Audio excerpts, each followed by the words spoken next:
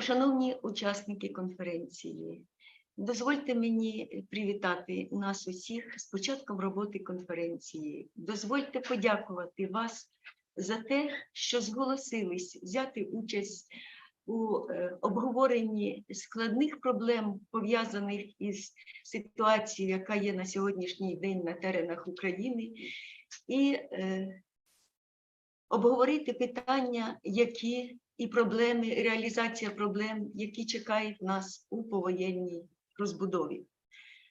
Якщо говорити про те, хто ж сьогодні, власне, став учасником і допоміг нам зібрати таке шановне, таке почесне зібрання і таких представників, які беруть участь в сьогоднішній конференції, то мені перш за все хотілося б назвати сьогодні Ернесто Отоне Рамтреса, заступника генерального директора ЮНЕСКО з питань культури, Микиту Потураєва, голову Комітету Верховної Ради з питань гуманітарної та інформаційної політики, пані Галину Григоренко, заступницю міністра культури та інформаційної політики, а також наших іноземних партнерів і колег. Девіда Тросбі, почесного професора економіки Макгайвра університету Сідней, Австралія.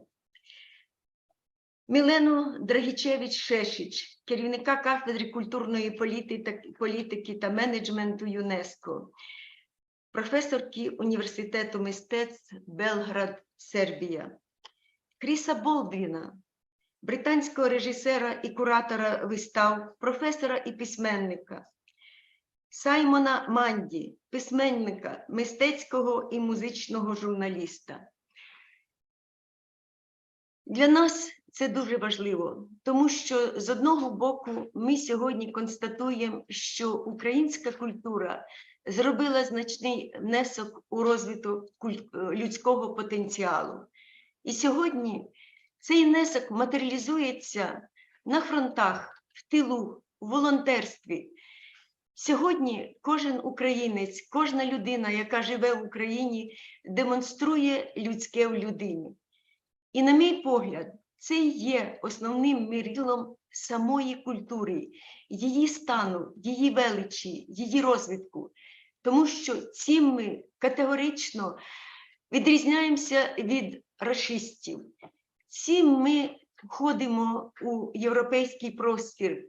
Цим ми демонструємо нашу значимість, нашу потужність і наші можливості. З іншого боку, у повоєнній відбудові України нам би дуже хотілося, що крім оцього людського потенціалу, велику роль у відбудові, у наповненні внутрішнього валового продукту внесли і українські індустрії, культурні індустрії. І сьогоднішнє наше зібрання, власне, і спрямоване на те, щоб обговорити ці питання. Більше того, скористатись як науковим доробком наших іноземних фахівців, так і тим внеском, і тим практичним контекстом, якого ми очікуємо від наших українських колег, які сьогодні в регіонах, кожен по-своєму відбудовує, кожен по-своєму робить і вибудовує плани на майбутнє, в тому числі з використанням культурних індустрій. Тож я зичу нам усім в сьогоднішній конференції плідної праці і успіхів з тим, щоб ми могли скористатися і світовим досвідом, щоб ми змогли у фундаментальному науковому дослідженні, яке здійснює сьогодні Інститут культурології в рамках економіки культури, змогли виробити і рекомендації, змогли виробити і врахувати досвід, який на сьогоднішній день є у всьому світі, і в такий спосіб концептуалізувати подальший наш розвиток.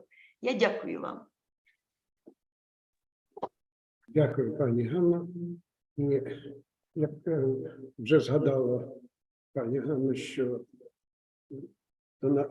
велику допомогу нам надає в розвитку і культурних індустрій, в розвитку досліджень сьогодні ЮНЕСКО. В ЮНЕСКО на цьому тижні відбувається дуже багато зустрічей, але заступник генерального директора пан Ернесто Тоне Рамірес знайшов можливість, щоб записати відеозвернення саме до нашої конференції, яке ми хочемо вам запропонувати.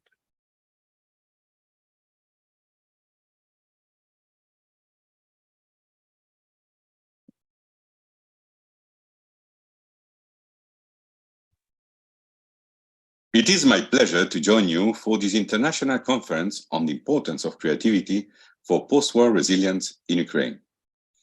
UNESCO firmly believes in the fundamental contribution of artists to strengthening social cohesion and promotion the resilience of communities.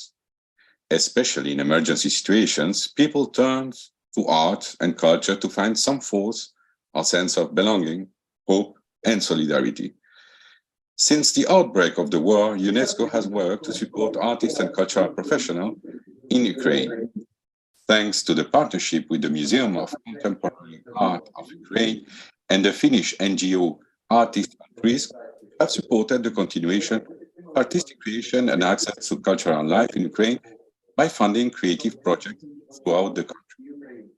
We have also supported displaced women, artists, to access artist residencies in 13 countries across Europe.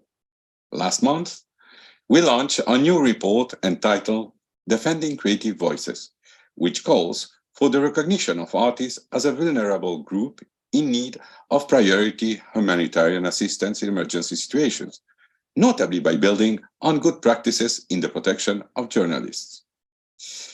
In addition to these emergency measures, the culture and creative industries will need structural support to contribute to post-war resilience. Artists and culture professionals frequently work in precarious conditions. They often lack an adequate legal and professional status, fair remuneration, and social safety nets. Artists need an enabling legal environment that recognizes them as professionals and that protects and fosters their capacity to live of their creativity. Developing and retaining creative talent through a decent working condition is thus essential to harness the potential of cultural and creative industries. This is all the more relevant after the unanimous adoption of the Mondial Declaration by more than 150 countries last September. Through the declaration, countries recognize culture as a global public good and committed to strengthening the economic and social rights of artists.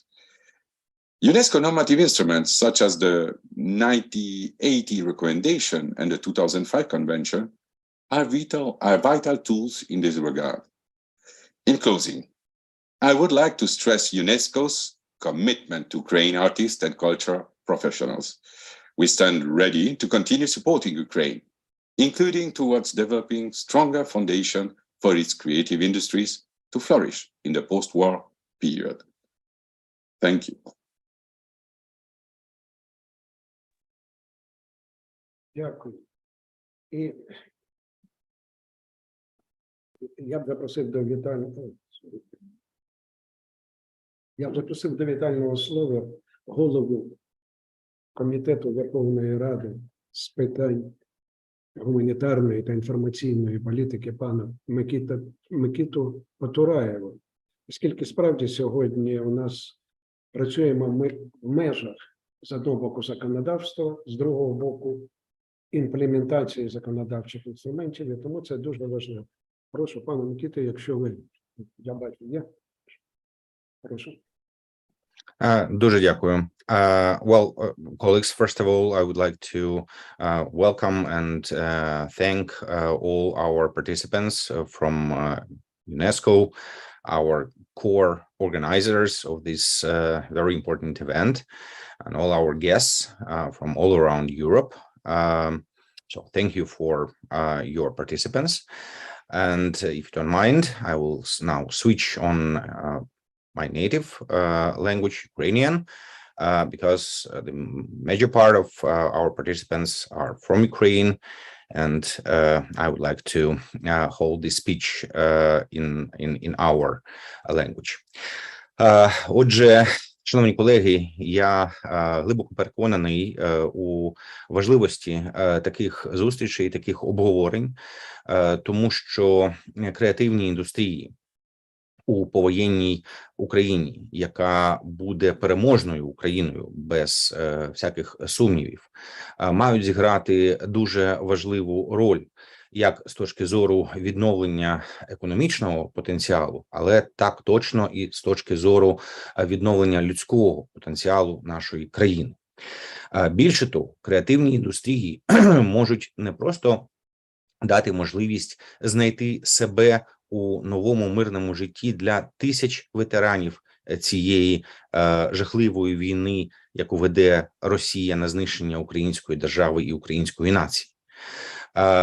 Креативні індустрії можуть допомогти соціальній реабілітації, соціальній і психологічній реабілітації ветеранів війни. І ми вже бачимо багато прикладів тому, як, наприклад, народні промисли, тобто традиційні види народного мистецтва, допомагають ветеранам виходити з дуже важких психологічних станів, в яких вони знаходяться.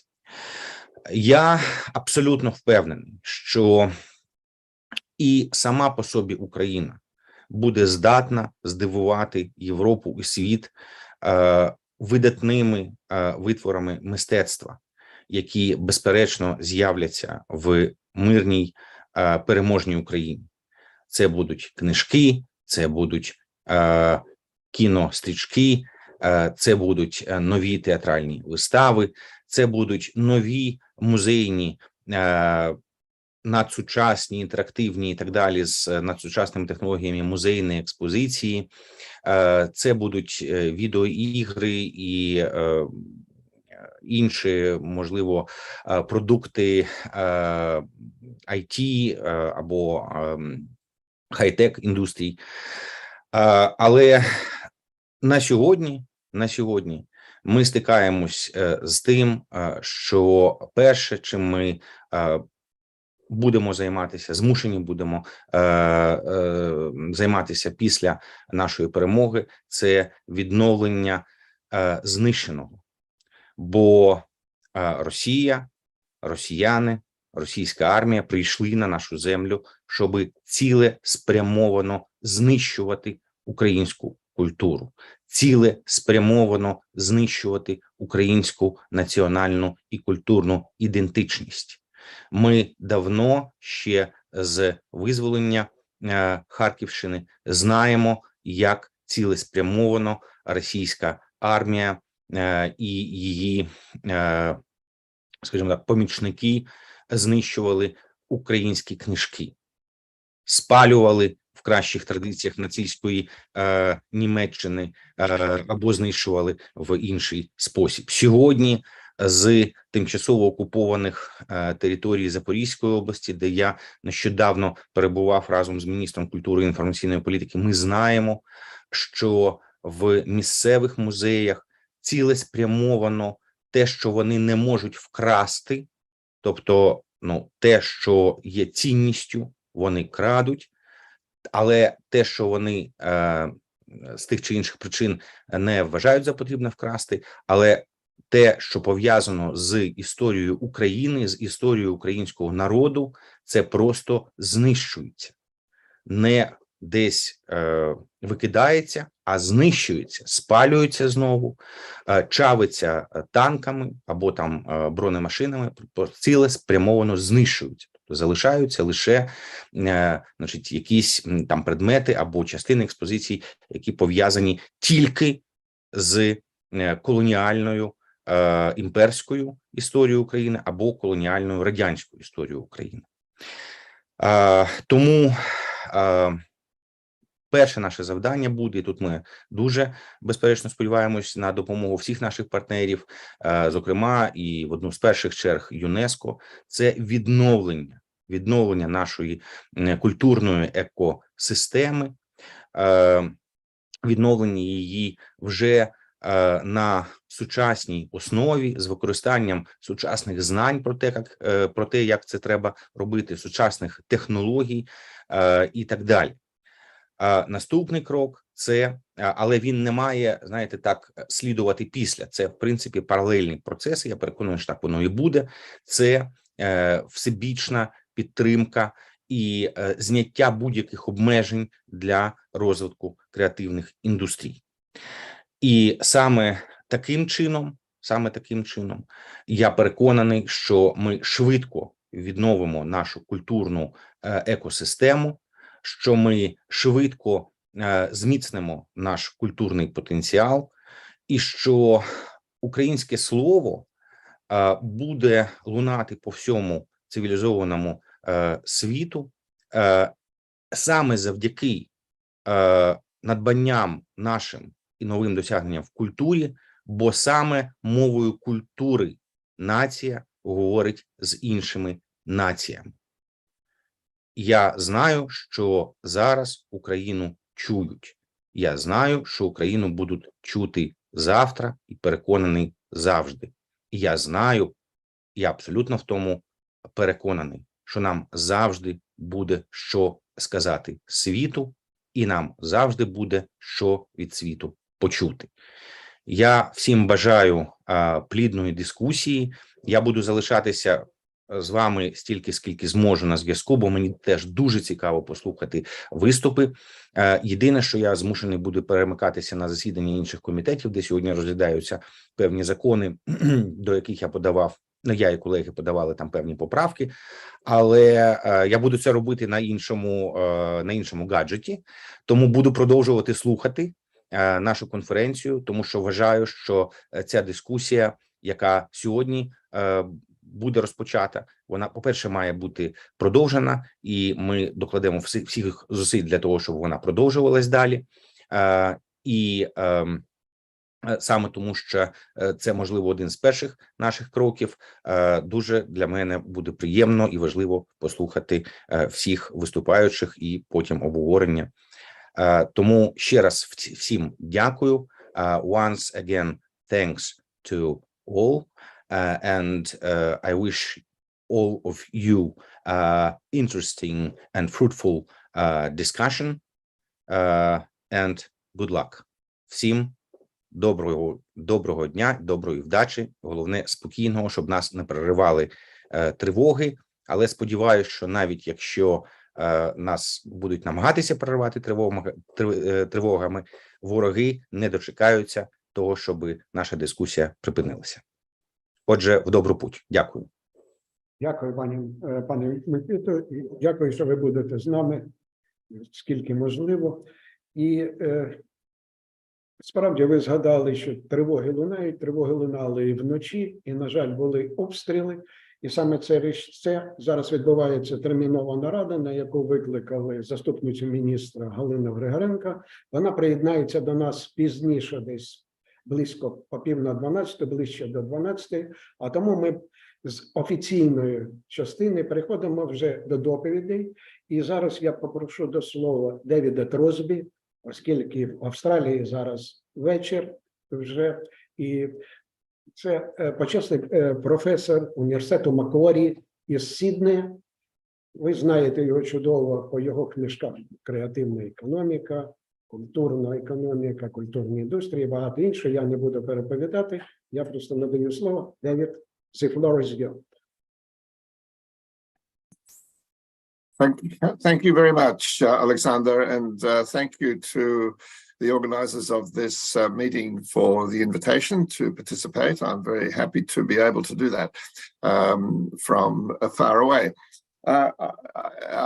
I am an economist, and I'm interested in the relationship between economics and culture and the arts.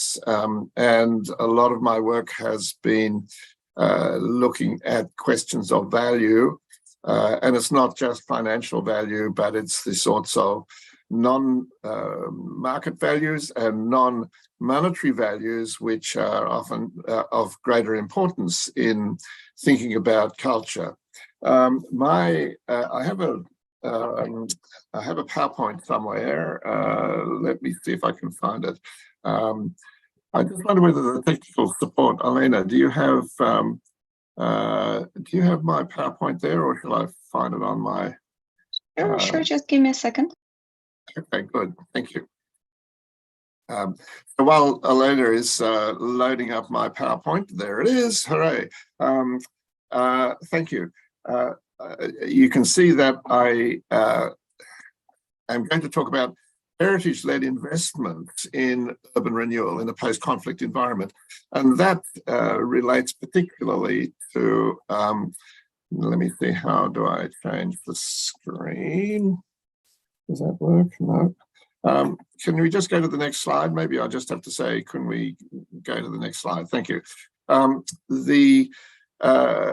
I'm going to be talking about is the ways in which heritage is important in processes of urban renewal.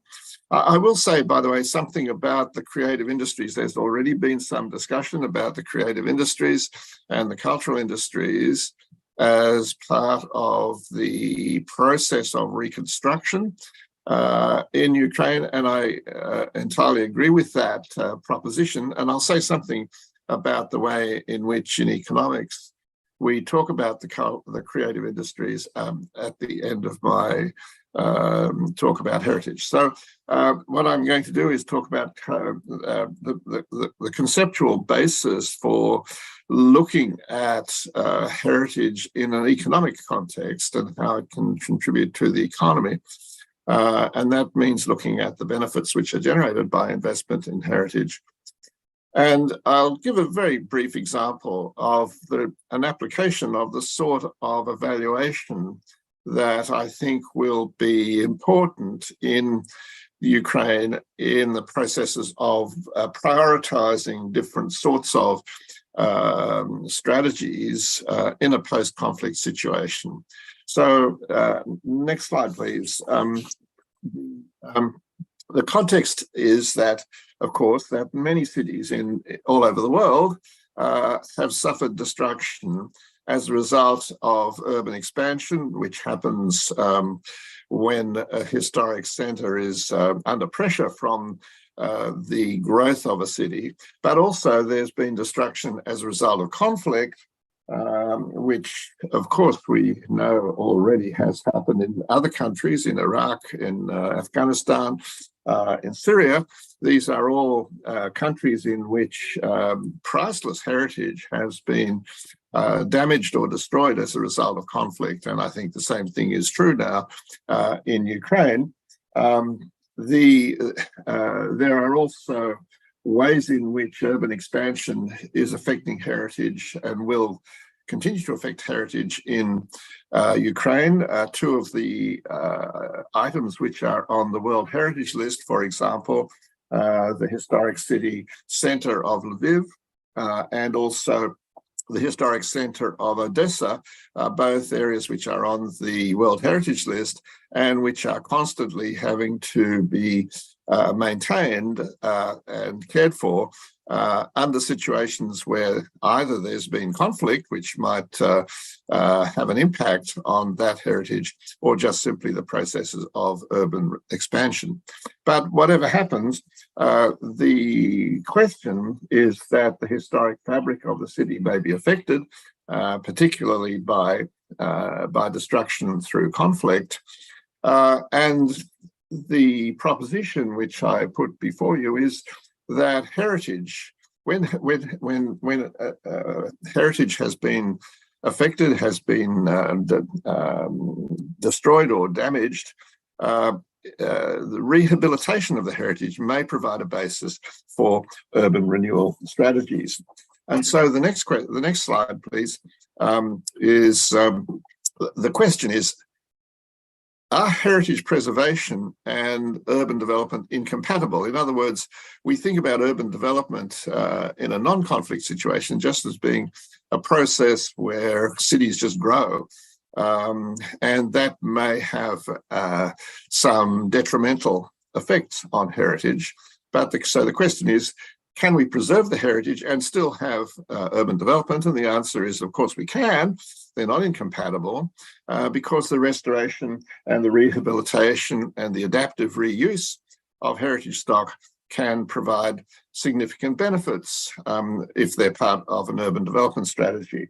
And in fact, often it can be shown that the adaptive reuse of existing heritage stock can be a better economic prospect than demolition or continued demolition and rebuilding, because the existing heritage buildings may have embodied what we call embodied energy, and to destroy the buildings destroys that energy, has to be replaced by new buildings. And so it's quite possible that the adaptive reuse and rehabilitation of existing heritage stock can be more economically beneficial than bulldozing the whole lot and rebuilding from scratch.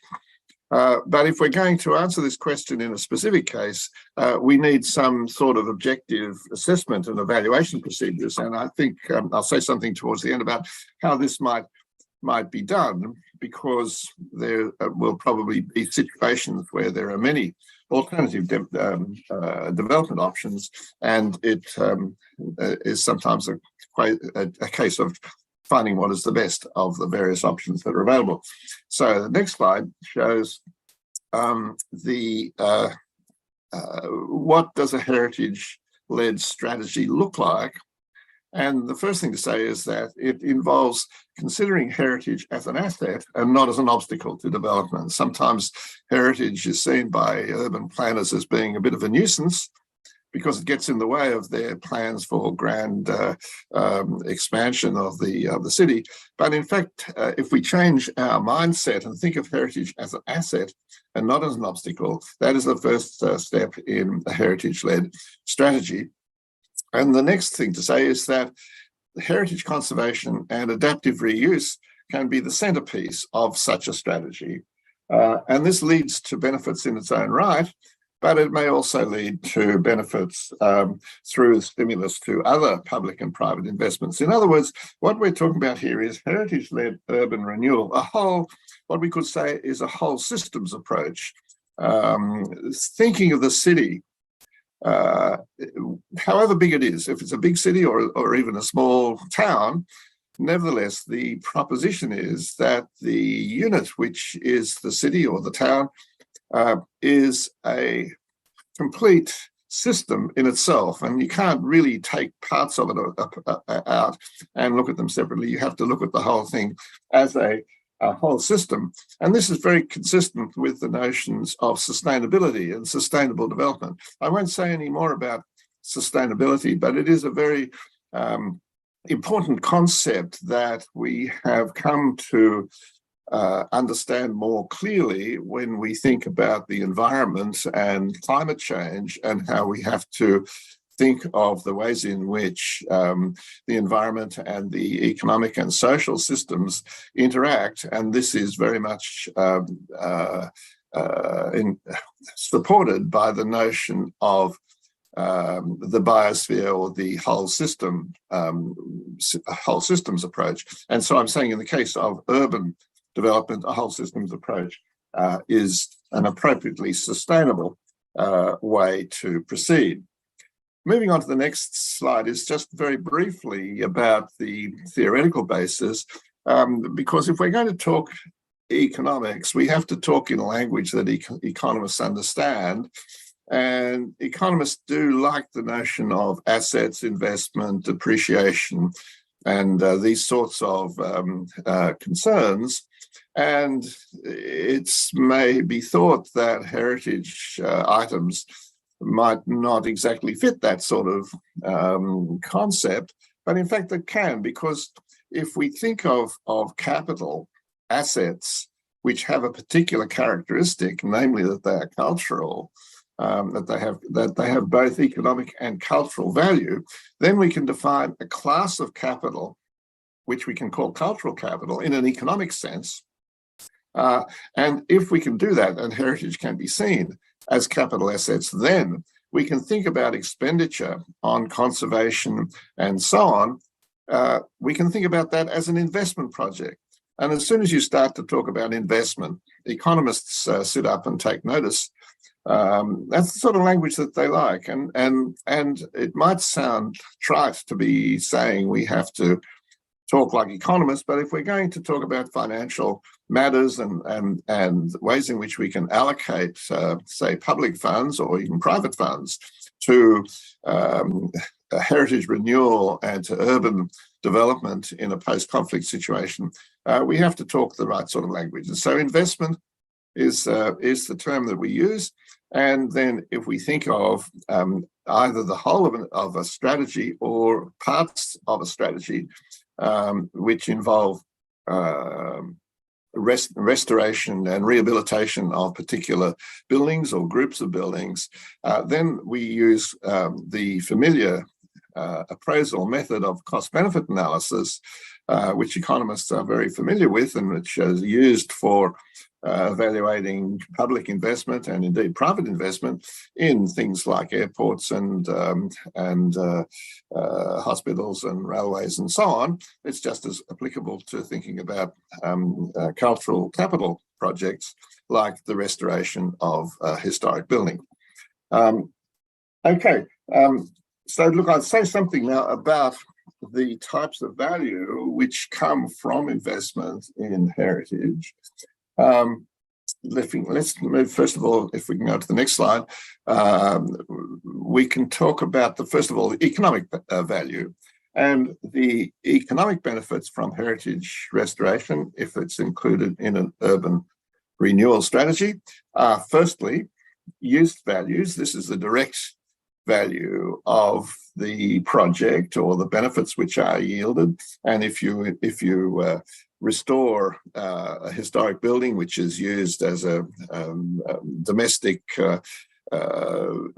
living place, apartments or something for people to live in, or if it's used as offices or public facilities of some sort or another, there are values, the economic values that can be attached to that. In fact, you can see often direct revenues that may come from the use of restored structures, or at least the benefits that accrue to consumers and producers who use those heritage assets in some way. But there's also what we call non-use values, and these are the sorts of public good benefits which are enjoyed by the whole community. And these can be quite significant. In fact, in some heritage situations, you could say that the public good benefits are greater in economic terms than the use values. This is because we can quantify, that is, measure the monetary extent of public good benefits of heritage, how much people value it, whether people think that it's important for just to exist, that the heritage in a town, for example, that the heritage exists, or just exists, or whether or not they'd like to feel that it's going to be passed on to the next generation, which is also a significant non-use value for heritage. And one thing, and it's something which people in general are prepared to pay for through taxation or through donations or through some other means of support. And so we can measure the financial value of the non-use values, and these may be quite significant. But then there's also the spillover effects that I mentioned before, because restoration as part of an urban renewal strategy can provide incentives to private sector investors, or indeed other public sector investors, to join the party, as it were, and continue that sort of investment. If we can move to cultural value, the next slide,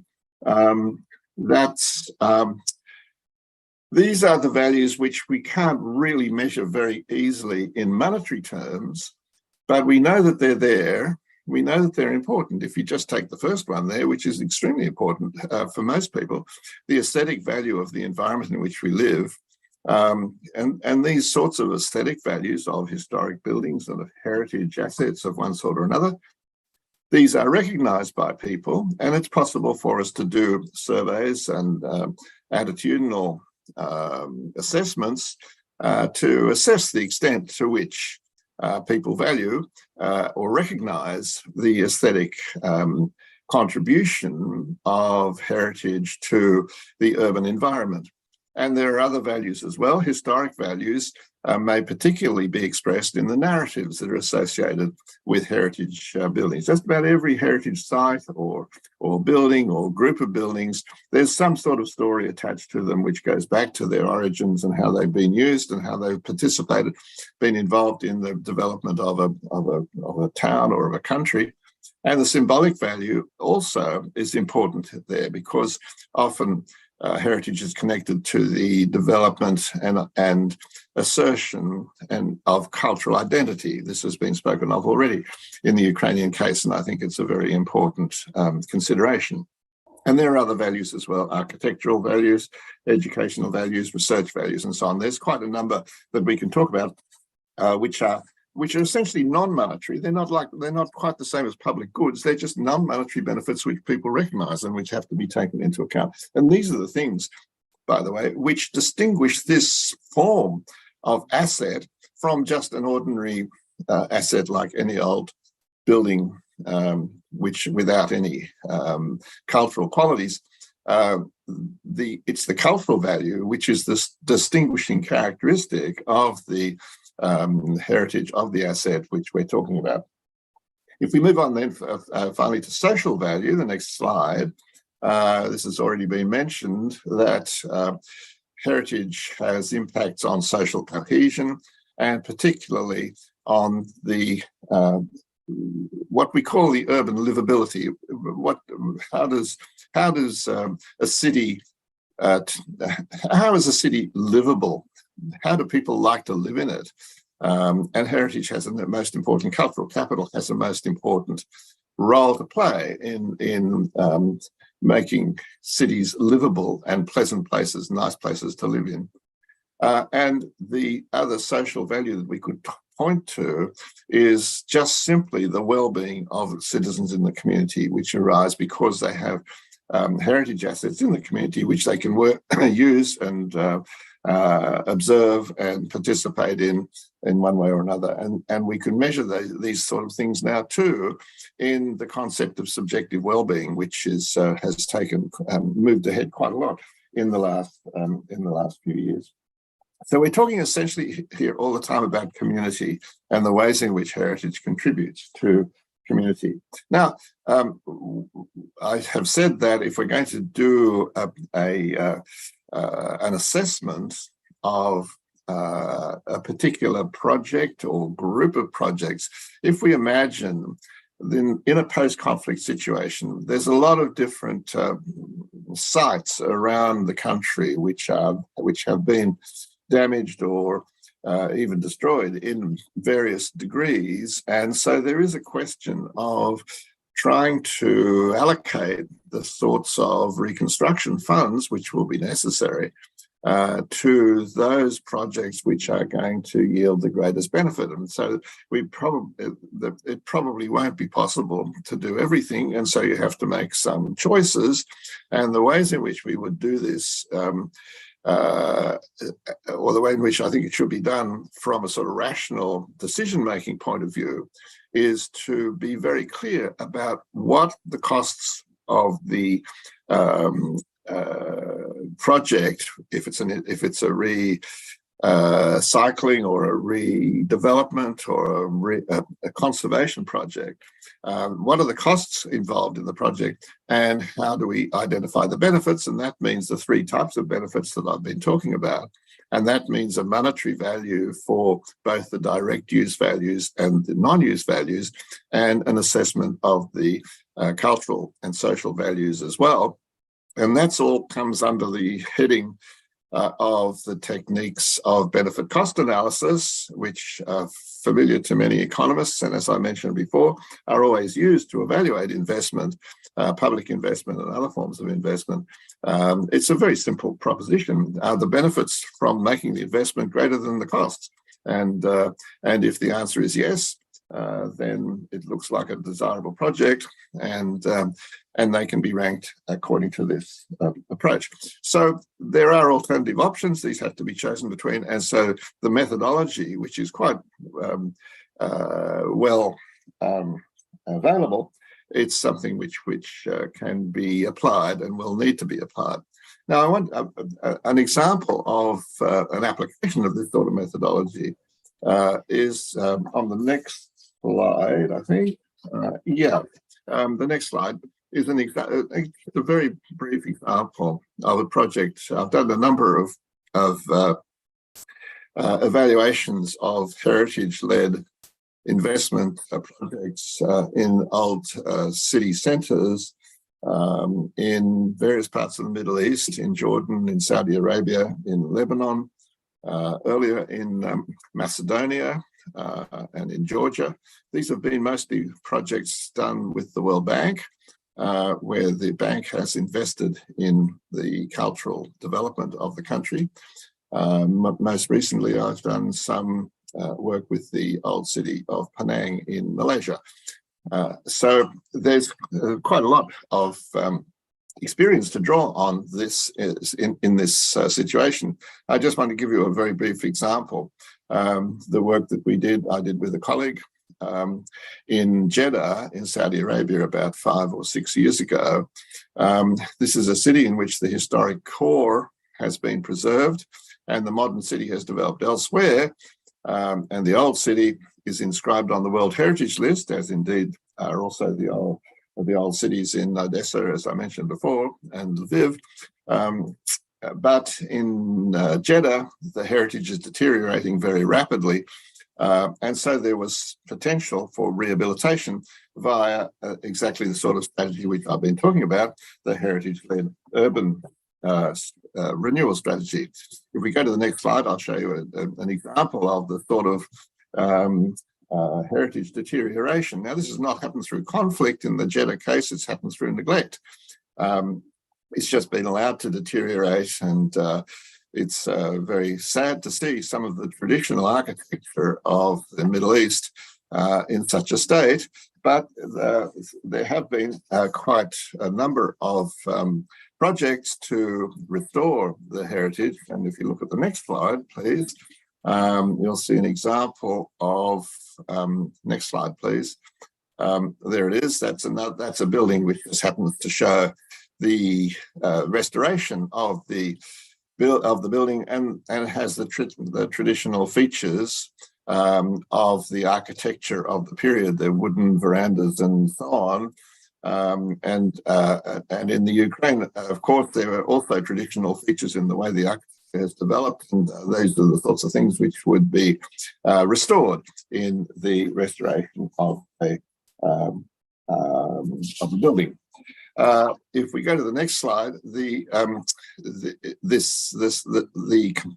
components of a study which we did, of the study that we did, was to do a survey. We mostly have to collect primary data if we're going to make an assessment. And so we did a survey of businesses, residents, the cultural institutions, which was museums and galleries and so on, and also of tourists and visitors. And if you put all these things together, we were able to show that the investment in a program there was a specific program of investment in urban renewal that the Saudi government was implementing or proposing to implement in Jeddah. And so we did the evaluation to show that actually it was quite a sensible and beneficial in terms of all of those values that I talked about: economic, cultural, and social. And so that was very. It's a very good example, I think, of the sort of thing which will be important in post-war Ukraine, because there will be this desire to get to the heritage and redevelop, and so there'll have to be these choices and have to know more or less what you're doing. One thing which I might say is that there is a technique which is known as benefit transfer, which means that you don't need to do a separate study for every single heritage site, but it's possible if there's a good piece of work done for one site, that it may be possible to transfer some of those results to another site and be able to avoid having to do a whole series of separate studies. Okay, look, that's all I'd like to say about heritage, because I'm just about out of time. But I would like to, I'd better go to the next slide, which is just got conclusions, which doesn't really say anything much. Just to say that cultural capital, we need to keep that concept in mind, that we're talking about assets here, assets which are of a particular type with cultural value. And we do have appraisal methods to do this, and to apply the sorts of appraisal methods, we do need collaboration across professional specializations. The economists can't do this on their own. They'd like to think that they can, but they can't. You need to have collaboration with heritage experts, historians, architectural historians, urban planners, and so on. And so this is something which needs to be borne in mind. Okay, finally, if I can just say a word about the creative economy and how important it would be in a post-conflict situation in Ukraine to bear in mind the role of the culture of the creative economy in the modern Western economic system. The creative economy is, in fact, seen as being a sort of dynamic subsector of the macroeconomy, which is comprised of the creative industries. How you define the creative industries varies a little bit from country to country. And sometimes countries talk about creative industries, sometimes they talk about cultural industries, and there is sometimes some confusion about the terminology, but broadly speaking, we're talking about industries which involve creativity, and in the case of the cultural industries, involve the output of cultural goods and services, and relate particularly to the creative arts. At the center, I've put forward a model of concentric circles for the cultural industries, which place the creative arts, both artists and arts organizations, at the center, because they create the ideas that then generate the development in other industries further in other layers of the concentric circles. When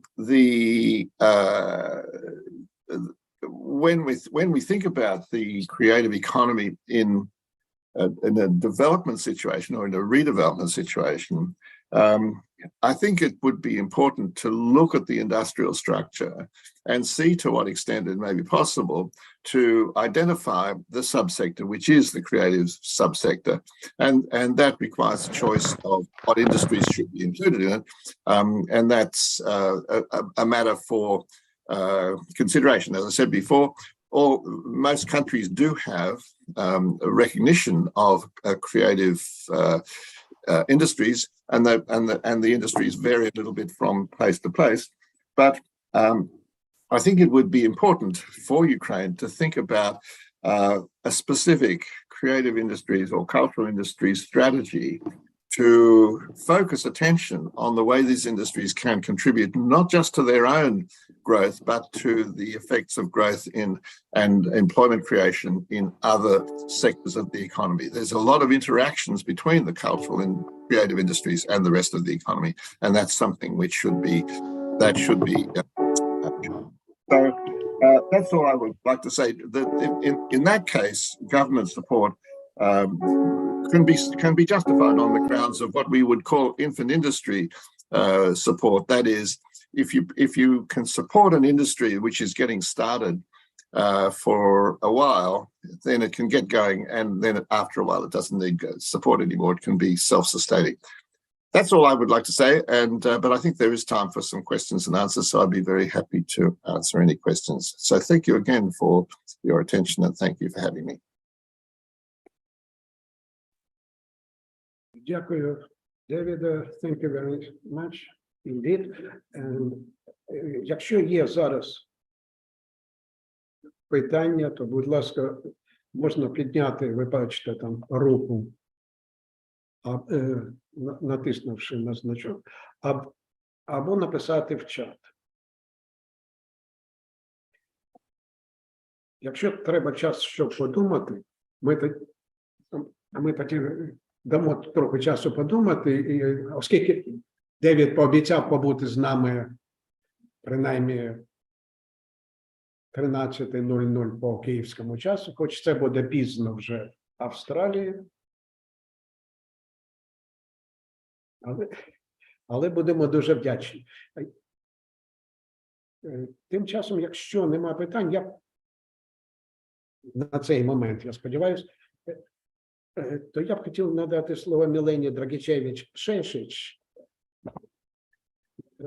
з Белграду, Белградський університет і завідувач кафедрою культурного менеджменту.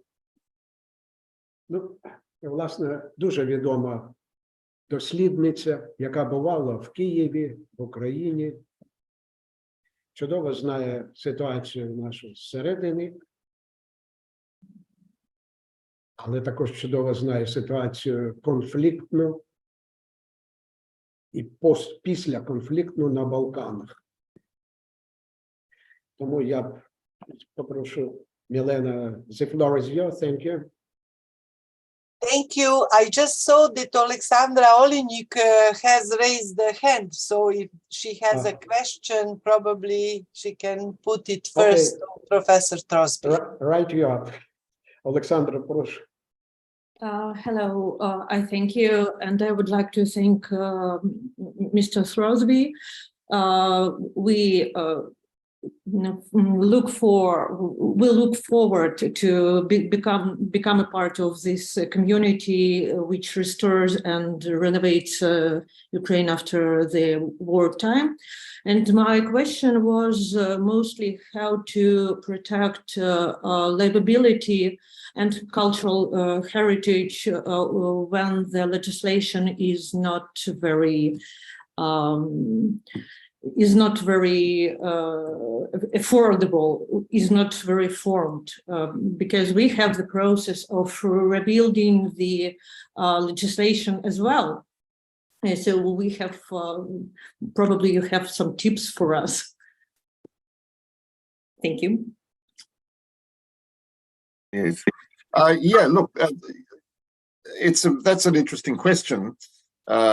And the extent to which you need to regulate or control processes or stimulate or guide them through legislation and through, public processes is a question which I think the way I would answer that is to say that at the national level, there does need to be some indication of the importance of these sorts of things and some way in which that can be encouraged overall for the whole country, but it really takes its shape in a specific sense at the more local level, and I'm not sure whether that would be at the sort of regional region area within Ukraine, or whether it would be at the city level or town level, whichever, because there's a sort of hierarchy of regulation and so on. And so I think that if we could concentrate on the local level, where it probably is most directly involved, I think that would be something which can be guided and controlled by regulation if necessary to prevent, really inappropriate developments happening, to try to even to implement a strategy of heritage-led investment. I mean, that would be ideal if that could be done. A sort of explicit statement about a strategy which could be used at a local level to encourage the sort of concentration on heritage and its redevelopment for purposes of economic and social value. So I think that would be a way of doing it. It depends a lot on the ways in which things work out in the country, at the local level in the country itself. But the stress on community is really important, I think, and even the notion of creative industries at the local level is also something which we should bear in mind. It's not just the heritage; it might also be encouraging artists and other creators at a local, and that can really certainly happen at a local level, and that can be a very big engine of development and improvement, if that's possible. Thank you. Дякую. Як тоді перейшли до питань, тоді я прошу пан Микита Потураєв підняв руку, прошу. Дякую дуже. У мене дуже коротке запитання. First of all, I would like to thank Professor Trosbі for extremely inspiring presentation. And my question is very simple. Professor, could you please probably recommend us some researches or books with some calculations of which could illustrate the not only necessity but economical, I would say, feedback from investments to heritage, to cultural sphere, to creative industries, because we have specific problem in Ukraine. Our Minister of Finances, especially now in times of large-scale war, they they unfortunately have to work as like bookkeepers. So they just thinking in a very narrow corridor of between money that they can afford to collect and money that they have to spend. And I'm afraid that this trauma will influence them also after our victory. So it is very important for us as politicians, members of parliament, so as for our NGOs and expert societies, expert circles, to show also to them that investing to this sphere is resultative. It brings much more than you spend, and not only in long perspective, but in as far as I know, for example, and as far as I can expect as an expert also, that it can bring results in I would say even short perspective, at least middle term. So these probably economical illustrations of necessity of state investments, or maybe special taxation regime for private investments, or special taxation regime for cultural institutions, both state, private, or say private state partnership ones. So we would be very thankful for your advices. Where could we get such figures, such illustrations to use in our political discussions here in Ukraine? So as you understand, we don't need the answer right now, but as you have any useful advice for us, we will be very glad to get it from you. Thank you very much again. Okay, thank you for the question, and I understand what you're saying, and you're right. I can't give you examples immediately off the top of my head, but I can say that the following things: that there are different sorts of examples that could be used. There are a number of empirical studies of the impact of cultural institutions on the economy, either at a local level or a national level. There's a number of studies in the UK. There are a number of studies in other countries in Europe where these sorts of evaluations of a specific building or group of buildings or even a whole region, sort of heritage in a whole region, have been done and have been able to show the extent to which that generates benefits locally. There's a big project underway at the moment in the UK, which is being managed by the Department of Culture, Media and Sport, which is one of their cultural departments, in association with the Arts and Humanities Research Council, a big research project on precisely cultural capital and the values that it generates. And some empirical valuations will certainly come out of that project. It has only just started. Well, in fact, it hasn't really started yet. The projects are being decided at the moment, but there will be from that. Having said that, it's still useful to go back to the origins of that study. The Department of Culture, Media and Sport is called the Cultural Heritage Capital Project. You can find it on the web quite easily, and there's quite a lot you'll find there about the ways in which the benefits from heritage investment can be articulated. So that's not a bad example. My own work in the various places where I've done the specific heritage-led investment projects, like the one in Jeddah, the one in Penang is also, which I did with the Getty Conservation Institution.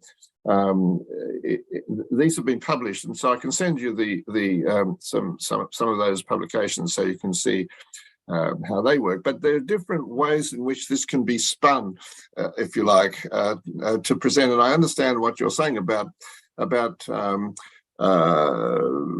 finance administrators being accountants or bookkeepers. I mean, they do tend to be like that, and they just they don't have enough imagination to see the broader benefits and so on. So I think there is an argument that has to be carried to the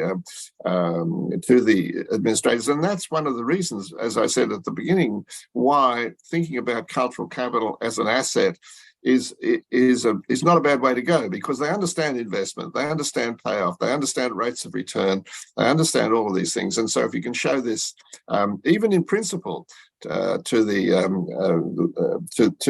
administrators, then it may be a step in the right direction. So thank you for the question. I'll get back in touch about some specific examples. Thank you very much. Дякую, пане Микита, за короткі запитання і коротка відповідь.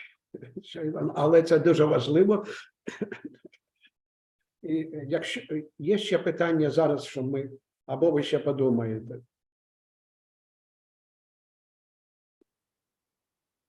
Ну, якщо зараз немає, давайте продовжувати, оскільки справді різниця і в часі велика. Тоді я просто запрошую за слово знову Мілену Драґічевич-Шешич. Мілена, I like to give the floor to you. One moment, just to make it my PowerPoint probably better. Okay. In fact,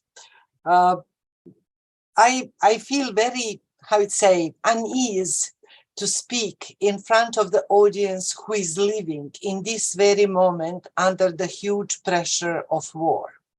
I know what does it mean and how difficult it is to do your own job, to live, and at the same time to fight for justice and to try to find alliances, hoping that to contribute, each of us from cultural sector, as much as we can for the war to stop. But as I was invited, I thought it's not, it might have some sense to present some experiences from a rebuilding cultural sphere in the Balkans, throughout the Balkans, after the terrible war in the 90s.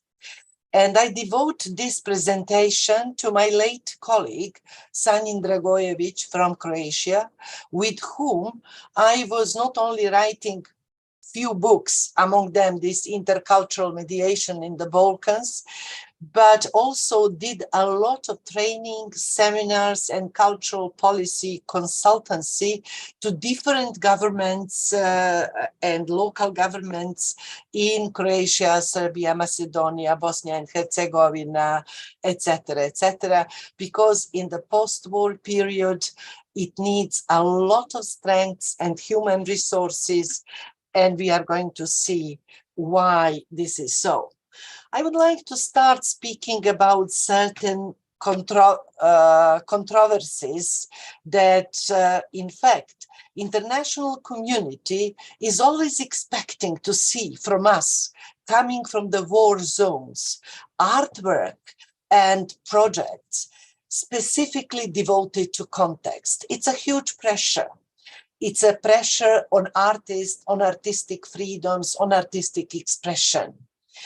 Public policies are limited on one side, what we call in the Balkans, loyal art that is delivering what official cultural policies wanted, but also to creative industries.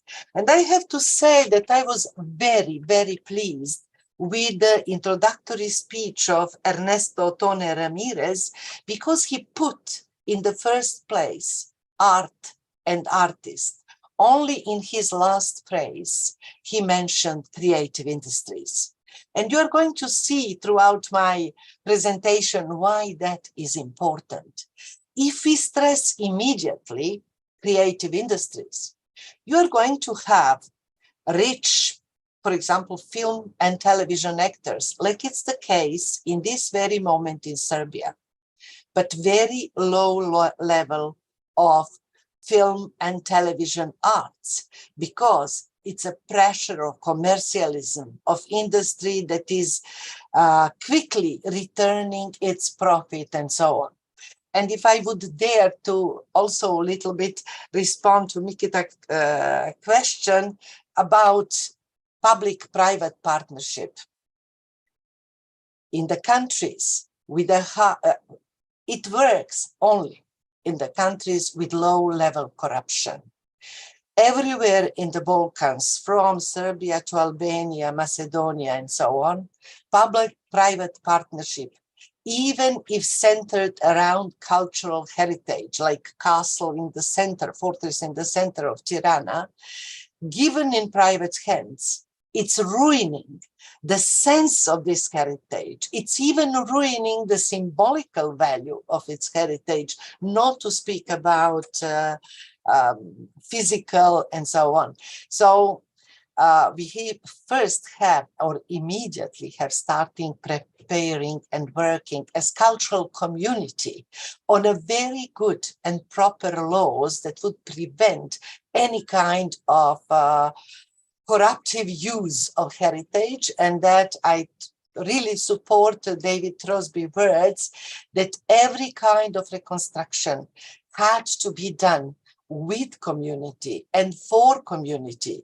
And as we are European countries, we have strong support here in Council of Europe, Faro Convention about heritage, and that should be our guiding principle in it. So what then the third layer, civil society is doing, art collectives, artists, and so on. They're correcting public policies by their internal solidarity, creating networks and creating, I would say, strong resilience to both market forces and state, different forms of state pressure. I'm sure you haven't heard because you are in the war, but in the last 10 days, there is such repression over actors in Serbia that actors are considering, and theaters are considering, to stop their performances because in parliament they are called by pejorative names. They are, I would say, their salaries in a film production are quoted in the parliament, how they are earning hundreds of thousands of euros, and they are not loyal to the state that is giving them money, like the state is paying them directly. Even the use of sponsoring or saying they're sponsored by us, by the state, they should keep silent. And now the threats, even the threats to be killed to prominent actors who joined citizens' protest on the streets of Belgrade are spreading over social networks and so on. So there is a lot of situations that we might think that when war finishes, everything is going to be settled. But in fact, the problems are continuing and we have to be aware.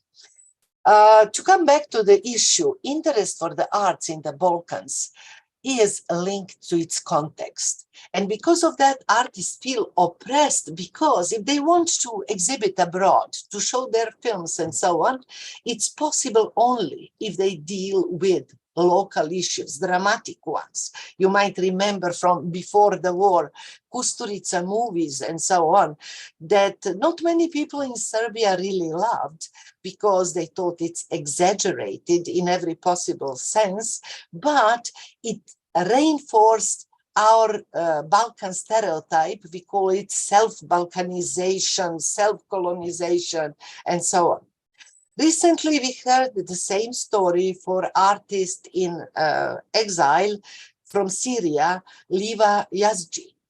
And she was speaking, what does it mean to work in self-exile, and to what extent she had a limited right of movement, and she cannot fight any stereotype because when she's invited anywhere to present, she's invited to present not about her moment now, today, living already for 10 years in Germany, but it's still about Syria issue and so on. I'm not going to take long time about it. She made this very strong phrase, welcome to the refugees freak show, saying that she's not going to participate anymore on any of that. But that, yes, that's true. These are artworks that are created in the middle of war in Bosnia, that was the mostly hurt by war.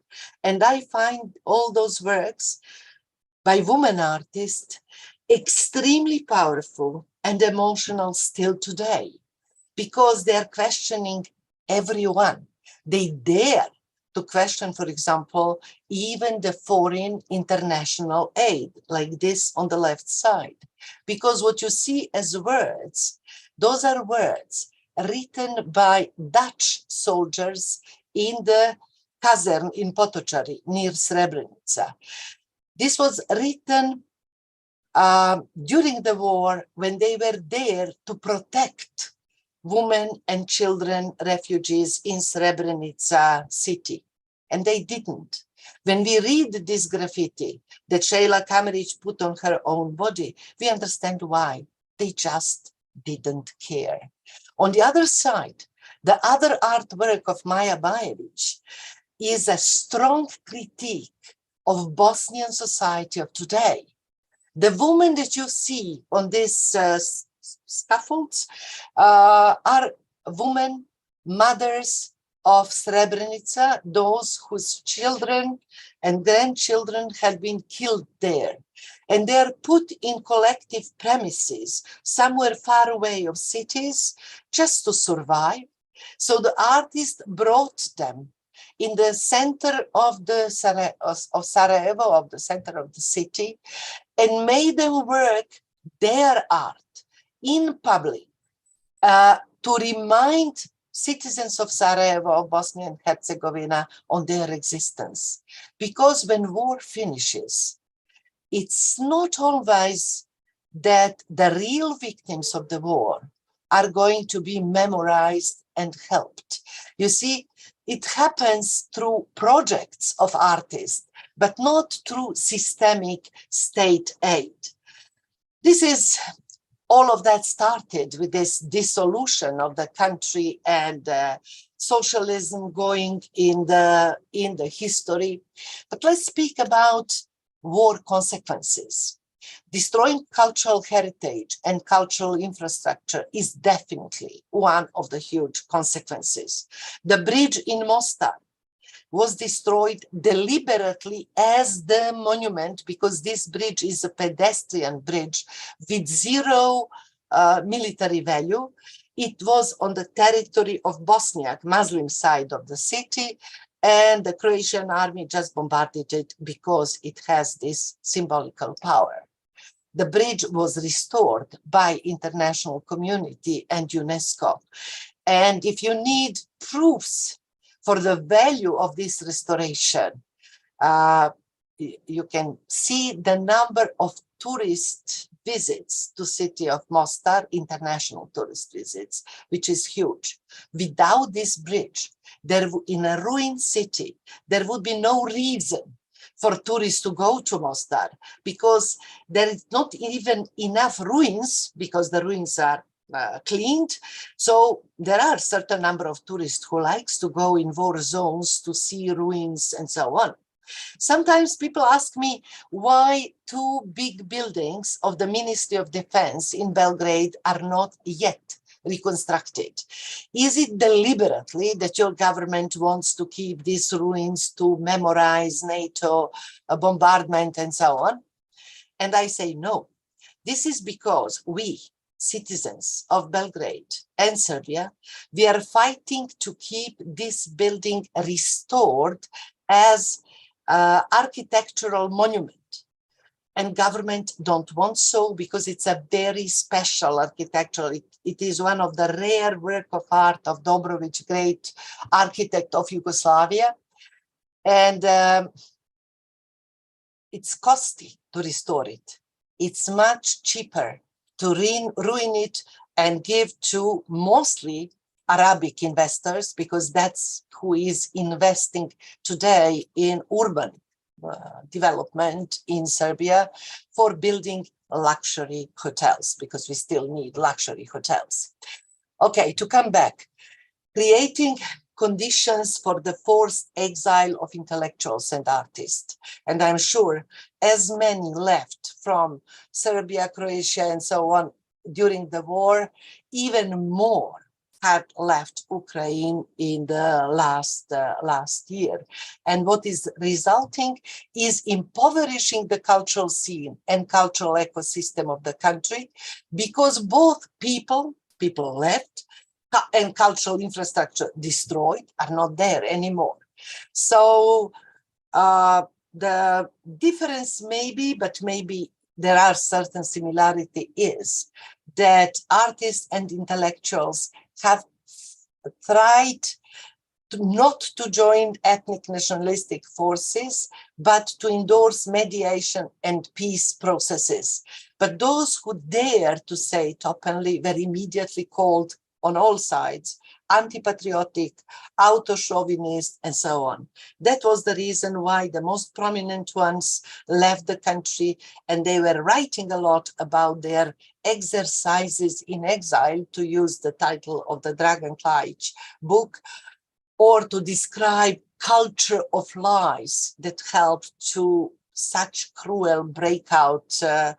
I mean, you are living now in this very moment, this culture of lies that Moscow is spreading around Ukrainian identity or non-identity, etc., etc.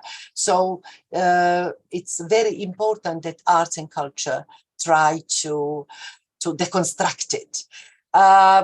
Vukovar, that's how city looked like in 92. On the bottom right, there is how the city looks today. It's completely reconstructed, but it's empty of people. Half of population left. Those buildings are still not in use. They are not, the local authorities cannot find a proper even meaning for them, because Vukovar, by the way, was the city where in 1920, just after World War I, a Communist Party of Yugoslavia was created. And this building still exists. And they don't know what to do with it and how to restore it to its previous sense, because previously it was a big Serbian bourgeois hotel of Serbian bourgeoisie of Vukovar, etc. So all traces of history, meaning has to be erased. It's a very complex issue. What to do with the, even if you, for example, as I shown on the example of this ministry that was bombarded in the center of Belgrade, and even more complex in multicultural cities, like I assume numerous cities of Ukraine really are. Here are 3 exemplary heritage reconstruction in post-war Bosnia and Herzegovina. Ferhadia Mosque in Banja Luka, where during the war, all mosques has been totally ruined, deliberately, with dynamite. The second is Mostar, the Orthodox church. And the third is city of Derventa, Franciscan Catholic monastery. Thus, it shows that the international community have chosen 3 symbolical buildings of 3 different religions in Bosnia and Herzegovina to restore. But I wouldn't say that it's a total success. Why? Because there is no depopulation anymore. Ethnic cleansing, people left, even if not from Banja Luka, they've been forced to emigrate.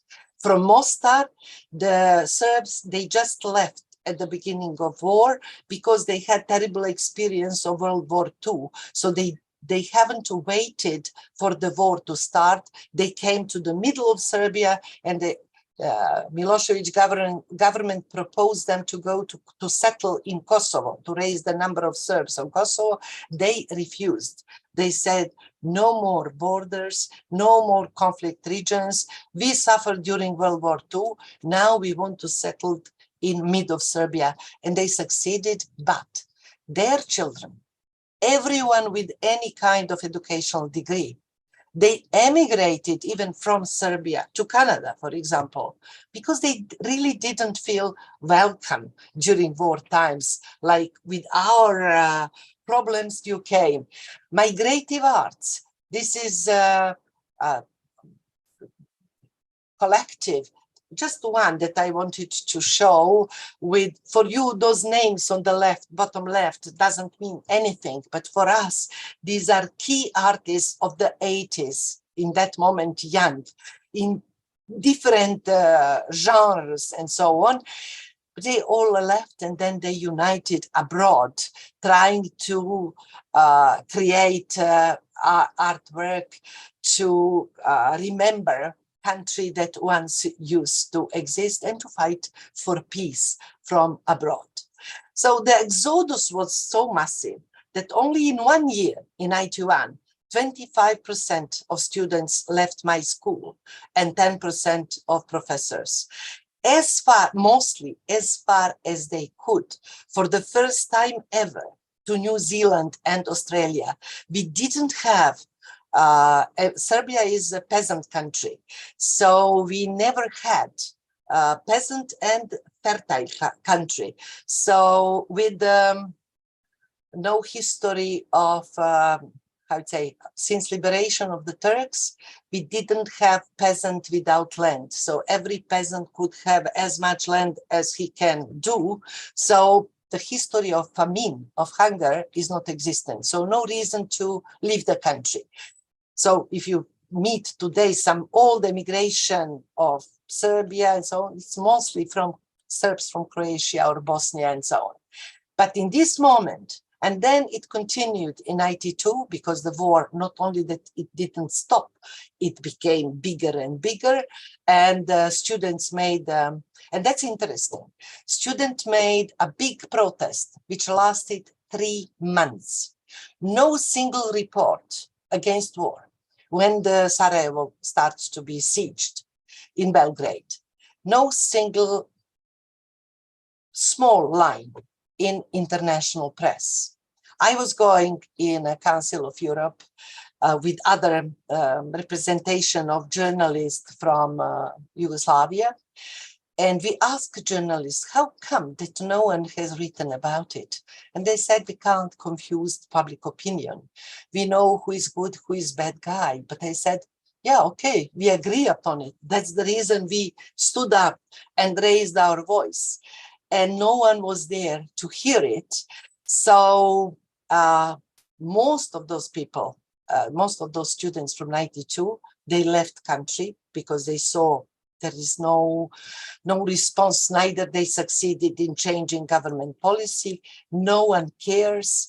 And today, for some of them, it was excellent because they are professor of film studies and theater studies at Warwick University in UK, at Stanford University in San Francisco, and so on. So it's and I'm looking also. I was teaching Belarus art and cultural practitioners in the last, let's say, from 2012 to 2019. And I had around 100 professionals. I call them students, although they were professionals. 80% of them are now abroad because they emigrated in 2020. And basically, no one cares. For thousands, they say in Poland that they have issued 300,000 visas for Belarus. Okay, many of them left further. They haven't stayed in Poland, but it's something that we have to think about it, because refugees in 2010, Kurt and Plasto, famous Bosnian artists, they made a performance for 113,000 displaced person still in 2010. And it's 15 years after the war. So for me, the important issue is that artist community is the one that is openly speaking about it. Alexander, please, if I overcome my time, you remind me or tell me when I'm going to be close to find my time, to know how quickly to go. It's important to say that war was not the same on the old territories of former Yugoslavia. Bosnia and Herzegovina had the war on its territory for 4 years on the ground. And in many cities, it was out of question. In Mostar, for example, most of my students after that came from Mostar, they told me that because they were little in the time of war, they were not able to go from the cellar even out on daylight. So in Sarajevo, it was different. Culture became the weapon of citizens' resistance because the war was not going within the city. The city was sieged from around, and people terribly, they were killed by snipers and so on. But for them, arts and culture was food to help their resilience and morale and to endorse their belief that one day it's going to stop. In other areas of former Yugoslavia, art and culture became the voice of dissent, of critical thinking, of questioning.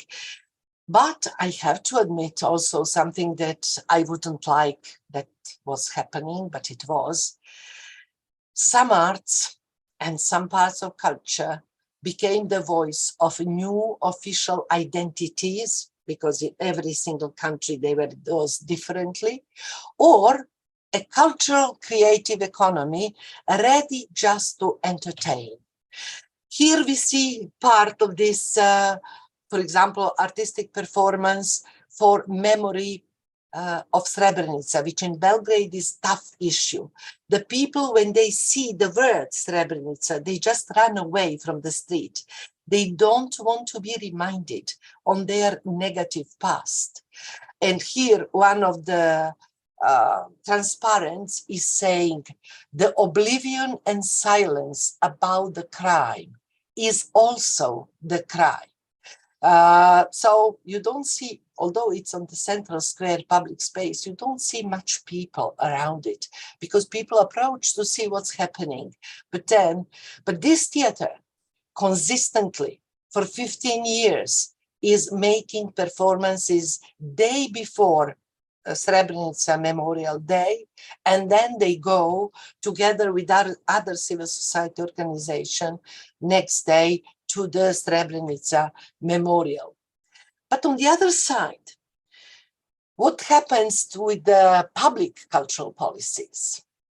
It's introduced liberal cultural policy demands, which is very strange because at the same time, it's about nationalization of culture, of a public cultural system already influenced by wartime nationalism, and market orientation, entrepreneurialism, strategic management, etc., etc.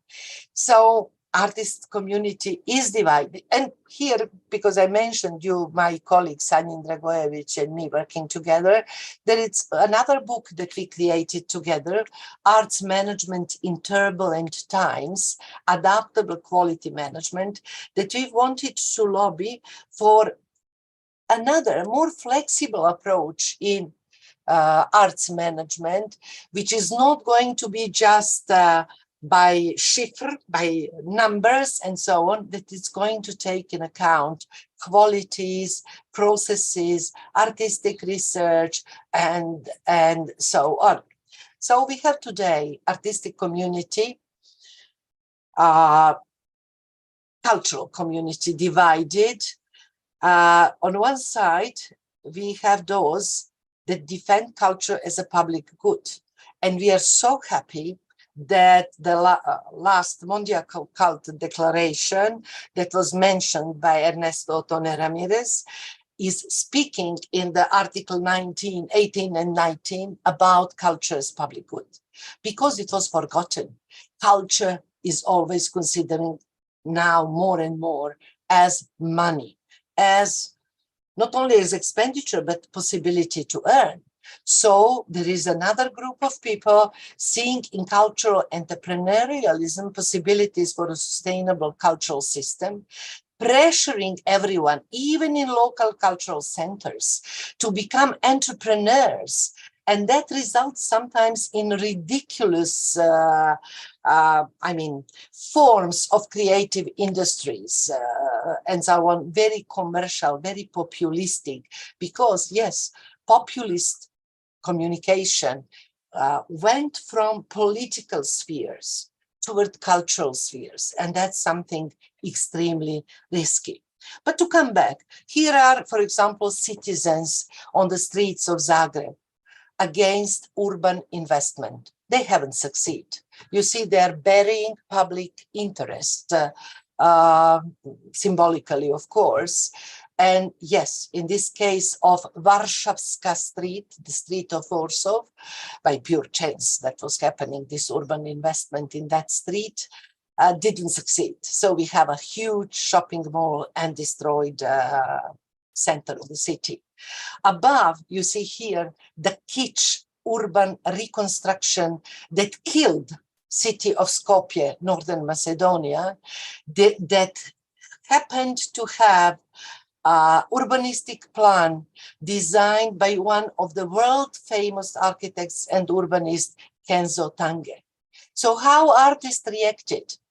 They put on the public spaces, because 80 monuments of this kitschy style, mother and child, this is, by the way, Alexander the Great with his mother as a young lady,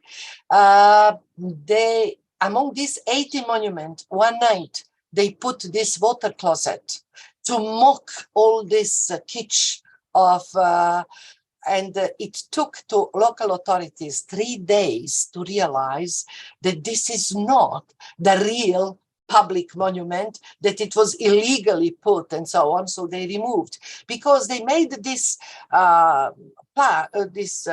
plate with the name of it and author, and they signed even Ministry of Culture of Macedonian Republic and so on, but it was, of course, ridiculous.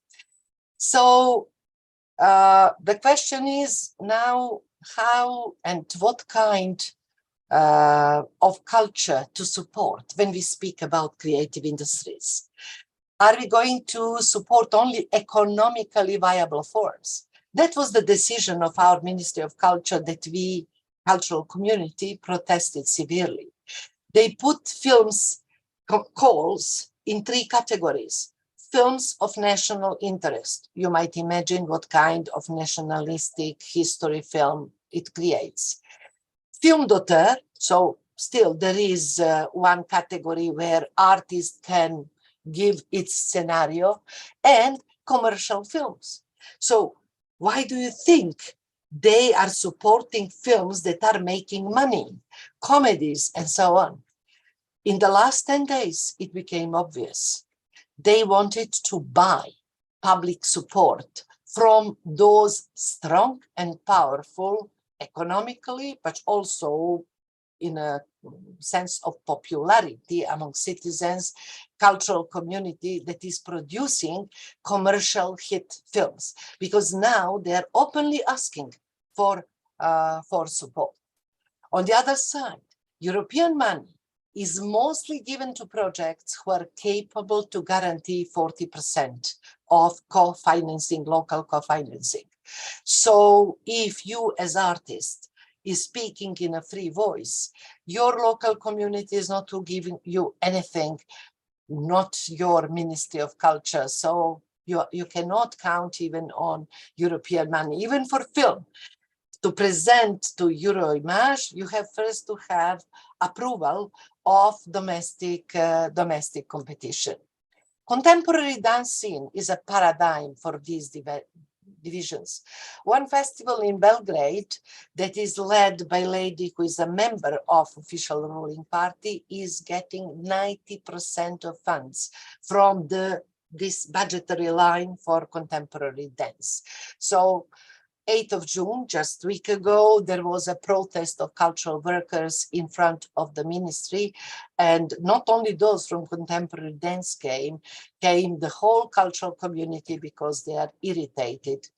Of course, the films are still the most important, critical and important, especially memory-wise, how we want the war to be memorized, not anymore as war, like typical films of the World War II, there are villains and there are heroes.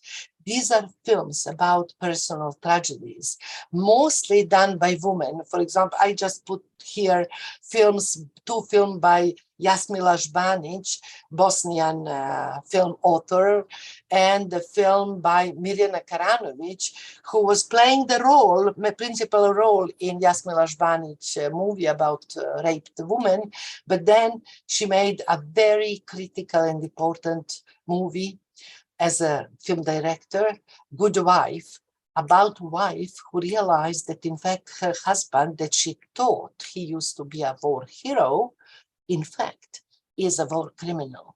And that kind of witnessing is something that is needed throughout the war. And Alexander, should I finish? So to make this slide the last one, or how much time I still have, or I don't have time? Unmute, I can't hear you. Sorry. Yes, you can finish. Okay. No, I can speak, as you know, for a long time, but I'm worried not to over time of others. So I would like to stress empathy and solidarity of civil society initiatives, bottom-up solidarity and initiatives of care that started especially in those areas that didn't have any public policies. And those projects are overcoming the borders of present countries, even the borders in between EU, new Schengen border that is dividing now us from EU is Croatia. So it's now more difficult to enter, but still for cultural programs and projects, there is I would say, no border to link people together, to create artwork, to create text, to translate books, etc., etc. So civil society, I took here the example of contemporary dance, but I will show the importance. Everything that is not possible to be done by public institutions because they are censored, controlled, just not have enough human resources and so on, appears third sector, civil society, to create bottom-up cultural policy, developing complex of strategies. And that is something that I would like to endorse. What were these strategies? First of all, reliance on European organizations, also independent ones, not only on European funds and European state policies and so on, but colleagues, friends, artists, and so on. Then self-organization, and in this sense, entrepreneurialism, to the formation of professional community, to the formation of strategic projects, and that needs improved managerial skills, improved fundraising abilities, etc. But also, we need skills and knowledge about advocacy and lobbying, and trying whenever it is possible, and it is possible, we see it in many cases, especially with local governments and so on, that partnership with public sector, public civic partnership is possible if the public sector wants to be open and to recognize quality of expertise of civil society. What else is interesting? To nurture critical opinion and critical thinking. So I here put many names, but probably this would be good to have a last slide to finish. However, self-organization has to be based on solidarity so that we recognize and help colleagues, artists, but citizens also who are in bigger need than us in the very moment when we are going to start recreating the country and recreating arts and cultural sector together with creative industries. Thank you. Milena, in chat you have some question. If you... Okay.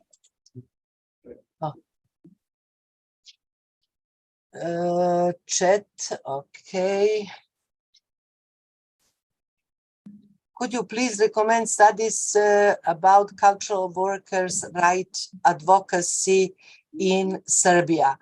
I will now, not only immediately, but during the day, I will type it in the chat, because I have to verify what of that is translated in English, because there are a lot that are translated in English. Of course, most in Serbian.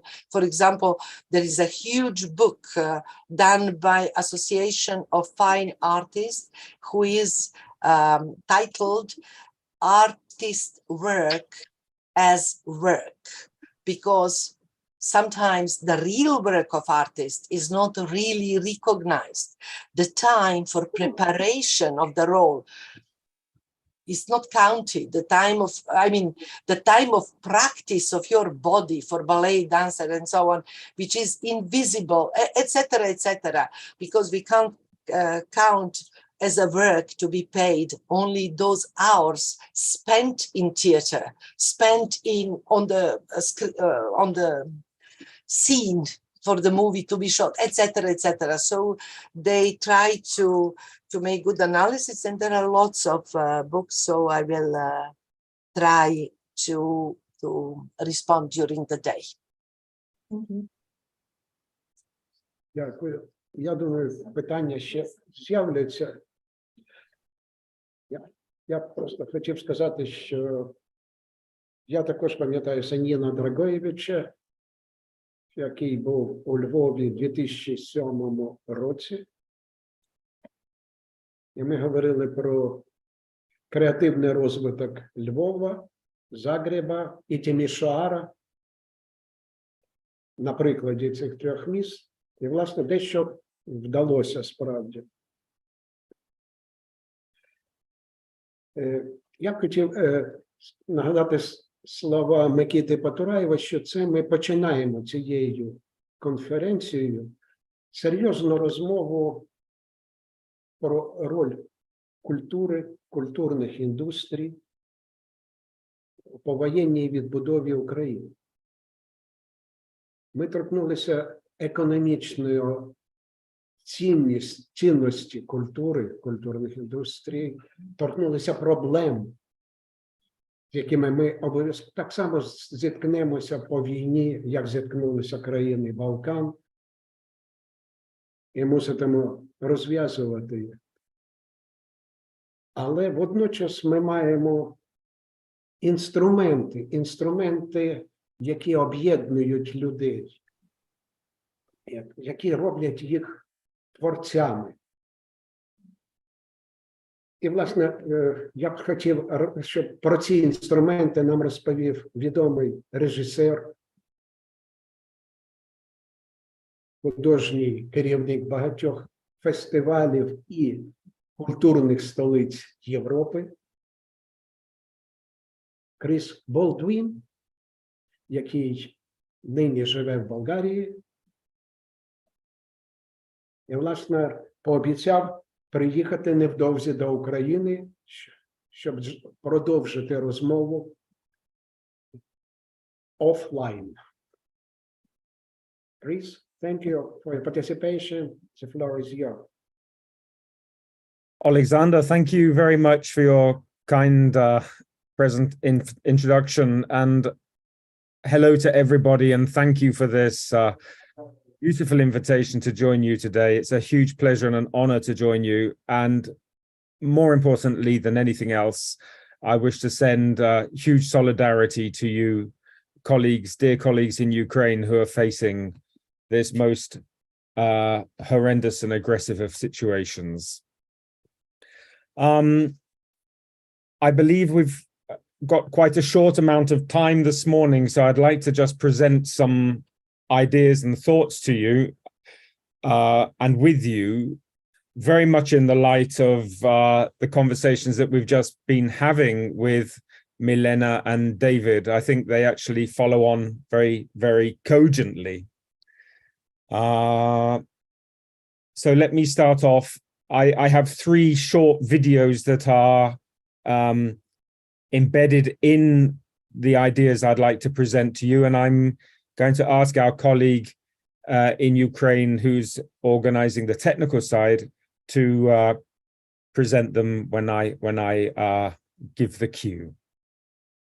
I'd like to talk this morning about the concept of citizen-centered dramaturgy, which is a very simple concept at its base. It's really the means by which we can create large-scale works of art, in this case, often performance-orientated, but placing the voice and the experience of local citizens at the center of attention. So it really tries to describe a relationship between the artist as listener and the artist as somebody who walks alongside in solidarity, political solidarity, with those who have the need to tell. And I'd like to describe that in a little bit more detail. So in citizen-centered dramaturgy, projects and productions are site-specific and time-specific and designed to be of that place, about its history and problems and its relationships with local people. It's a bottom-up process, so listening can take a very long period of time. And in the three projects that I'd like to share with you this morning that I've been involved in intimately, those processes of listening have often taken 2 or 3 years.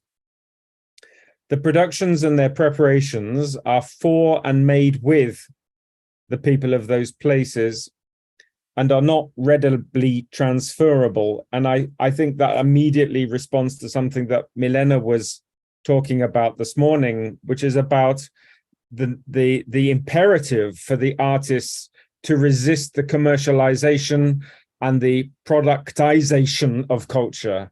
And to some degree, where one can examine the transferability of that product or that process becomes crucial. This approach to making performance, in my opinion, abandons concepts such as professional and amateur, and quite often artist and audience. Although professional and non-professional involvement in the process of performance making is clearly usually present in one form or another. The perspectives and stories of people with close attachment to place and spaces determine their importance in the project, not their professional skill. And it seems inevitable that the focus of such projects requires us to be very conscious of the concepts and implications of socialized and collective trauma in contemporary society. Trauma is something that's both experienced, but as I'm going to come back to later, collective trauma that is an active political tool. So I'm very interested in the poetry of space and the way it resonates with those who have the need to tell. In citizen-centered dramaturgy, the processes and productions are designed to be large scale. And I do this for a very particular reason. We're very used to cultural interventions which attempt to create a solidarity and conversation with people at a very intimate level. But I'm very concerned that in our large spaces, in our large, the moments where we come together in large formats, creative artists with a commitment, politically and otherwise, to exploring political processes, often are denied or retreat from large-scale formats.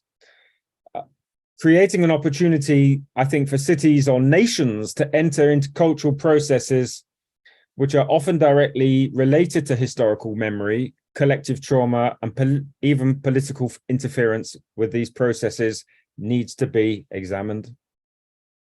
So I'm going to talk about 3 examples and do it relatively quickly, hopefully to leave some space for conversation at the end. The first project is called the Flow Quartet, which was a project consisting of 4 interconnected multidisciplinary performances made between 2013 and 2016 as part of Poland Wrocław's European Capital of Culture in 2016.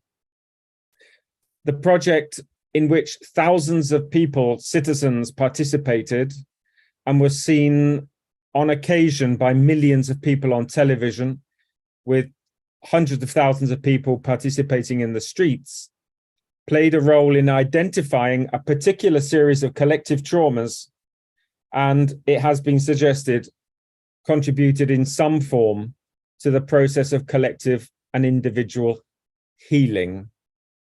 If I could ask our colleagues to play the first video clip, I'd be very appreciative, please. It lasts 2 minutes.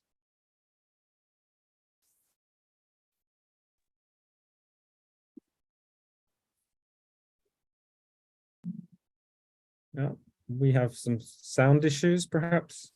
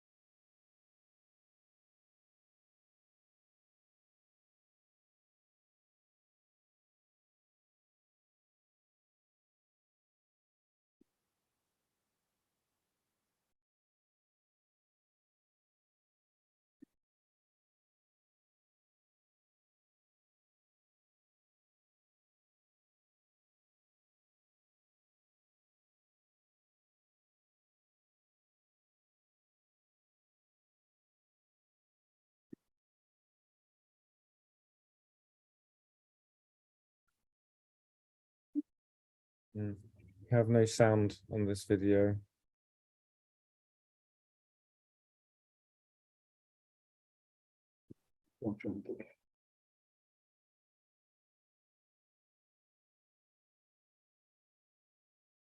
Dla mnie przebudzenie, ja po 4 latach no, od siatki, prawda, to tak jakbym powstał z popiołu, jak Feniks z popiołu. To jest dla mnie właśnie coś nowego. Okay, let's stop there. Apologies on behalf of us all for the lack of sound in that, but essentially what you were seeing was the opening of the European Capital of Culture in Wrocław 2016, in which 4 different processions came from 4 different corners of the city over something like each procession was about 7 kilometers long. And along those processions were events created by artists, local artists working with communities often, which by default, in order to tell the story of the city and how the city is what it is today, invariably touched on the traumas, the multiple traumas and the multiple silences associated with that city. I hope that the sound can be restored for the next ones, because they are actually in Lithuanian and Polish, and that obviously will give us a different quality to the event. So that's the first project I'd just like to draw your attention to, and we can come back and talk to it in some detail. That was one of 4 major projects that took place over 3 or 4 years. I'd like to also now talk, if I may, about a project that happened last year in Lithuania. This was in Kaunas as part of the European Capital of Culture project there. It was called the Kaunas Cantata.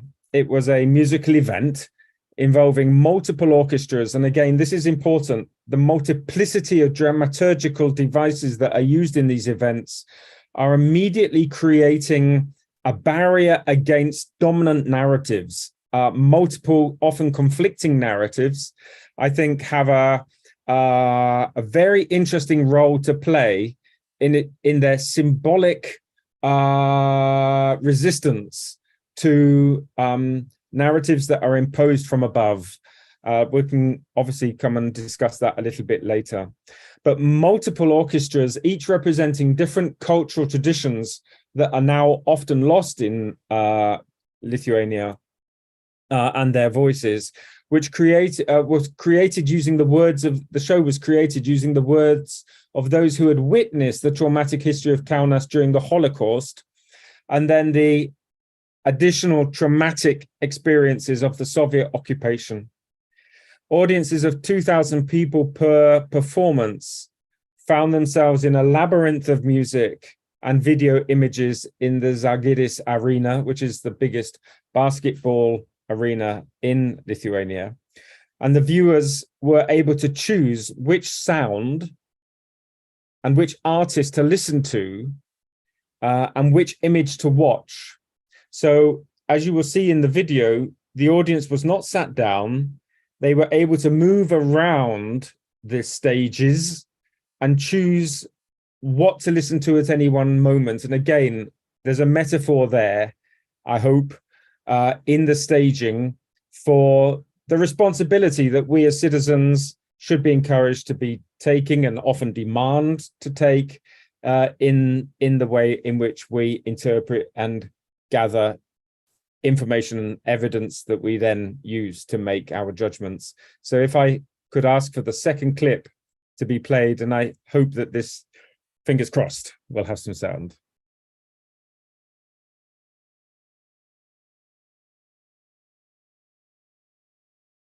No, there's no sound.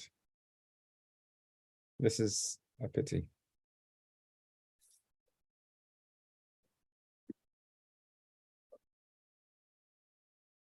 Well, I'll talk, although it's not the same as music.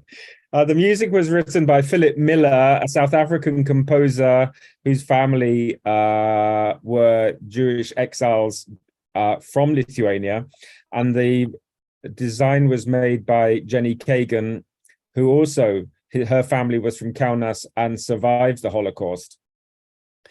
And the three of us collected a significant amount of cultural. Is that so more humane than sitting in a concentration camp and being gassed?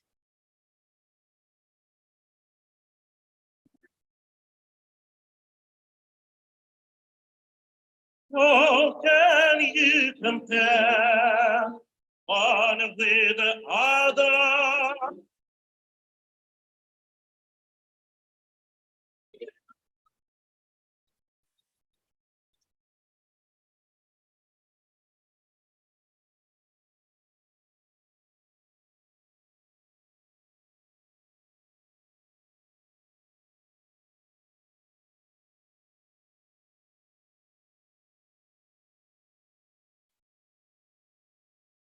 I think that's it. Okay, again, we're having problem with the sound, but we can, if you wish to take a look at them after our conversation, please feel free to visit the website that has my name, Krіс Болдвін .eu. Everything is there. I think the Kaunas Cantata project, I'll just stop and talk a little bit more, if I may, about it, because then I plan to talk, because I think not having heard the sound leaves us a little bit untethered from some of the important elements. Everything was spoken in at least, or sung in 4 languages. The 4 languages of both those who had stories to tell and those who remain silent to this day. So the languages were Lithuanian, Yiddish, English, German, and Russian. There were around 14 different orchestras, each playing from different perspectives. And often those sounds were clashing. If you go back and take a listen to the video, you'll see that nothing was harmoniously placed in front of an audience, or very little. And it was actually, as I said before, the choices that audience needed to make that were encouraging them to experience the cacophony and the confusion that often comes along with understanding the society in which you're either trying to understand or experiencing at that moment. I'll move on a little bit because I have other things I'd like to say. I'd like to just share another example of some work. Again, I'm now expecting there to be no sound, so it will be different to what one imagined. But this year, 2023, is the year in which Elefsina, a city very close to Athens, 22 kilometers from Athens, is the European capital of culture. And I'd like to share with you, again, a 2-minute snippet, or a little bit longer, from the opening large-scale event that I had the honor of directing in February of this year. And the main show of the evening focused on the history of Elefsina, but one has to understand what that history is before understanding some of the metaphors and ideas that are in the show. It has a traumatic relationship with the environment, its past, present, and future. The bay around Elefsina is considered to be a ship and ecological graveyard. This is the story of Elefsina, its harbor, life, and dreams. And the narrative that I imagine we won't be able to hear is the narrative of people who have been directly observing and often participating in the degradation of that environment. And at the center of the show was an image of positive renewal through the story and the multiple additional events. And this is really important in all of these pieces you've seen today. It's just a few seconds from events that normally have 20, 30, sometimes hundreds of other events going on around them. Kaunas being no exception. All of them creating space and supported environment for voices to be heard that are often silenced. So through this story and the multiple additional events, many local voices from the past and the present were introduced into the narrative. And I'd just like to stress, because I do believe that this is an important element of this work, an audience of 5 million people watched this show live, both online, on television, national television in Greece in February, and in the streets, looking at the water, sea.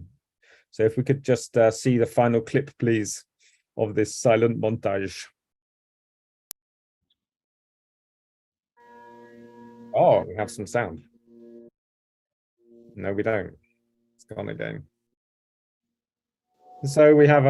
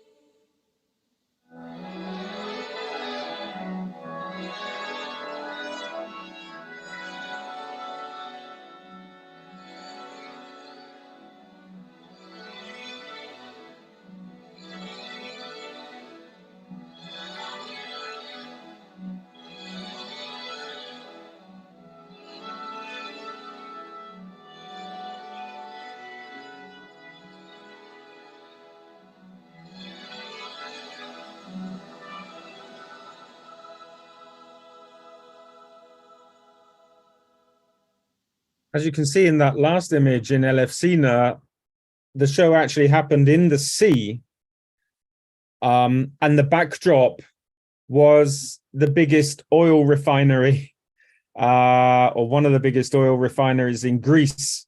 So we couldn't ignore it, didn't want to ignore it. It is a metaphor for so much that is wrong and killing us, destroying us, but at which we are also utterly addicted to, both in terms of jobs and economy and day-to-day life.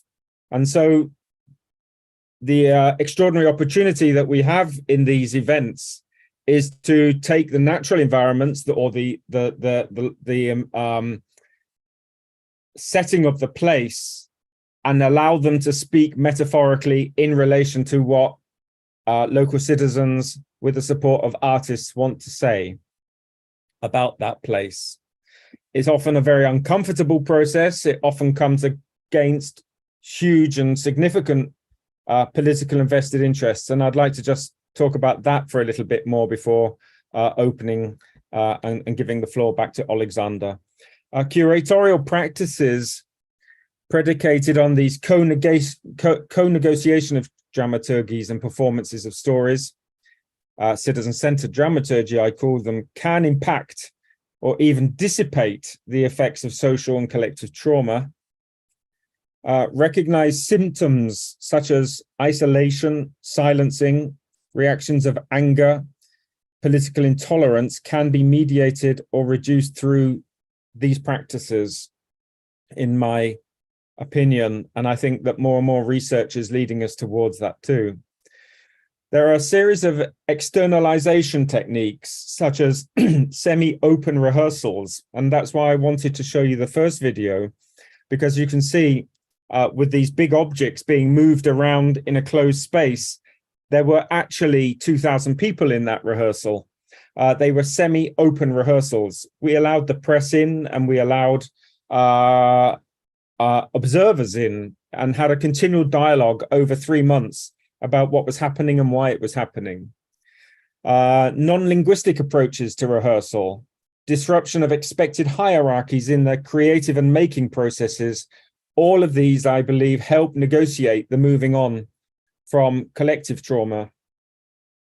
Citizen-centered dramaturgy within the context of intergenerational trauma demonstrates that such creative work need not be confined to intimate community arts initiatives, which we're all used to and we all give huge value to, but can be placed at the center of the biggest and most public of European cultural events, attracting audiences of millions.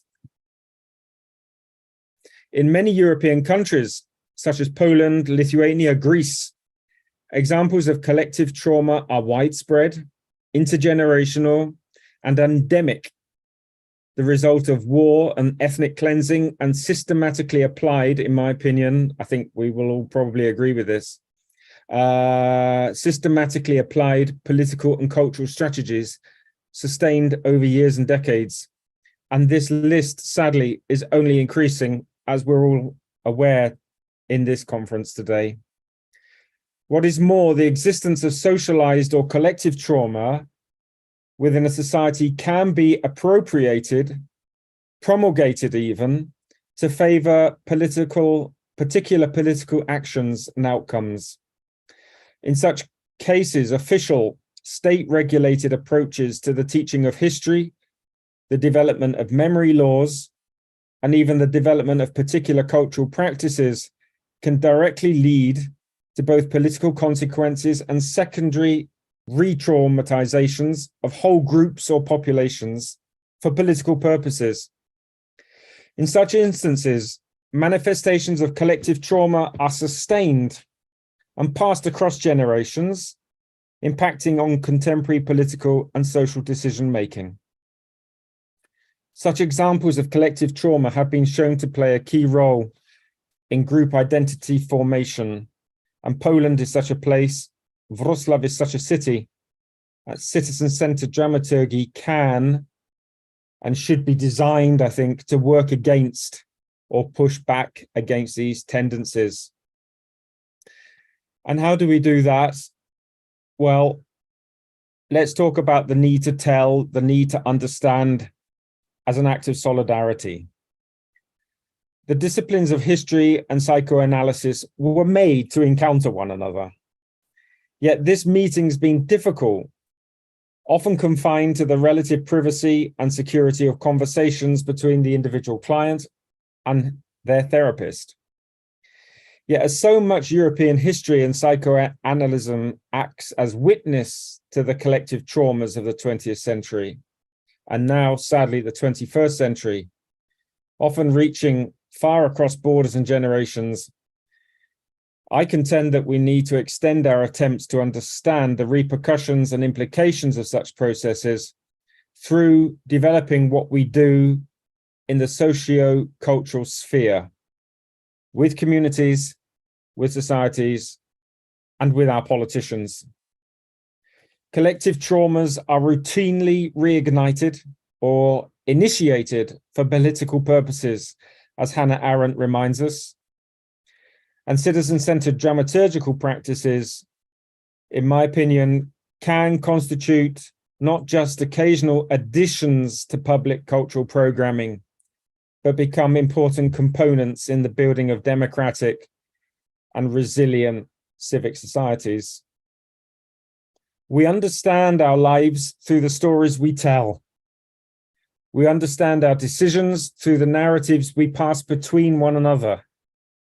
And these are, first and foremost, acts of cultural transmission. But anthropologists show that our identities are, to a considerable degree, constructed through the negation of the other's identity, which makes the inner tensions an intrinsic part of pluralistic and democratic society.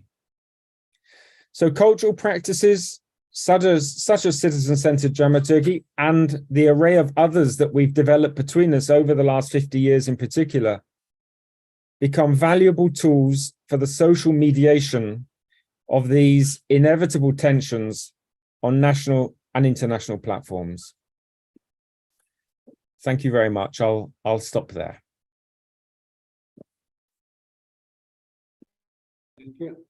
Дякую, Кріс. Я не знаю, чи є запитання. Зразу тут була піднята рука запитання Ганни Чміль до Мілени. Я не знаю, чи Мілена зараз активна, але прошу тоді.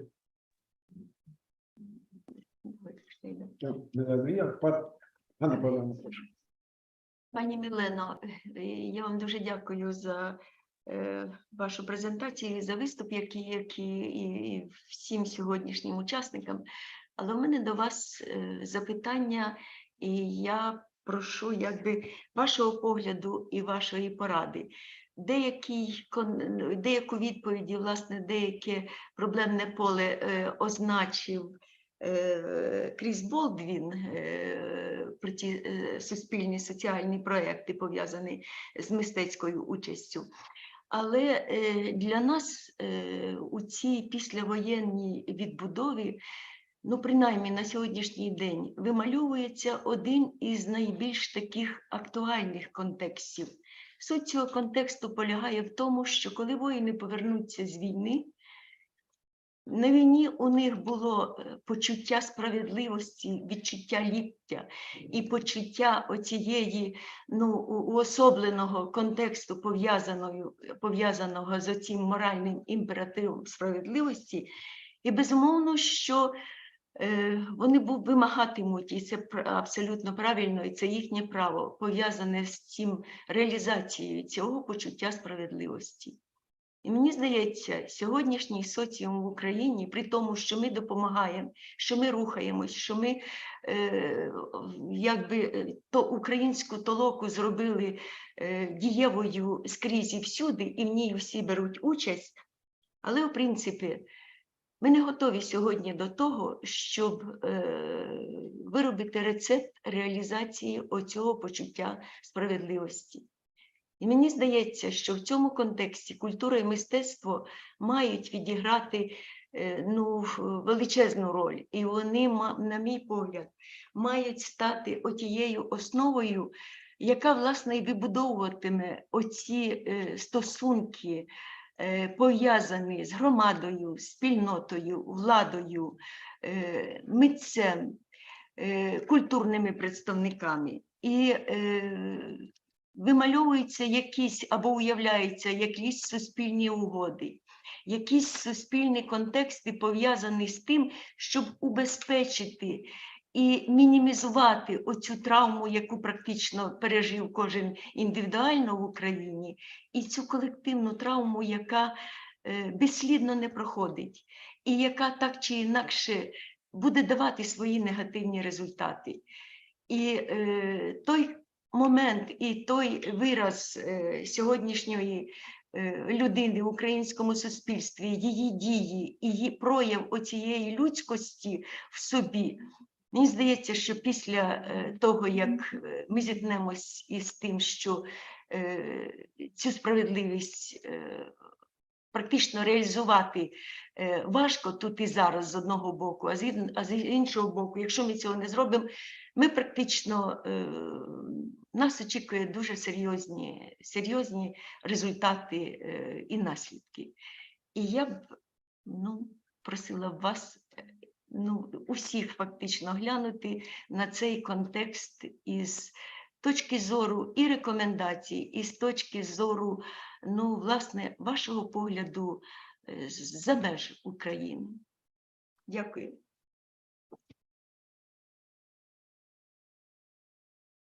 It's incredibly difficult questions.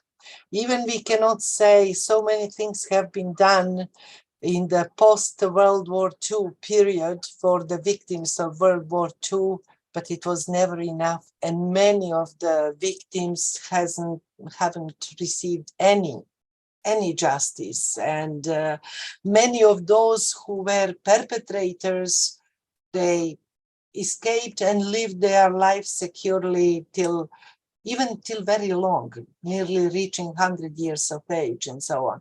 The same was with the war in 80s. Of course, Hague Tribunal had played a certain role, and the last persons to be convicted just a month ago, I think, in the Hague Tribunal. But I don't think that victims of the war, those that participated, feel that justice was done. It's, I would say, it's because there are still a lot of war criminals living next door, let's say, and so on. And many of traumatized soldiers, especially those mobilized ones, those that were not going with the passion and so on to liberate country, because not everyone might be of such kind in spite of everything and so on. They live with lots of different fears, traumas, and yes, arts and culture, from literature through film and theater performance. For example, I remember several theater performances where people were going out saying, oh, that's the first, so moved that first of all, they didn't, even when the theater performance finished, there was no applause, but people were sitting because they were incapable to move, and basically they were crying.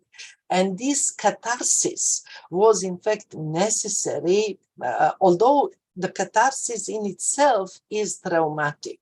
So I don't have any specific recommendation, but to be attentive, not to forget faraway villages, which are today on the first pages of newspaper and television because of the war attacks, of the Russian attacks and so on. But in the post-war period, very often these toponyms just disappear from public attention, and artists are rarely going because there are no funds for that, or there are no stimulants, there is no attention, there is no even moral, how I would say. So I would say that solidarity that is developed today during war times has to be endorsed and nourished in the post-war period, not to enter just in a, how I'd say, the period of renewal and construction, because that's going to be needed when I see how much of the state is destroyed, cities, industries, infrastructure, bridges, dams, and so on. Of course, it's necessary to concentrate on the reconstruction, but I would say we have to really concentrate more on people, and not to have the same mistake, which was terrible mistake after World War II, that people who returned from the war in a trauma, they didn't get any help. For example, it was one theater director, Hugo Klein, Jewish, who spent 5 years hidden in center of Belgrade, that he was first to identify in theory, because he was a psychiatrist by first profession, but then he moved to theater and became theater director and professor at my school of theater directing. But he identified what he was calling partisan epilepsy. So those who fighted had a mental illness which no one cared, or they just called, okay, they have a little trauma, they are going to survive, they are strong, but not all people are strong. And I still have among my colleagues, specifically in Bosnia, those who didn't psychologically overcome what was happening in Croatia also, but in Serbia too, because people are having different ways to express that. but to repeat, the topic of social justice and the topic of transitional justice and so on should be on the public agenda, definitely.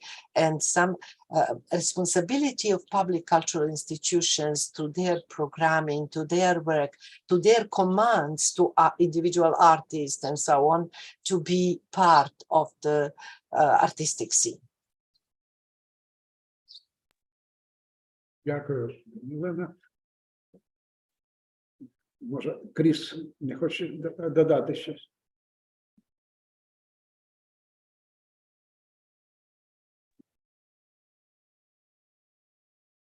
I don't think I have much to add except just one sentence. In my observations of working in and living in a number of, so I lived in Spain for almost 20 years and have a very clear understanding because of familial contacts.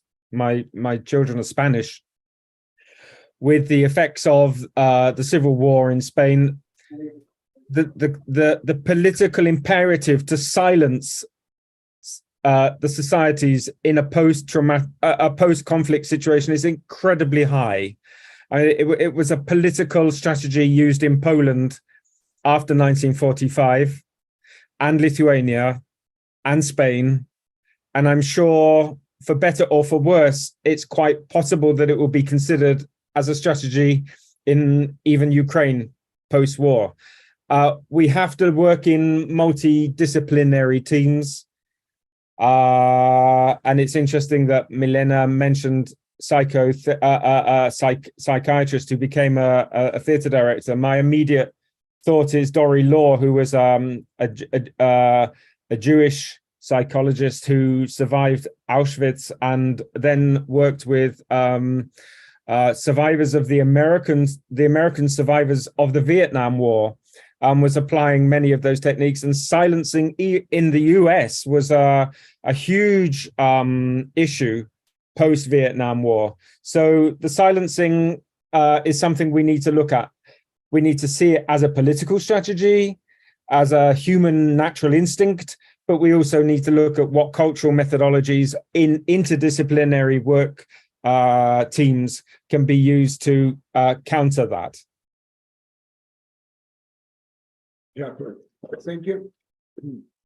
Я думаю, що ми зможемо поставити більше запитань і обговорення, надавши слово ще одному нашому доповідачу. І це Саймон Манді із Шотландії і Уельс, письменник, поет, біограф і музичний критик, і, власне, один із хронікерів сучасного фестивального європейського руху. І він працює дуже тісно зараз з Європейською асоціацією фестивалів, Festival Association, і, власне, фестивалі – це один із тих інструментів, який може потім вплинути на розвиток, як казав Девід Тросбі, концентричного поширення творчих ідей. І не випадково сьогодні в Берліні відкрився фестиваль творчої бюрократії, Creative Bureaucracy. Засновник цього фестивалю і президент Чарльз Лендрі, також із британець, який бував в Україні, бував в Одесі, і відомий у нас за своєю книжкою Creative Cities. І, власне, це показує, наскільки творчість може бути і мистецькою, і пов'язаною з адміністративною діяльністю. І, власне, це б хотілося досягти у повоєнній Україні. Ну, але я надаю слово Саймону. Саймон, floor is yours. Well, thank you, Alexander. You've given me, according to the timetable, I have minus 30 seconds to speak. How 20 minutes. how long would you like me to speak for? Well, 20 minutes, 25 Fine, minutes. thank you. Actually, you gave me a lovely cue by referring to Charles Landry just then, because going back to what David was saying right at the beginning about the economics, Charles and I spent a year with the World Bank in 1999 trying to persuade them to think out of the box in terms of the way that culture is was used in development by major economists and major central bankers.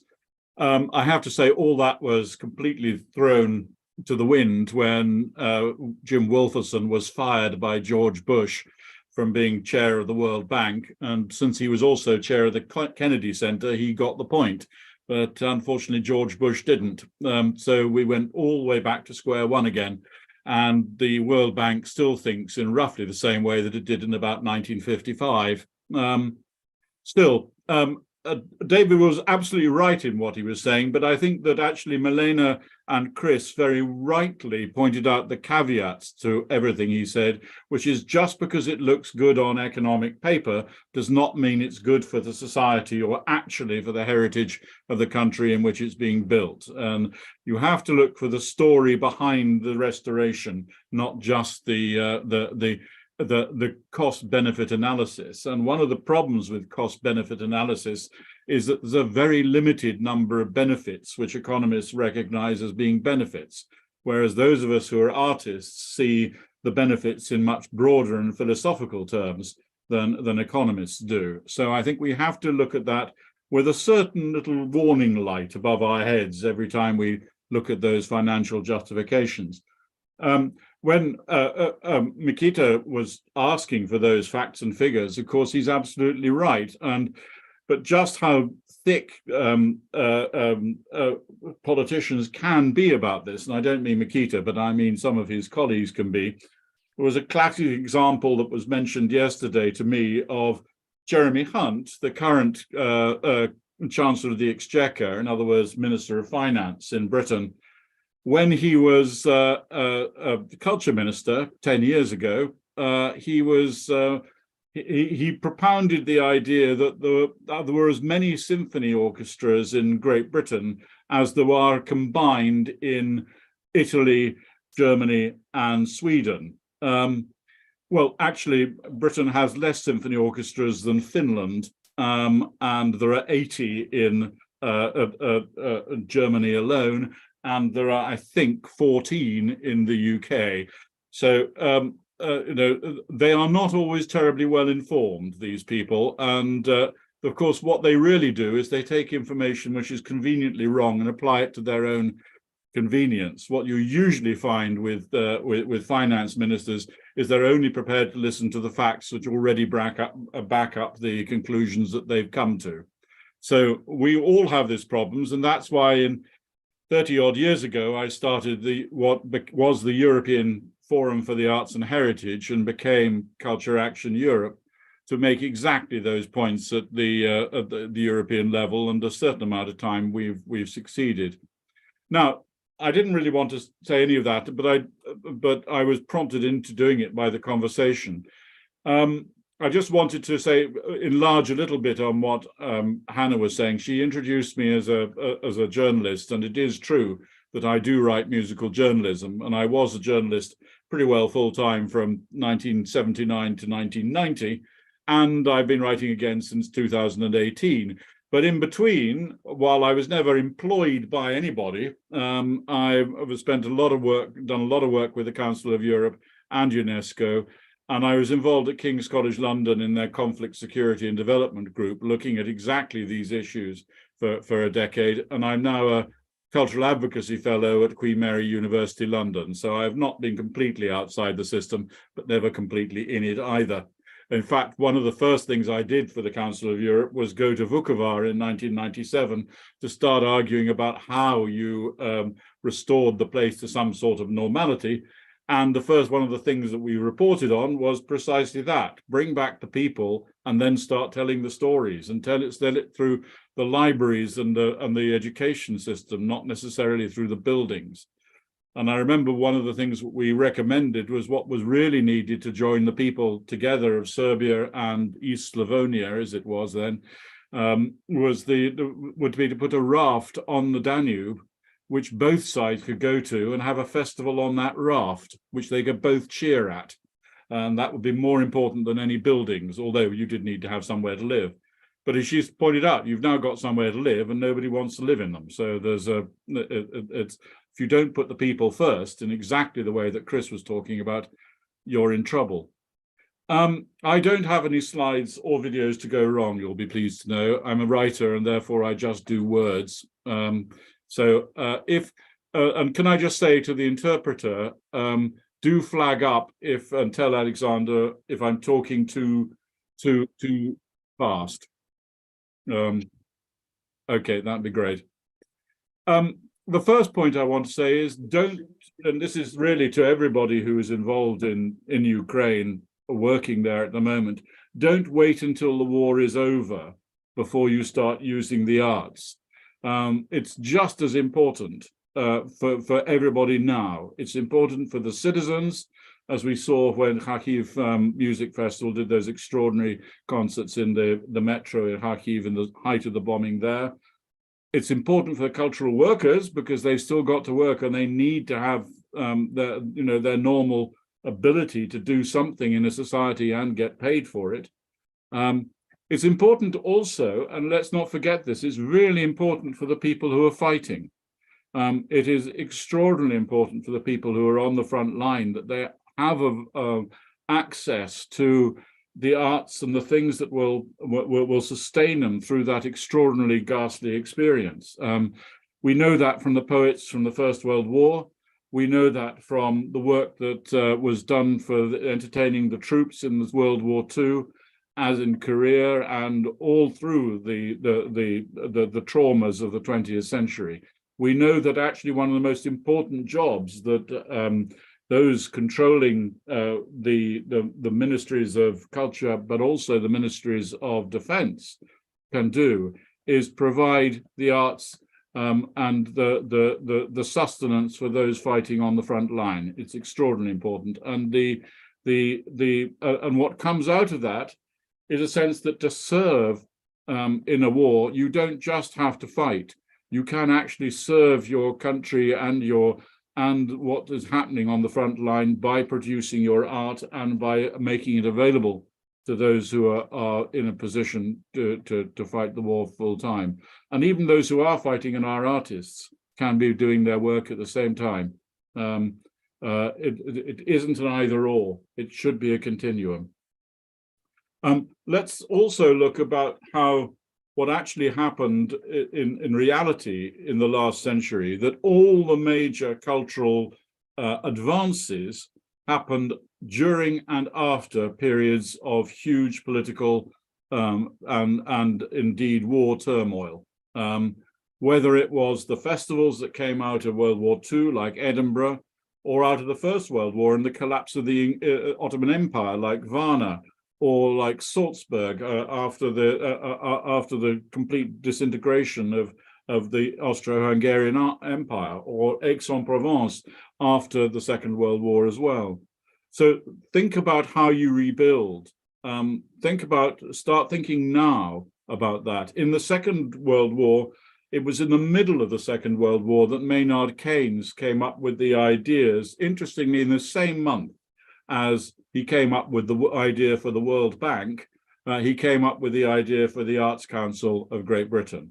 In other words, in exactly the same month that the greatest economist of the age was thinking about how do you reconstruct after the war, he was thinking about how do you introduce proper public support into the arts of the country. So don't wait for that to happen. The Council of Europe itself comes out of the realization that you've got to have something from the moment the war stops to reconstruct the sense of solidarity in not only one country, but between countries. And that's why culture was right at the center of the Council of Europe from the start. In 2005, we celebrated in Kiev, importantly, the 50th anniversary of the European Cultural Convention. In other words, right from the start, the Council of Europe had culture as one of its pillars. And just for all those in ministries who are saying, oh, it's the bottom of the list, no, it's not. If you look at what Keynes was doing, if you look at what the Council of Europe's doing, even, believe it or not, once they got it into their heads what the European Union, when it became a union, it was no longer a European community, were doing, culture was in there, and it was an important part of that process. So think about how you want to rebuild now. Don't wait for victory. Don't wait for the moment to come when you can all breathe a sigh of relief and know that the bombing has stopped. Start now thinking about what your vision for the rest of the 21st century in Ukrainian arts and heritage is going to be. What's the sort of heritage you want to restore, and how do you want to do it? Do you want to rebuild as it was? Do you want to rebuild in a new way? Do you want to celebrate the 21st century, not to the remains of the 18th, 19th, and 20th centuries? Do you want to be a nationalist heritage, or do you want to really celebrate the reality of heritage, which is that none of our borders have existed for more than 200 years, and all of them are constructions, frankly, of those who won particular battles. So let's start thinking about what that heritage really is and how far it goes back, and celebrate the people who lived through that, not just the buildings that powerful people left behind. You reimagine what it is that you want that heritage and that culture to look like. And for that, you need your artists to think. You don't have to agree with them. You don't have to applaud them, although they like it. But you do have to listen and think about what they have to say. And that listening to what people have to say from all directions will start to give you a sense of what sort of culture and what sort of vision you want to have.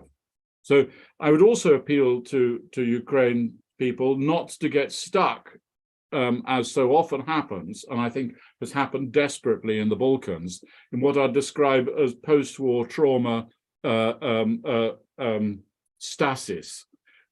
Get stuck in that ever-rotating wheel of reliving or rejecting, as Milena pointed out, rejecting what happened 20, 30, 40 years ago. We see it in Britain constantly, that there are entire channels still devoted to World War II films, as if they cannot get out of the sense of what happened in World War II. The result of that, of course, is Brexit, because you have a false nationalism that comes up and argues against the idea of partnership with anybody else. And so don't get stuck in that. You can see that, I think, the failure to face in many ways the opportunity of coming up with something entirely new after a period of turmoil is what lands Europe in trouble time and time and time again. And we've somehow got to break that circle. And I love Ukraine, and I think there's a real chance with Ukraine to actually do something very positive in this period. Alexander talked about festivals, and they can help on this. Just for a few practical things, there is help on offer already. The European Festivals Association has a matching system which puts current Western festivals and festival makers in Ukraine, whether they're in country or out of country at the moment, together, and to cooperate and present and keep this process going. So that opportunity is there. I'm going to pause, which will help the interpreter keep up a moment for a moment.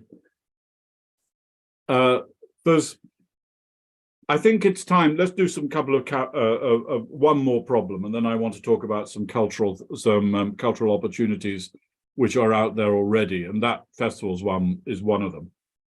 There is a problem, and I think Milena talked about this, and Chris to a certain extent, of the problems of the new diaspora, of those who have left the country, have carried on what they're doing, have done their work in a new context because of war, and then return, or indeed don't return, but carry on going through that process. And of course, we've seen this throughout history, the exiles, for one reason or another, either continuing to refight the battles of their exile, or coming back, having actually had a very successful career somewhere else, into the country in which they were. And you start to see this in several countries which have been in political strife and gone through war. You have a battle that then emerges between the returnees and those who have stayed and been in the country throughout the time and have lived through the whole traumatic experience of the war themselves. And that can be a real problem later on. And it's not going to be a problem for you, I don't think, for, another 5 years or so. But after that, 30 years after the Balkan Wars in theory finished, although it's stuck in this ghastly sort of piece of aspic, there is that problem between the returnees and those who stayed. There's a sense of psychological disconnect, and that can be a problem. So anyway, let's start thinking about what can happen next. Just some really practical things going on at the moment. The economics of Ukraine, both now and in the future, is being discussed next week at a conference which has been called in London by the Foreign Office there. And it would be really nice, and this is, if Mikita could probably persuade one of the ministers, and indeed our minister, your minister, if she's here at the moment, if he's here at the moment, if they could talk to those who are going to that conference to get cultural reconstruction and development onto that agenda, that would be really useful. Done our bit a little bit over here in that my member of parliament, who's also Liberal Democrat spokesman on the arts, has written to the ministry here asking for Britain to help set up an international cultural restoration fund for Ukraine, and any support you can give in favor of that process, especially raising it with the EU, with the Council of Europe's Bank for Reconstruction and Development, and any other body you can think of, would be a good idea. So invest now, in David's phrase, get the international community to start thinking about that investment now. Don't wait until the last bomb has dropped. I think it's really important to start thinking about that now. The final thing I wanted to say, my last couple of minutes, is really to don't lose hope at all. It's so easy in these times. And I remember my father, who fought all the way up through Italy in the war, was in the Second World War, and was in the Scots Guards as a Chilean, appropriately, found himself with shell shock for a year in Rome in hospital, and then found himself part of the occupying forces in Vienna at the end of the war. The biggest message he ever gave me was, don't lose hope. Whatever happens, however ghastly it is, keep doing what is most important to you. Keep doing your work. Don't lose hope, and always think, what can come next? What can we put in place that is really going to make a difference in the future? And for all the academic justifications, for all the economic arguments, for all the political imperatives, actually what works in the end is somebody with the political will to say, I want to partner with the arts in my country and make the next 50 years infinitely better than the last 50 years. Thank you, Simon. Ми наближаємось до перерви. І я думаю, що хочу подякувати Девіду, що так витримав, незважаючи на пізній час в Австралії. І я просто прошу, можливо, всіх учасників маленьке зробити conclusion. What do you want to say? Starting from David, Мілена, Кріс and Simon. Okay, look, I'll be very brief. First of all, I've been really intrigued by the conversation today.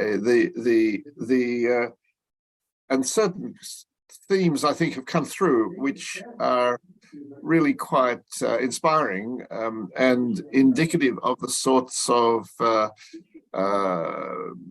states of mind which should be pursued now in Ukraine, with a view to looking forward to how to reconstruct the society when the war is finished. I would certainly endorse the proposition which has come from, I think, from every speaker about the role of artists. I've done a lot of work with artists, and my model of the cultural industries puts artists and creative organizations right at the center. And this is something a bit unusual for economists to say, because economists would much prefer to think in terms of the aspects of money making that would be important, and I don't think that it is that at all. And in fact, in response to one of the things that Simon just said, or not just in response to it, but just to comment on that, cost-benefit analysis should certainly not dominate in making these sorts of decisions. It's just a way of putting on paper some of the things which are important. And which will be important to the ministers of finance and so on, but that it should certainly not dominate. And often it is the much broader issues and cultural questions which have to be taken into account in making these decisions. So we hope that the political process will accommodate that, not necessarily always will it do that, because we can't put enough confidence in our politicians, but we hope that that will be the case. I was also very intrigued by Chris's metaphors and the ways in which those projects involving many people. I just say just an example, because it created an example in my, or reminded me of an example here in Australia. There was a town which had a very big stigma attached to it, because there's something very bad had happened there. I don't remember what it was, but there was this stigma, and the town was really depressed. And they had this proposal to one weekend all come together and build this huge structure. It was wooden structure, and at the end of the week, it was the stigma. It was a sort of representation of the stigma, and they set fire to it and burnt it. And it was a way of expunging the stigma. It was an example of the sort of thing that you were saying, Chris, and I think it was a nice example of that. And I think those sorts of community activities where everybody comes together are really interesting. So look, I won't go on. I think it's been a very interesting conversation, and I hope that that there will be some positive outcome from everything we've been saying. Thank you, Alexander. Thank you. Дякую, Девід. І я думаю, що от підняв руку ще Микита. Прошу, можливо, зразу реакція. Прошу. Так, дякую. Ну, я, по-перше, хочу сказати, що я, як і обіцяв, весь час був. Майже я пропустив тільки пані Мілени частину презентації, про що шкодую. But what I would like to maybe also summarize. When I was talking about necessity of using calculations as arguments in political discussions, I mean only the I think understandable thing that unfortunately for I don't know majority or hope less than majority of politicians, such arguments are working better than philosophical ones.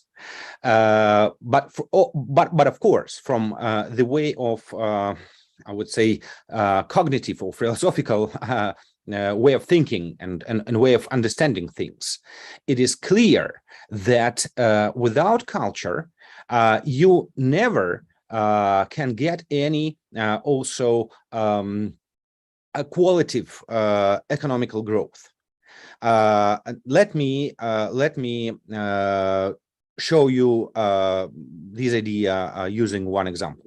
For many years after Soviet Union collapse, such a point of view has prevailed in Ukraine that to bring back cultural life to some cities and towns where Soviet high-tech, so-called, of course, high-tech plants were concentrated. Of course, all Soviet high-tech was military focused, but and of course, a lot of such plants were closed or shortened their producing and number of employees.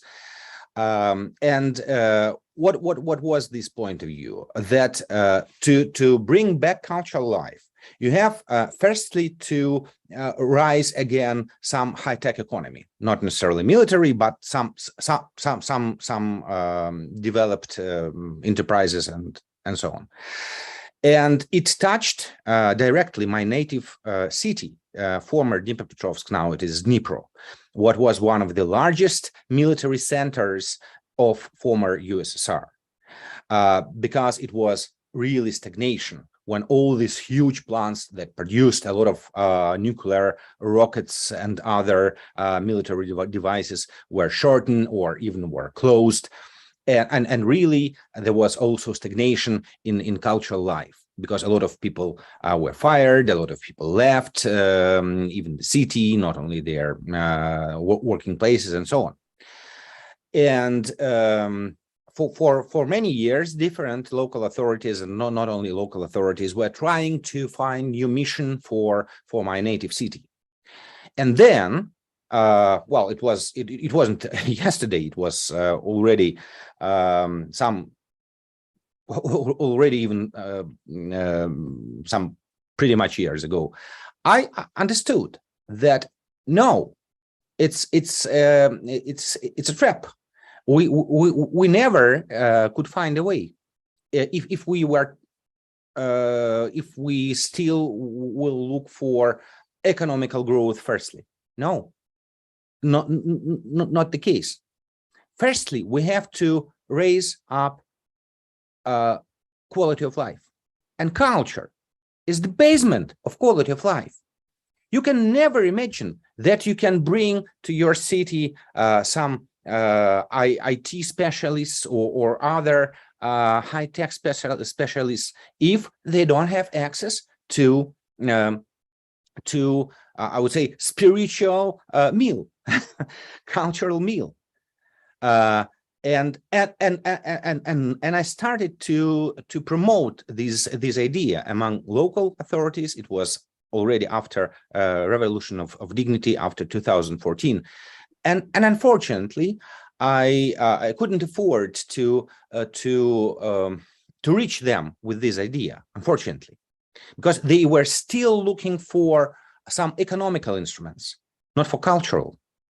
And that's why, so I'm not pessimistic at all, but that's why I think that understanding the deep roots of all these problems, we still have to keep in mind that unfortunately we have in discussions use some very pragmatic arguments, unfortunately, because all these things, they are seen in longer perspective. And even if we are right, so but I'm sure that we all are right. So if we are right, and we could show them results in like maybe 10 years. Yes, some economical results from creative industries can be shown in midterm perspective at least, but bigger results can be shown in longer perspective, 10 years. Well, probably, I don't know, It's disputable evaluation. And the only problem we have, I think we face, is to have this time to show the results after and say, hey, look, this is what culture gives. This is the effect of culture, which gathers people in some place, which inspires people to live full life, to work creatively, because they have creative surroundings around them. So I hope that we all will be successful in our countries. Now, thank you for Mr. Mundi. Thank you for Simon story about his experience in World Bank, as far as I remember. So I understand now better rules of the problem that we are facing here in Ukraine, because our financial politicians, people from Ministry of Finance, they always say, look, people from World Bank or from IMF, they don't understand all these things. So it really shows us the necessity of acting together, changing this way of thinking, not only on the level of our national governments, but also on the level of international institutions. Well, I hope that it's challenging work enough for all of us to do. And I'm sure that today or tomorrow we will be successful in promoting this idea that culture goes first. Thank you. Дякую, Нікіто. Ми на це теж всі сподіваємося. Я тепер попрошу решту наших спікерів стисло, можливо, 2-3 хвилини, оскільки справді вже ми затягнули. Мілена, now the floor is yours. In fact, I think that what we have discussed up to now is that there is no doubt about importance of arts and culture throughout human lives, but especially in crisis period and especially in war period, so that from today onwards and focusing on a post-war, arts and culture has to find its very important place. For that reason, I would say, and we discussed that, we have seen that in all presentations, that arts is kind of a discursive arena of critical social issues, whether it goes back to culture of memory, politics of oblivion, and so on, or to the provocations related to contemporary socio-political demands and so on. Developing also, and that's very important, solidarity across borders. So that is something I would like to stress, that I think that for Ukrainian culture now, it's of crucial importance to enter even more formally in different European networks and to enhance further links that are already established. And I will just cite few networks that rarely we see anyone from Lithuania, and those are networks linked to arts and culture education, such as ELIA, European League of the Institute of the Arts, or NCATC, European Network of Cultural Management Training Centers, the network linked to cultural policy and management, Oracle, for example, which is network of regional European cultural managers, European Diploma in Cultural Project Management, and I could quote even more.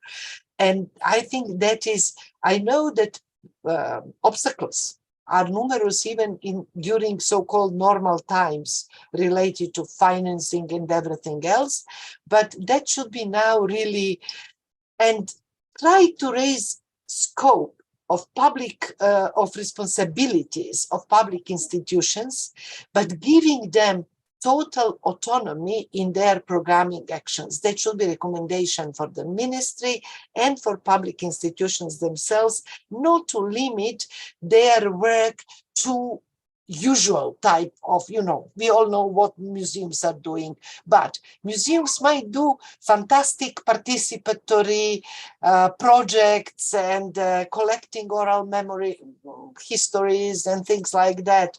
Libraries also, it can be key places of community gatherings, etc. So that would be just my end.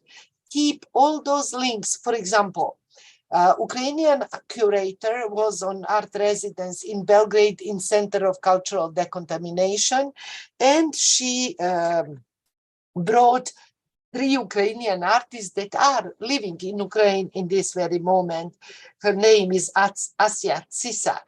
And I would think that these kind of links that developed now, and you see the name of this institution, Center for Cultural Decontamination. It was exactly the institution who raised its responsibility during war times in Serbia and still continue to feel responsible further on. And that can be crucial to enhance further those links.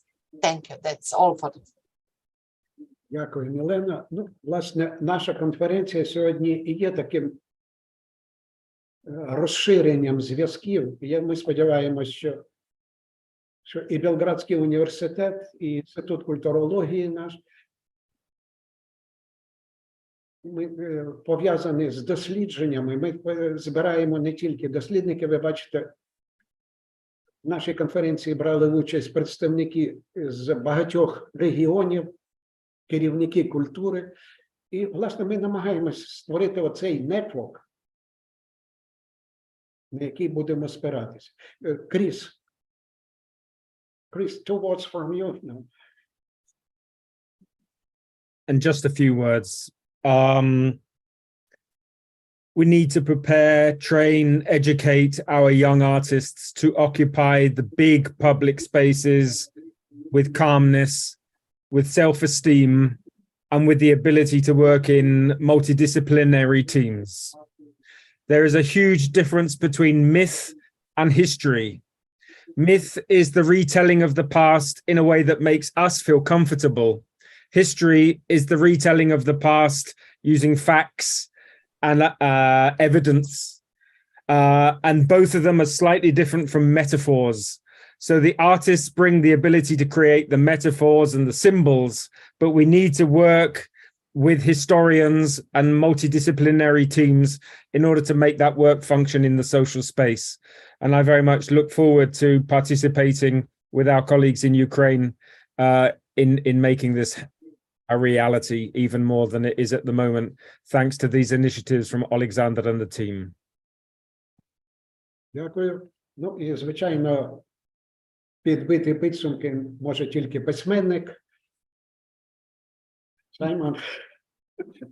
Well, I just wanted to come back to Mikita, really, and say the answer to one of these economic problems is put the money into the activities, not necessarily straight into the buildings.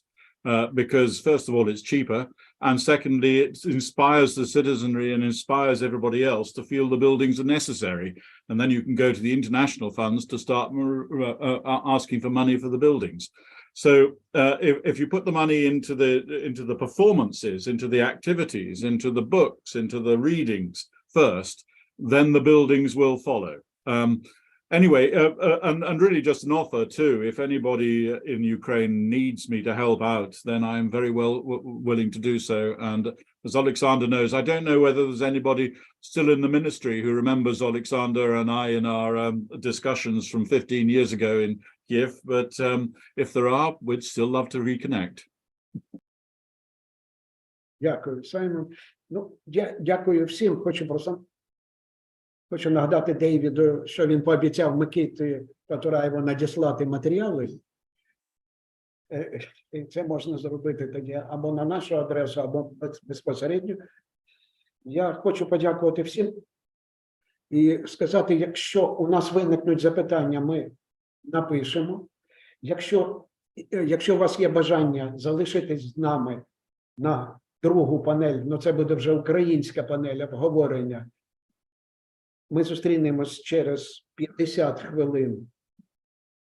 І буде модерувати Олександра Олійник. От. Я ще раз хочу подякувати за... Для нас це була велика, справді, честь, що ви брали участь.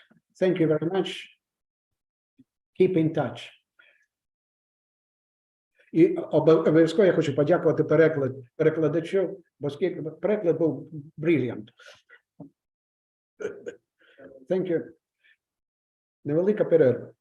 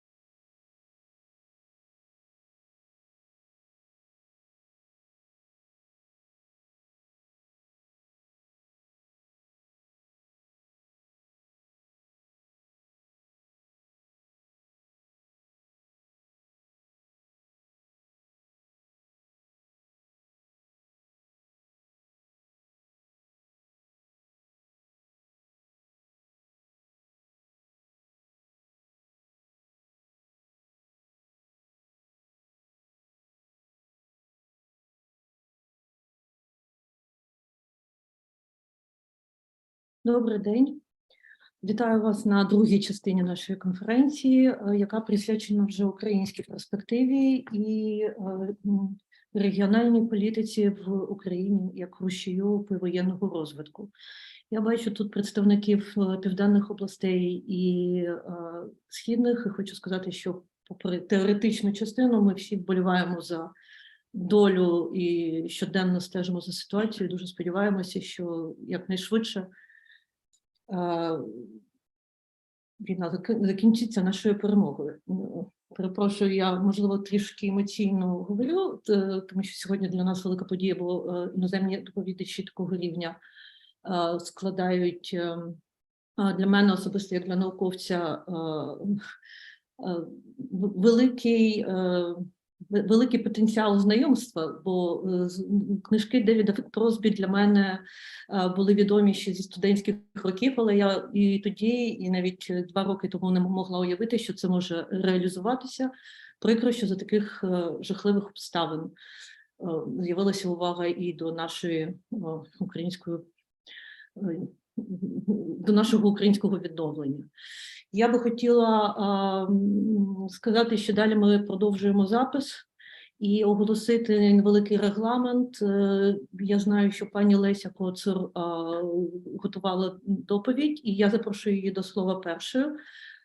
Далі я попрошу виступити також Андрія Зайця і пана Юрія Смалюса. Починаємо, пані Лесю, якщо ви готові. Добрий день всім. Скажіть, будь ласка, чи є в мене доступ до екрана, щоб я могла презентацію завантажити? Я, чесно кажучи, сьогодні не тільки сокост. Вийшло, так? Так. Зараз я розгорну хвилиночку, будь ласка. Так. Я поки що вас представлю, вибачте. Я зверталася пані Леся Коцур, кандидатка історичних наук, доцентка кафедри політології Університету Григорія Сковороди в Переяславі. Пані Леся Коцур. Ваша доповідь «Очищення публічного простору України від російських ідеологем братнього народу та воз'єднання після 24 лютого 2022 року». Так, дякую. Скажіть, будь ласка, чи видно презентацію, яку я завантажила? Отже, дуже вдячна за запрошення на вашу конференцію. Я вже в вас вдруге маю честь виступати. І справді сьогодні були підняті дуже важливі питання. Це насамперед відбудови нашої держави, так, і як зазначалося, що культура насправді має стати однією з ключових тих точок відліку, так, нашої відбудови. Я абсолютно з цим згодна. І вважаю, що в Україні є безмежний потенціал для відновлення. Але моя тематика сьогодні, вона трішечки стосується більше політико-ідеологічних питань, саме культурної сфери і її відбудови після нашої перемоги. Так? Це саме те, що у нас до цього часу ще публічний простір, зокрема, і взагалі великий пласт культурної сфери, він лишається під впливом, скажімо так, і радянської, і російської культури, і, власне кажучи, є загроза навіть така, що до цього часу це ще не очищений цей простір, так, і в майбутньому також є загроза, що він може десь навіть взяти невеличкий реванш, або навіть і великий, якщо ми не будемо приділяти достатньо уваги цій сфері. Ну, насамперед, треба сказати, що в нас до цього часу в просторі проштовхуються наративи, такі як «братні народи», це відома радянська теза, так, зараз вона еволюціонувала і, на жаль, до цього часу її активно російська сторона проповідує, тобто, що українці і росіяни – це один народ. І, на жаль, навіть серед молоді і серед багатьох українців ще до цього часу присутній цей наратив про те, що ми є братніми народами і що ми маємо залишатися в майбутньому такими ж братніми і дружніми. Тобто, хоча соціологічні опитування свідчать, на щастя, про інші тенденції, але, на жаль, така теза проштовхується і не тільки в Україні, а й, на жаль, за кордон. І друга теза – це оця міфологема давня, це про воз'єднання. Росії з Україною, тобто славнозвісні історичні події. Це, як сьогодні зазначалося, що історики мають бути долучені до, скажімо так, творення цього потенціалу культурного після перемоги, то, власне кажучи, тут треба звернути увагу, що саме, на жаль, оці наративи воз'єднання Переяславської ради, в Україні вони, звісно, широко обговорені в експертних колах, і там нема про що говорити. А в суспільстві ще до цього часу, на жаль, у нас є цілі, ну, скажімо так, місто, ось як, наприклад, Переяслав, те саме, воно до цього часу ще зберігає, дуже тут активно живуть оці, розумієте, стереотипи і ідеологічні кліше, штампи. На жаль, у місті тут серйозно вони присутні. Я ще буду це демонструвати. Власне кажучи, ще чому увага привернута саме до цих наративів? Тому що в першу чергу є багато агентів поширення цих наративів, власне кажучи. Якщо ми говоримо, починаючи з Росії і говоримо про Володимира Путіна, який одним із найактивніших агентів розповсюдження цього наративу є, і, до речі, він заявив, що він не буде відмовлятися від цих наративів, і російська держава їх надалі буде використовувати, і вони їх використовують. Друга найпотужніша, мабуть, агентурна мережа, яка розповсюджує ці наративи, це є, на жаль, Московська православна церква, так, російська, в особі і їхнього так званого патріарха, і, власне кажучи, філій, що є для України найбільш небезпечно. Це філії саме Московської церкви, яких до цього часу в Україні ще, на жаль, дуже багато. І, власне кажучи, якщо проаналізувати навіть відгуки прихожан там, чи вірян, які ходять до цих церков, то навіть від них можна почути, що люди говорять, що дійсно такі наративи проштовхує саме церква, і, власне кажучи, це є дуже небезпечно з точки зору національної навіть безпеки. Ну, і, власне кажучи, ще на що варто звернути увагу, що серед російських науковців є дуже багато публікацій наукових, ну, як мінімум, я нарахувала десь 10 публікацій наукових на цю тематику, це вже нові молоді публікації, ну, там починаючи з 17-го десь отак року, мається на увазі, і там активно ця теза про Переяславську раду, про воз'єднання, про один народ, що все це повинно бути, тобто, так розумієте, підживлюється, і, на жаль, суспільство ними теж користується, цими джерелами інформації. Ну і, власне кажучи, за пропагандистів, про це навіть мови не може бути, тому що дуже активно зараз поширюється ця пропаганда на тимчасово окупованих українських територіях, і у майбутньому це буде створювати, розумієте, перешкоди для реінтеграції, коли ми будемо реінтегрувати ці території вже в український простір, нам, і як науковцям, і чиновникам, тобто і освітянам, для того, щоб долати ці стереотипи і нові наративи, які утверджуються.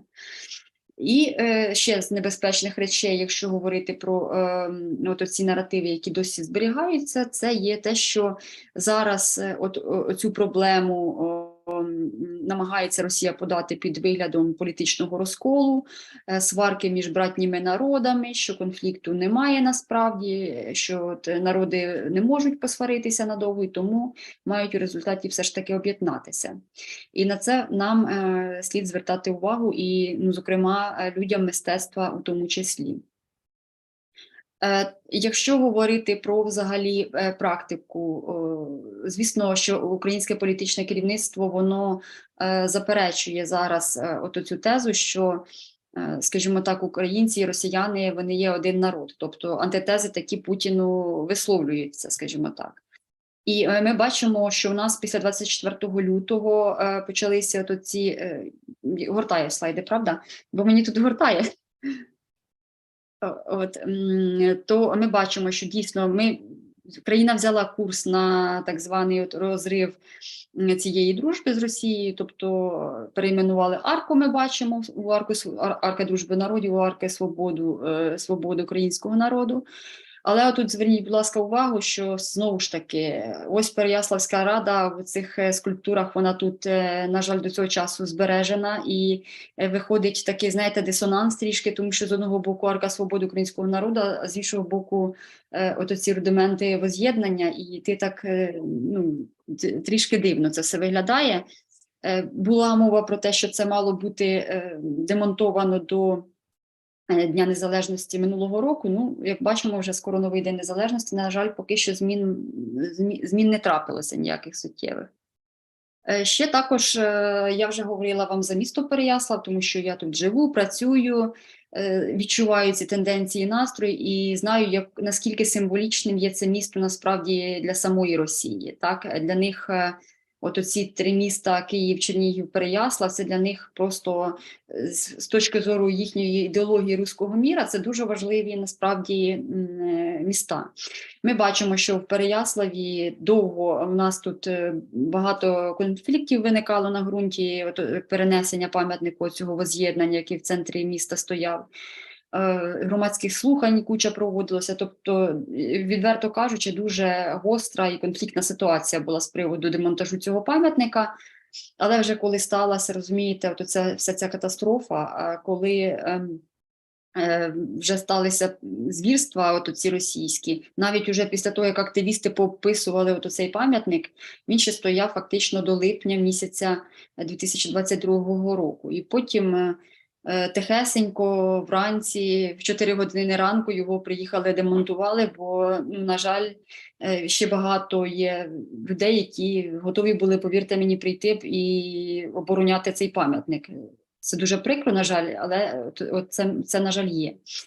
Ну і, власне кажучи, ще прибрали в Переяславі також тут написи в нас Богданом обставлене було майже все місто, і ми ж розуміємо, що Богдан Хмельницький тут, на жаль, висвітлений не в тому амплуа, яке він мав насправді, а от, на жаль, саме з цих ідеологічних кліше, тобто під кутом зору воз'єднання, власне кажучи, самого. Але от оці прибирали такі моменти. Що ще важливо сказати, що ще лишається? Це як приклад можу навести. Ще є в нас в місті, знову ж таки, от така от скульптура, це теж Переяславська рада, Богдан Хмельницький з Бутурліним, вони там, як написано, навіки воз'єднуються з Росією, і, власне кажучи, символіка ця ще зберігається. Також ще є наліплена символіка, ось тут на школі навіть от є такі от оці, скажімо так, це 3-я школа, здається, в нас у місті.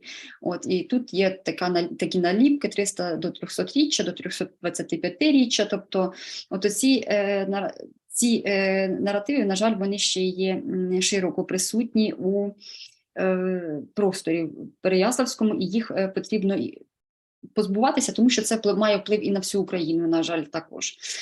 От, і хотіла б ще нагадати, що в нас активно до, мабуть, повномасштабного вторгнення, по-перше, Росія активно святкує День Переяславської ради щороку, вони 18 січня відзначають це свято. Навіть 14-й рік, коли йшла Революція Гідності і Росія вторглася в Україну, тут такий собі Зюганов, тобто російські українські комуністи цим шабашом збиралися на площі воз'єднання і, розумієте, просували отут, проштовхували мітинги, ще тут такі проходили.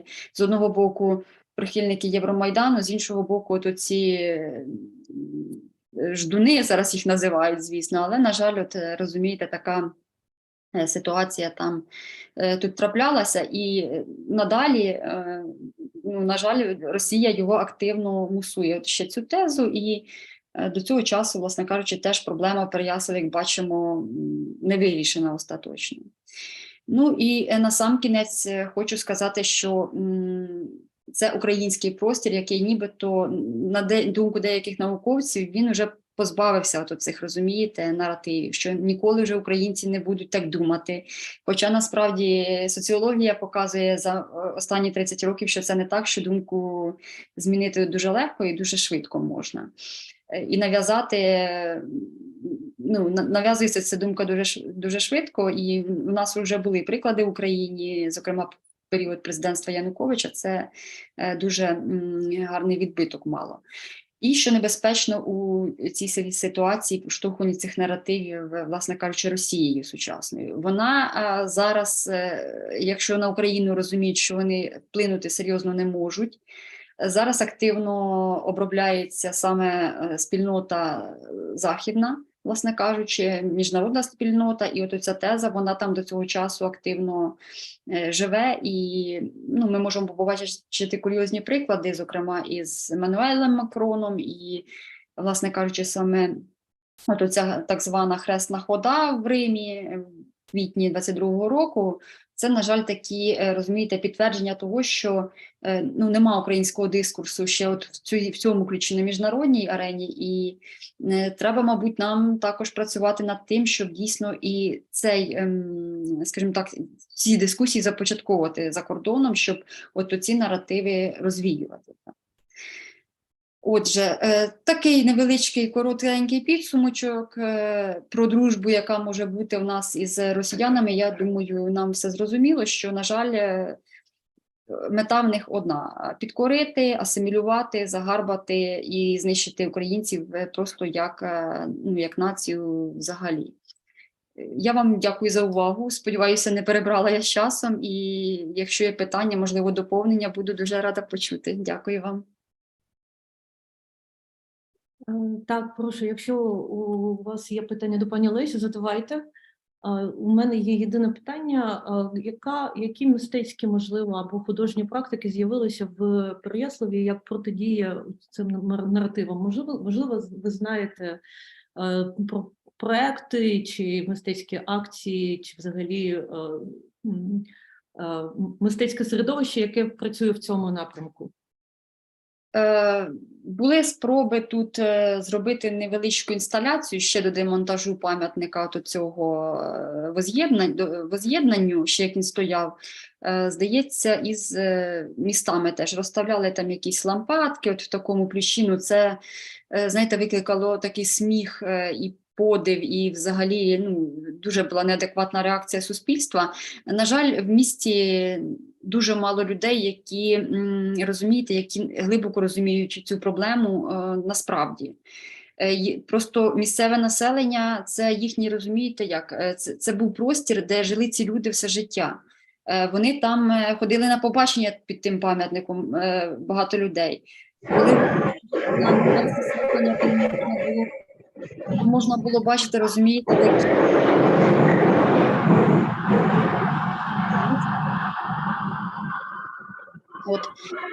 можна було бачити багато різних таких дивних коментарів, що а чи не війні, а співчі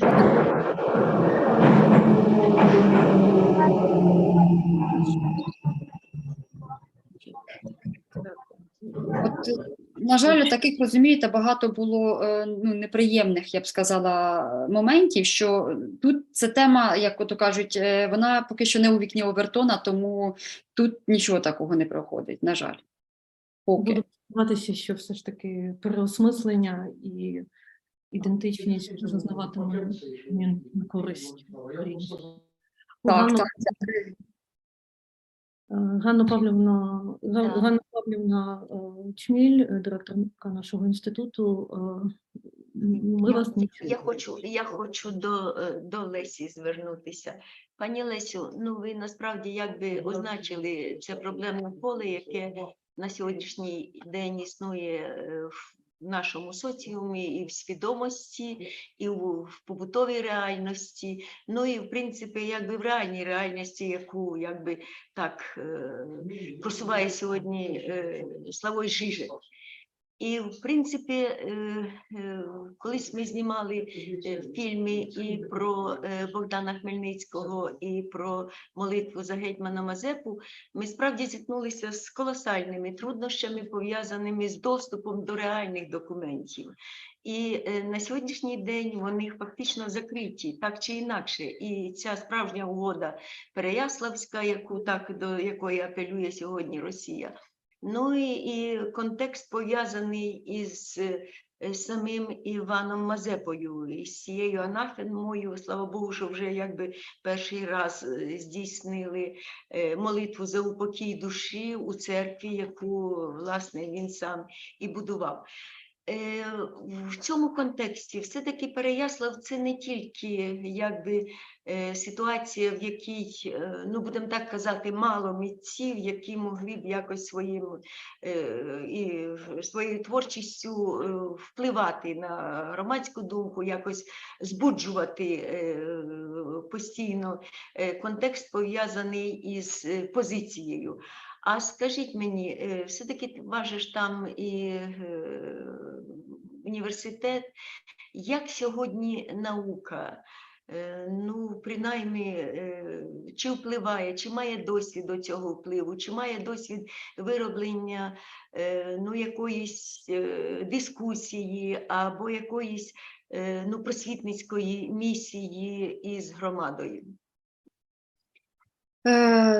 Так, у нас, розумієте як, у нас виходить так, що у нас начебто університет у місті, але громадськість місцева, тобто постійно проводяться заходи переважно на базі закладу, на матиці присвячені. Але тут місто більше, як вам сказати, воно орієнтується все рівно ж більше на Київ. От ну, чомусь так склалося традиційно, що університет – це університет більше, і тут проходять багато глобальних масштабних заходів, розумієте. А в місті навіть про це можуть не знати, і це справа не в тім, що немає комунікації. Скрізь це висвітлюється максимально, але от така ідея якась, ну, як на мене, незрозуміле ставлення місцевого населення, власне кажучи, до, скажімо так, того, що пропонують науковці. Науковці у нас не сприймають, особливо якщо це зачіпає почуття. Ну, я от, наприклад, пам'ятника вам можу навести, коли стояло питання його ще до війни демонтажу цього пам'ятника, я робила там із колегами, ми робили обґрунтування з приводу того, чому його доречно демонтувати і переставити в інше місце, там, ну, щоб не було. Ну, не хочу я вам показувати ті коментарі, яких ми отримали від місцевих громадян тут, і ну, це насправді це було наскільки жахливо і неприємно, що тут ну, насправді сум і розпач виникає. І ну, це я вам оцей приклад я навела просто це як один приклад. У нас Мазепинський собор, а там музей діорама «Битва за Дніпро» розміщена, розумієте? Тобто я веду до того, що дійсно у нас ми пробуємо це робити, але от поки що не знайшли того інструменту, яким би ми могли достукатися до місцевої громадськості. Можливо, якби хтось ззовні, скажімо так, цю тему підняв тут на рівні місцевої громади, розумієте, або якусь виставку зробив, тобто хтось не місцевий. Бо місцеве сприйматися це я 100% скажу, що не буде, все, що зробить місцеве. Ну, на жаль, не знаю, чому так. Ну, мабуть, стереотипи і хто знає, чому так. Ну, ну, абсолютно, якби слушно і аргументовано ви говорите. А я собі думаю, ну, із Переяслава теж багато воїнів, які сьогодні на фронті. І завтра вони повернуться. І, в принципі, насправді, якби це стане таким от, в черговий раз стане черговим, ну, грубо кажучи, протиріччям і протистоянням до певної міри. І врешті-решт, я думаю, що воно завершиться тим, що все-таки якби все буде поставлено на свої місця, і все буде те, що не треба, винесено, а те, що треба стверджувати, воно буде стверджено. Звичайно, це буде. Все зробимо. Що чекати цього і все, ну, і давати їм ще якби роботу і після того, як вони ціною свого життя зроблять цю перемогу, ну, ясно.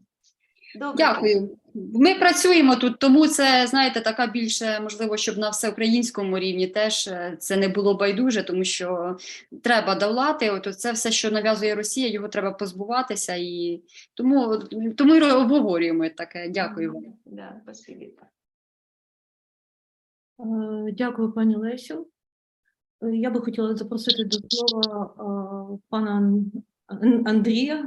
Так, вітайте, Андрій Заєць, директор Кам'янець-Подільського міжнародного кінофестивалю «Бруківка» з дуже цікавим досвідом організації заході вже під час повномасштабного вторгнення, одразу після.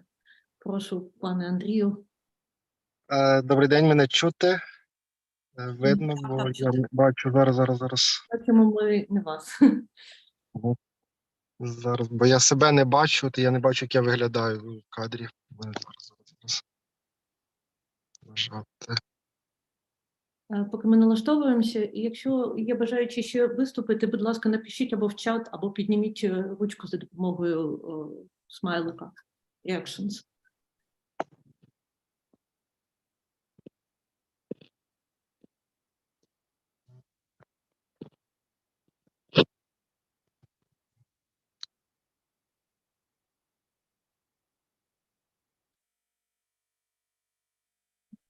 Пане Андрію, Зараз. Вибачаюся. Ага, є. Так, вибачайте за таку затримочку. Трішки представлюся. Андрій Заєць, засновник Кам'янець-Подільського кінофестивалю. Маю дуже великий досвід в різних фестивалях на Поділлі, на Хмельниччині. Це фестивалі військово-історичної реконструкції, це мистецькі фестивалі, це літературні фестивалі, і я займаюся зйомкою незалежного кіно, документального кіно, мав кілька своїх журналістських проєктів і є членом Української кіноакадемії і спілки журналістів України. З 2017 року я заснував кінофестиваль «Бруківка» як невеличкий незалежний проєкт для Хмельниччини, щоб зібрати режисерів-аматорів, які люблять кіно, які знімають кіно. Але проєкт був настільки цікавий для багатьох професіоналів всієї України, що вже наступний фестиваль ми вже зробили масштабний з призовим грошовим фондом і так собі розвивалися. І розвивалися до пандемії ковід. Тобто ми росли, нам вже підтримувало і Держкіно України, і Міністерство культури, і Міністерство молоді і спорту. І тут пандемія. І під час пандемії ми теж викрутилися, провели фестиваль онлайн. Тобто мали свою аудиторію, зберегли.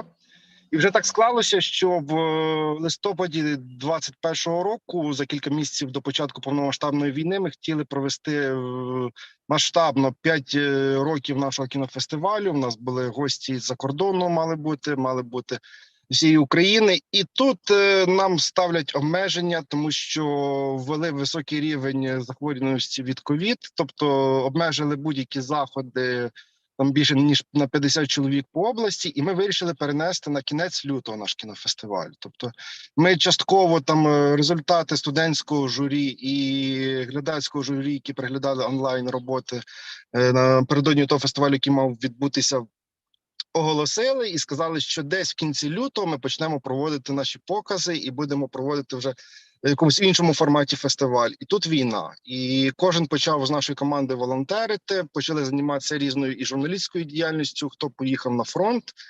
І вже через 2 тижні ми зрозуміли, що просто так на культурному фронті сидіти не вийде, тому що і хто гуманітаркою займався, хто займався і такими різними поїздками. Але ми були таке, Кам'янець-Подільський, це ближче до Західної України, було спокійно, дуже багато народних артистів, дуже багато митців сім'ями виїхали в Західні області. І ми вирішили їх всіх запросити і провести фестиваль в новому форматі. Тобто без бюджету, з мінімум ресурсів, показати ту програму кількаденно, розтягнути її на кілька місяців і показати все, нагородити все і збирати гроші для Збройних сил України. Це було 24 березня, рівно через місяць після початку бойових дій повномасштабних, і ми провели свій такий тестовий захід, тому що від міської адміністрації, там від військової адміністрації таких сильних дозволів на проведення масових заходів не давали, але ми все ж домовилися з готелем в центрі міста і провели перший захід. Після першого заходу ми зрозуміли, що зібрали 200 чоловік, які були голодні на якісь різні культурні заходи, що потрібно проводити щотижня по кілька разів на тиждень такі заходи, кінопокази. До нас приєдналася Ірма Вітовська. Ми зробили прем'єру фільму про відомого військового. Про нього мав бути показ 25 лютого, а до нас звернувся режисер, попросив це про Маркуса, зробити прем'єру в нас, адже ми показували це кіно. Потім до нас приєдналися і місто Чернівці, вони вже почали проводити в себе на такого типу схожі заходи і на базі Миколайчук арт-центру. І так воно далі наш культурний фронт рухався. І так ми провели близько 38 заходів, із них були 34 основних фестивальні, 4 були допоміжні, і вирішили на цьому не зупинятися. Ми почали вже давати ці фільми, які показували в нас, за кордоном. Ну і десь в середині літа ми вирішили зробити так. Ми за донат від учасника, які йшли там в різні благодійні фонди, ми почали брати фільми, які зняті під час війни. У нас були фільми, які малювалися під час окупації деяких міст Києва в підвалах, тобто з коментарями, які записувалися від авторів. У нас були фільми журналістів з Іспанії і Франції, які були перші місяці на Донбасі, тобто все, що вони знімали. Ми запрошували і журналістів, які були під окупацією в Маріуполі, які вивезли спеціальні матеріали. Тобто, і крім цього, ми ще й знімали кіно, тобто відправляли на різні фестивалі. Ми мали прем'єри в Каннах на невеличких фестивалях, і нам посприяло і Міністерство культури України, тому що дали дозвіл моїм операторам виїхати і зробити презентацію цього фільму. Ну і так далі. І тут постало питання, як же ж розвиватися далі і як розвиватися кіноіндустрії далі. Тому що ми бачимо, що є певні затримки роботи і Держкіно, і різних таких інституцій, студій. І все, що ми зараз бачимо, і ті фільми, які ми бачимо на фестивалях, ті фільми знімалися і монтувалися до війни. І потрібно якось залучати і інвесторів, і якісь міжнародні студії, кіностудії. Я цікавився питанням до повномасштабної війни розвитком кінокомісій в Україні, тому що вони існують сьогодні як громадські організації, які об'єднані в асоціацію кінокомісій, але далі цього не йшло, тому що за 2 місяці до початку повномасштабної війни були збори з керівництвом Держкіно, щоб якось це все трансформувати, зробити програму і зробити якусь підтримку. Але вже пройшло майже 2 роки від тої зустрічі. А як ми знаємо, кінокомісії – це те, що допомагає розвивати регіону. Наприклад, Новозеландська кінокомісія там посприяла тому, що там з великими знижками зняли «Володар перснів», а «Володар перснів» своїм бюджетом і відомістю зробили половину Нової Зеландії туристичним якби перлиною. Тобто всі туди, в Нову Зеландію, так само в Австралії, всюди.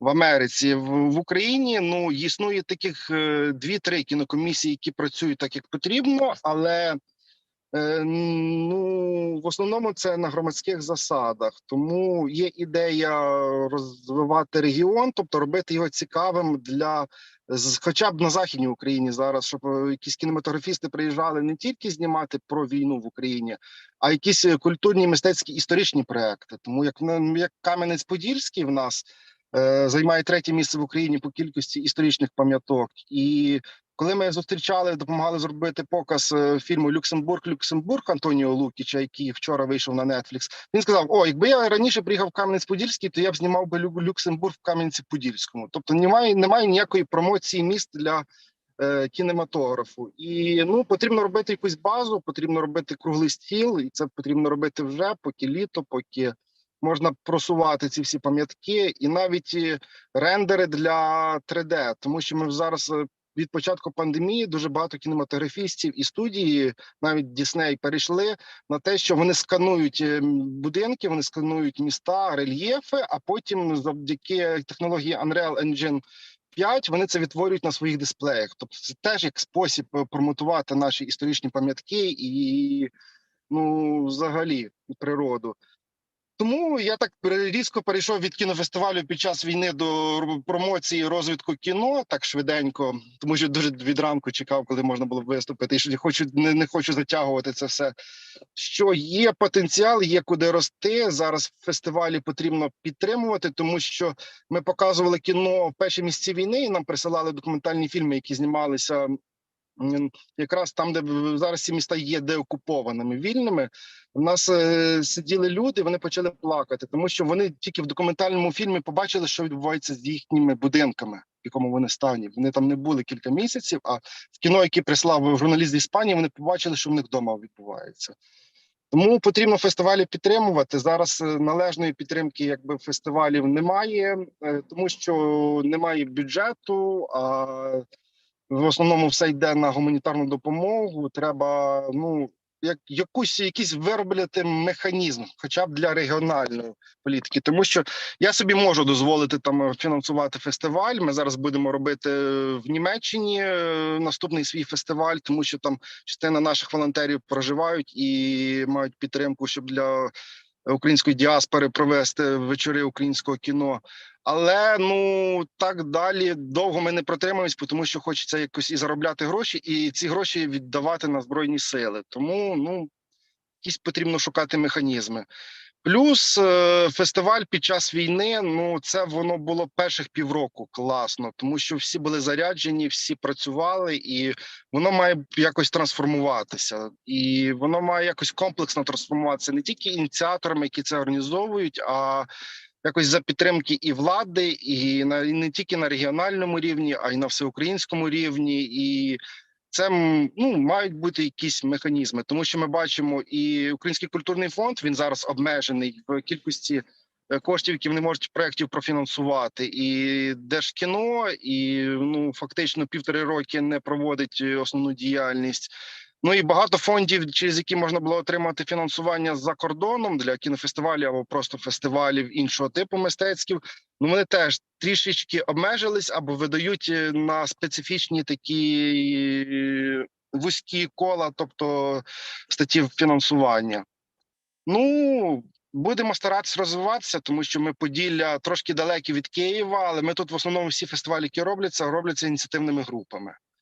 І зараз військова реконструкція, яка була перлиною Кам'янця-Подільського, відійшла, ну, вони відклали все після війни, тому що військову реконструкцію під час війни немає як робити, адже в нас потужний клуб 17 століття, в нас потужний клуб Української Народної Республіки, адже в нас Кам'янець був столицею Народної Республіки понад 100 років назад. І в нас і техніка, і це все було якби вже готове для кіно. Зараз, ну, цей туризм, якби не туризм, у нас тільки 10% від цього залишилося, і цих фестивалів, і те вони в гібридному форматі проходять як одноденний захід. І, ну, як я вже казав раніше, потрібно якісь механізми шукати, щоб такі культурні фестивалі підтримувалися. Дякуємо вам. Якщо є питання, Мілена Павлівна. У мене є, так. Я, ну, по-перше, хочу Андрію подякувати за фестиваль, за промоцію кінодоробку, за ту роботу, яку ви робите. І насправді з цими кінокомісіями давно вже розроблялись ці проекти, і якось воно то актуалізовувалось, то знову десь завмирало, але це дуже слушно. І, в принципі, в контексті розвитку цих індустрій і в контексті розвитку, ну, навіть в тому, в якому ми сьогодні починаємо розробку цього великого проєкту, ми також, Андрію, зіткнулися з тим, що практично, ну, немає ні такого базового наробку, немає якоїсь розуміння, будемо так казати. І, в принципі, приходиться вишукувати в інтернеті різну таку інформацію, яка стосується і економіки культури, і культурних індустрій, і того всього проблемного поля, про яке говорили сьогодні наші гості. І, ну, ці гості – це знакові постаті у світовому культурному просторі. І до вас, ну, насправді, якби ми почули, записали, ми хочемо після завершення конференції, оскільки там був і Потураєв, і Міністерство культури, ми хочемо все-таки, якби, ну, створити, ну, по-перше, зробити такий підсумок і означити оце проблемне поле, з яким ми сьогодні зіткнулися з одного боку. З іншого боку, ми хочемо означити ті індустрії, які сьогодні актуальні, а завтра вони будуть ще більш актуальні, тому що справді якби відбудовувати пам'ятку культури можливо, але в принципі, якщо вона не пов'язана із людиною, якщо вона не пов'язана із тим, щоб підтримувати її, з тим, щоб слугувати опертям у її життєвих орієнтирах, ну то тоді воно якби саме по собі буде так, як показували нам, коли відбудували, а життя там немає і не може бути. Тому я з вашого дозволу, коли ми будемо описувати це проблемне поле, і оцю пропозицію стосовно вашого і фестивалю, розгортання фестивалю, і цих кінокомісій, ми обов'язково включимо. Але я ще хотіла б у вас запитати, там на сьогоднішній день агентство розробляє, ну так, таємно розробляє, це я вам так кажу, як колишня кіношниця і сучасна кіношниця, таємно розробляє проект закону про розвиток кіноіндустрії. І, в принципі, громадськість практично не залучалася. Якщо залучалась, то якийсь там окремий сегмент, який підтримує сьогодні агентство, будемо так казати. А ті всі, хто задає питання, або ті, хто вносить пропозиції, я не кажу в опінії до агентства, вони не залучаються. Чи ви якось брали, чи вас запрошували, чи ви знаєте про це хоч що-небудь?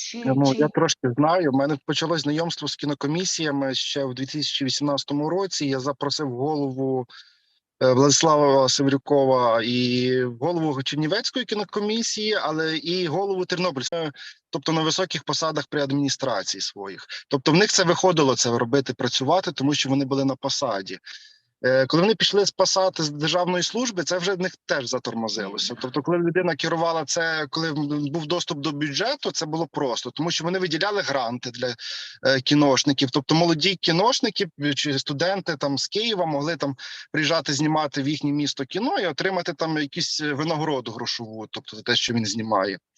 Вони залучали великі фільми, які фінансувалися Держкіно. Там приїжджали там 2-3 великі фільми з бюджетом від 30 до 40 мільйонів гривень знімалися в їхніх регіонах. Тобто було. І так само Львів, бо Львівська кінокомісія була перша в Україні. Потім воно якось трошки спадати, цей запал почав, бо самий пік цей був 16, 17, 18 роки. Потім була створена Асоціація кінокомісій України. Я був з ними в чаті, я спілкувався. Я хотів в Кам'янці-Подільському створити кінокомісію спочатку як громадську організацію, а далі якось рухатися, де шукати якісь гранти, тобто розвитку. Але так вийшло, що нас зацікавилося нове керівництво Хмельницької обласної адміністрації. Тобто, коли в нас стала нова голова Держкіно, тобто прийшли листи в всі адміністрації України, тобто, що якщо не створено, має бути створена кінокомісія. Але їх створювали як не комунальний орган, тому що в Тернополі чому воно функціонувало і в Львові? Воно було комунальним органом на базі вже діючого якогось комунального органу чи будинку культури, тобто навіть без створення спеціальних посад. Тобто воно був баланс свій, свої завдання, статут, і так воно стало як громадська організація, і після цього воно далі десь не пішло, тому що, як з моєї пропозиції, це потрібно прийняти положення депутати, що прийняли про розвиток кінематографії, наприклад, на наступні 4-5 років. Прийняли вектор розвитку по пунктах, небагато пунктів. Потім потрібно прийняти якісь хоча б стипендію для молодих кінематографістів і кешбеки на регіональному рівні, я говорю, не на всеукраїнському, кожен регіон є свій по-своєму цікавий, чи по архітектурі, чи природі, тобто для тих виробників, яких можна зацікавити з-за кордону, приїхати сюди знімати. І це має бути також каталогізація всіх об'єктів, тому що існують в Києві дуже багато агенцій, які продають локації для зйомок, а от цікаві регіони, тобто або історичні такі, вони не мають такого каталогу, який би просували на якихось кіноринках за кордоном чи на всеукраїнському рівні. Тому це такий мій легенький, простий план, і думаю, всі, хто зацікавлений в кінокомісіях в різних регіонах, вони це знають і вони про це говорять. Тобто, ну, а так, щоб поштовх, має піти сильний поштовх з центру, тобто, ну, від Держкіно, від Міністерства культури, тому що, ну, якщо вони не підштовхнуть, не дадуть якусь там мінімальну допомогу, щоб це робити, ну, не будуть зацікавлені в області. Якщо не зацікавлені в області, вони не зацікавлять це людей, які на місцях зацікавлені продавати свої послуги для кіновиробників. Тому зараз просто як фестивалимо, тобто показуємо і просуваємо фестивальне українське кіно. Тобто, ну, я розумію, що війна, я розумію, що це, але, ну, потрібно на майбутнє напрацьовувати, робити якісь напрацювання, тобто. Дякую, дякую. Ну, принаймні цю пропозицію ми її дуже підтримуємо і постараємось її, ну, в якийсь спосіб донести з тим, щоб вона, враховуючи, що був Потураєв, і в нас є домовленість, що ми потім все-таки якось будемо розпозиціюємо все це проблемне поле, тому що воно занадто велике, широке, і, в принципі, нас очікує складна робота, і кінокомісії знайдуть там своє призначення або своє місце. В тому числі з урахуванням того, що, ну, про що ви говорите. І для нас це якби теж кіноіндустрія, вона, ви, мабуть, ви ж молоді дуже, а я мала досвід, коли кінематографи користували з ідеологічною метою, і коли для того, щоб глядач мав доступ до цього фільму, створювали кіномережі. І я пам'ятаю, до 91-го року там було десь 28 тисяч кіноустановок, кінотеатрів, там 28 тисяч в Україні. І середньостатистичний житель 13 разів відвідував кінотеатр. І валового збору від кінопоказів було досить, це було більше 200 мільйонів карбованців, а це фактично 200 мільйонів доларів. Його вистачало для того, щоб повертати у кіновиробництво і знімати фільми, для того, щоб виплачувати заробітну плату в регіонах, тобто всім освіті, там, медицині, культурі, тобто тим, хто якби економічно там не причетний до створення продукції економічного гатунку. І та кількість людей, які працювали в цій кіноіндустрії, були зайняті, вона вражаюча. Я думаю, що сьогодні форма доступу або зустрічі глядача з фільмом змінилася, і вона сьогодні має багато параметрів, але все-таки справді і особливість регіону, і локація регіону, і бажання людей дивитися кіно, і ви це можете підтвердити ще якби із власного досвіду, вона залишається. А це означає, що є поле для того, щоб організовувати оцей доступ з одного боку, з іншого боку, справді входити в цей міжнародний простір для того, щоб, ну, цими кінокомісіями показувати ці локації, щоб не з Києва показували, а щоб регіон свою специфіку. І один із виступаючих, який якраз про ці кінофестивалі, Олександр, він до нас має приїхати. Ми домовилися, що двоє із цих спікерів, які сьогодні виступали, вони повернуться до нас восени з тим, щоб якось нам практично додати якогось контексту з одного боку, а з іншого боку додати контексту, пов'язаного із міжнародним фондуванням, тобто із цими фондами, до яких так чи інакше можна доступитися. Тому ми вас також будемо інформувати. Дякую. Дякую. Я добавлю трішечки два слова, тому що от кіно, навіть на прикладі Кам'янця-Подільського, частина пам'яток зберігається, частина і трішечки занепадають. Але коли знімалося тут активно кіно, наприклад, там 2007, 2008, там 11 роки, всі пам'ятки були в ідеальному стані, тому що для кіно їх ремонтували. Тобто, ну і це теж не архітектура. Згодна. Да. Да, згодна, да. Дякую вам. Дякую. Дякуємо. Хочу запросити до слова пана Юрія Смаліуса, асистента кафедри кіно і телемистецтва Київського національного університету культури і мистецтва, з доповіддю, пов'язаною з місцем культурного і креативного сектору в контексті розвитку національної культурної політики. Пане Юрію. Так, добрий день. Вітаю вас, вітаю всіх учасників. Хотів би поділитись своїми певними доробками в площині озвученої теми, адже першу освіту ще маю юридичну і маю досвід роботи з європейськими законодавчими базами і знайшов певні, скажімо так, грані, де питання наші нагальні культурні і питання, скажімо, суто юридичні є дотичними. Отже, на моє глибоке переконання, визначення місця культурного та креативного сектору, який за останніми даними генерує приблизно 250 мільярдів доларів прибутку на рік у світі, як у контексті розвитку національної культурної політики, так і у ширшому розумінні міжнародних культурних відносин та перспектив їх всебічного розвитку неможливе поза контекстом національної правової бази та нормативної бази Європейського Союзу, а також визначених політик у сфері культури. Також важливим аспектом є визначення шляхів гармонізації законодавства та ініціатив, які можуть поглибити зв'язки у культурному та креативному секторі.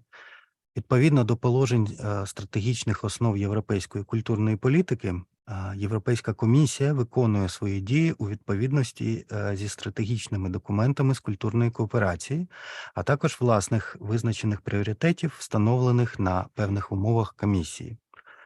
Задля забезпечення визнання соціальної та економічної ролі культури у ширшому спектрі законотворення та дій Євросоюзу, Європейська комісія працює над рядом ключових тем.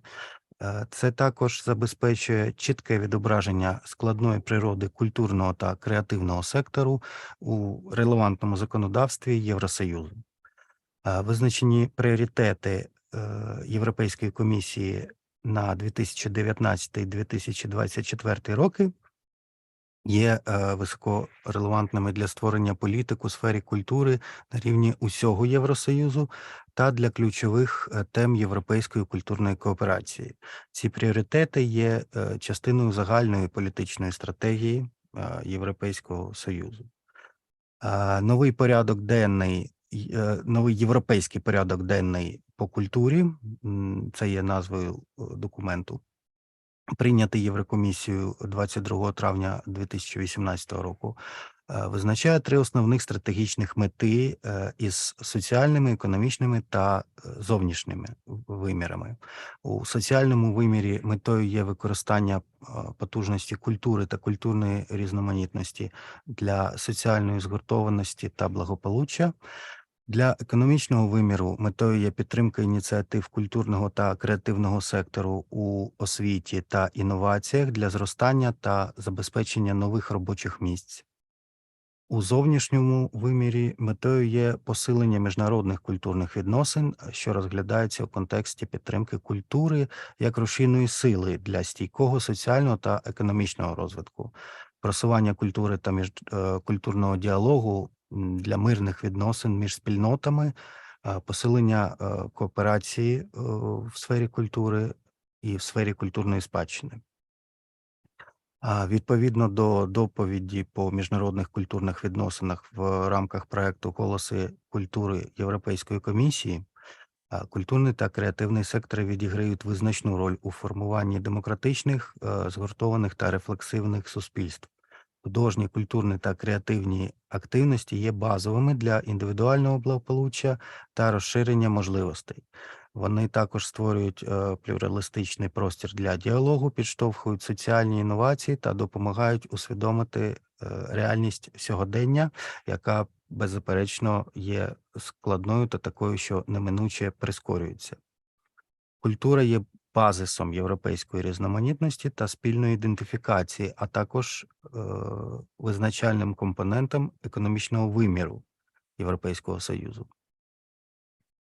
В контексті, сформованому найбільшим геополітичним колапсом з часів Другої світової війни, російської агресії, військового вторгнення в Україну, яке, до речі, стало найбільшою континентальною війною в новітній історії, а також наслідків і травм, які є результатом глобальної пандемії COVID-19, а також у контексті загальноосвітніх тенденцій економічних, політичних, соціальних, технологічних змін.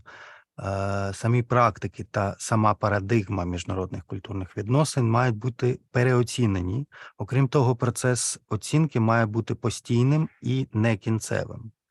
Зацікавлені сторони міжнародних культурних відносин від держав до окремих осіб, включаючи культурний та креативний сектор громадських організацій, установ культури, всі мають відігравати роль в цьому процесі у той самий час, приймаючи відповідальність за створення простору для розвитку більш стійких, доступних, справедливих та інклюзивних міжнародних культурних відносин. Однак потрібно зауважити, що таке зростаюче визнання культури та культурного і креативного сектору як такого певним чином конфліктує із скоординованого та комплексного, у тому числі загальноєвропейського підходу до покращення умов праці осіб, які в лапках роблять культуру, себто художників, музикантів, артистів сцени, акторів, культурних менеджерів і багатьох інших професіоналів, які працюють у культурному та креативному секторі. Життєва сила європейської культури залежить від благополуччя, свободи, професійного зростання та розвитку людей, що професійно залучені у сфері культури та мистецтв.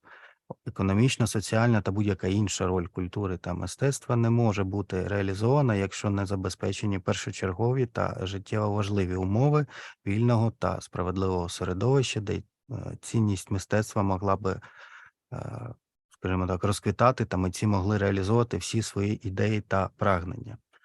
Такий контекст тягне за собою суттєве публічне визнання, в тому числі правове, соціальне і політичне, а також співставний, адекватний рівень захисту та підтримки свободи від різних типів економічних, політичних тощо, та достатньо простору для необхідних інгредієнтів масового яскравого мистецького та культурного розвитку. Усе більше міжнародні експерти і політики відмовляються від хибної точки зору, що начебто культурна політика є чимось другорядним у порівнянні з економічною або соціальною сферами.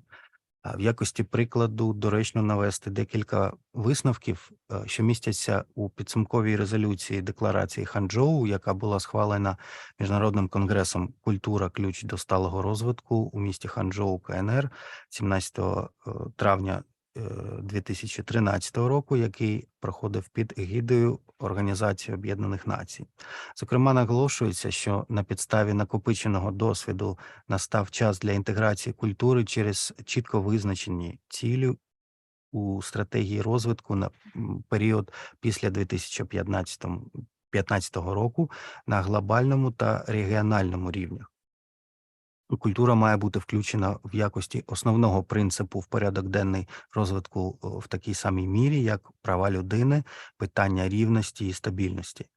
Культурна складова має враховуватися при розробці програм в області сталого розвитку та їх впровадження.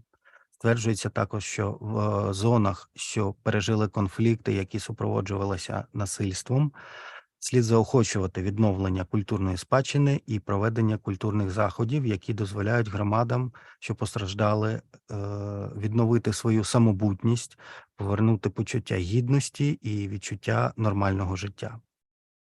Важливо зазначити, що декларація Ханчжоу наполягає на використанні потенціалу культури для скорочення злиднів і забезпечення економічного розвитку. Серед іншого зазначається, що необхідно повною мірою використовувати потенціал індустрії творчості і культурного різноманіття задля заохочення інноваційних підходів та інвестицій, особливо за рахунок сприяння дрібним та середнім підприємствам.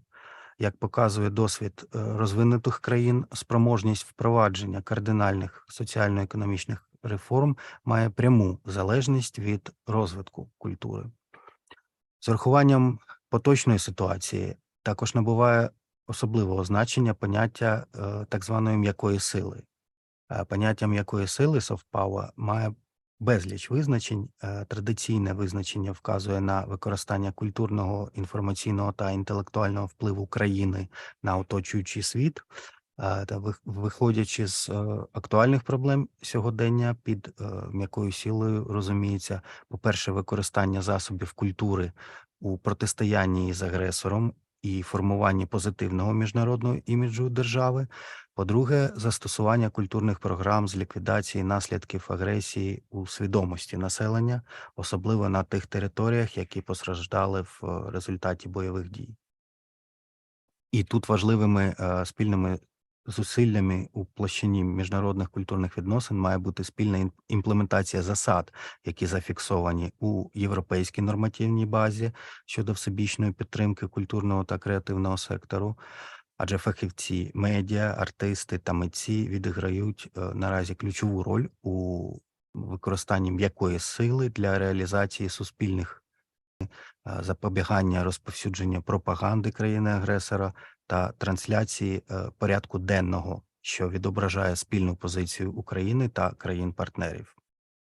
Причому зусилля мають бути спрямовані як на термінове вирішення першочергових питань безпеки, так і на закладання фундаменту для органічного розвитку культурного та креативного сектору у довгостроковій перспективі, а також гармонізації законодавчої бази у цій сфері із законодавчою базою Євросоюзу. Мається на увазі гармонізація національної законодавчої бази. Таким чином можемо констатувати, що пріоритетом державної культурної політики, у тому числі і як складової національної безпеки, а також пріоритетом зусиль академічних установ, що готують фахівців культурного та креативного сектору, має стати започаткування нової ціннісної основи соціальної і культурної політики.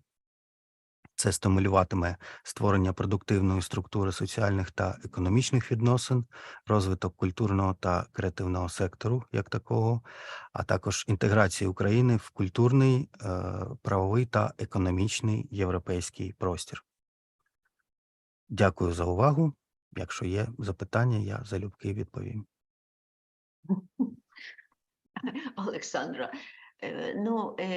у мене навіть не запитання до Юрія, я вам просто хочу трошки сказати буквально декілька слів про самого Юрія. Юрій Смалівець – це один із найвідоміших звукорежисерів з України, який працював і працює із найвідомішими світовими виконавцями. Юрій практично створив цілу платформу, цілу школу звукорежисерів. Сьогодні він викладає в КНУКІМі і, в принципі, це, якщо говорити мовою практиків, то це найбільш оптимальний варіант, коли до викладання залучаються фахівці такого гатунку. І, в принципі, той досвід, який він має з одного боку, і, власне, ту вартісну складову, яку Юрій назвав 200 мільярдів доларів на рік, і саме якби із цього креативного сектора культурних індустрій, він справді дає можливість нам відчути і, в принципі, спроєктувати наш рух вперед, пов'язаний саме із нашою присутністю у світовому культурному просторі, і не тільки як фахівців, як тих, хто здатен це відтворювати, а й як тих, хто насправді якби може своїм доробком долучатись до різноманітних фондів. Так що, Юрій, я вам дуже дякую. Дякую вам, пані Ганно. Олександр, ви щось хотіли сказати?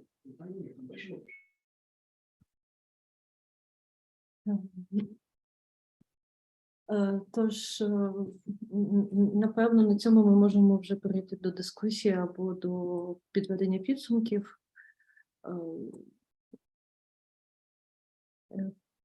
Пане Олександре.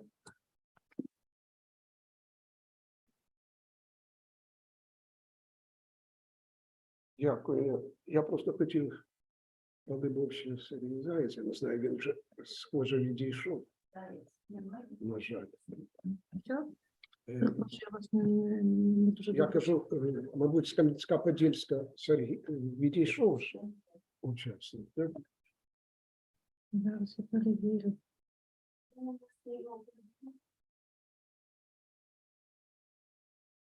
Нічого. Так, напевно, дуже. Я тоді просто хотів сказати, що він згадував вже теж фестивальний рух, і фестиваль Бруківка, про яку він казав, він був відзначений відзнакою Європейської асоціації фестивалів. І це сталося, здається, в 2019 році. Вони отримували цю відзнаку. Ця відзнака була кільком фестивалям, зокрема і Бруківці цьому фестивалю. І зараз Європейська асоціація фестивалів, про яку згадував у своїй промові Саймон Манді і торкнувся Кріс Болдвін, вона започаткувала рух парні фестивалі. Тобто один європейський фестиваль готовий співпрацювати з українськими фестивалями в будь-якій галузі. Зокрема, і в кіномистецтві. Тому це було б дуже важливо, скажімо, обговорити такі шляхи співпраці між фестивалями з одного боку. З другого боку, Європейська асоціація фестивалів – це платформа, яка дозволяє зараз українським фестивалям виходити на європейську велику платформу і бути там видимими, власне, і привертати тоді увагу інвесторів.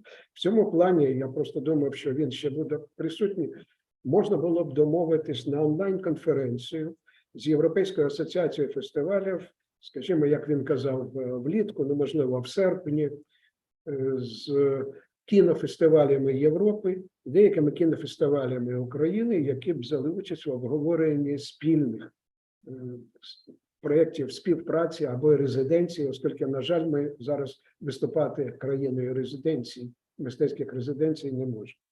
З другого боку, як вже казала Олена Павлівна, Кріс Болдвін підтвердив своє бажання приїхати в вересні до України, і десь всередині вересня можна було б вже провести, якщо все буде гаразд, в Києві офлайн-конференцію з фестивалями, зокрема не лише кінофестивалями, а також з фестивалями, музичними фестивалями, тобто тим самим фестивалем Харків Music Fest, який продовжує існувати в умовах війни, і вони теж активні, вони є учасниками Європейської асоціації фестивалів, розповісти про можливості і взаємодію цих фестивалів.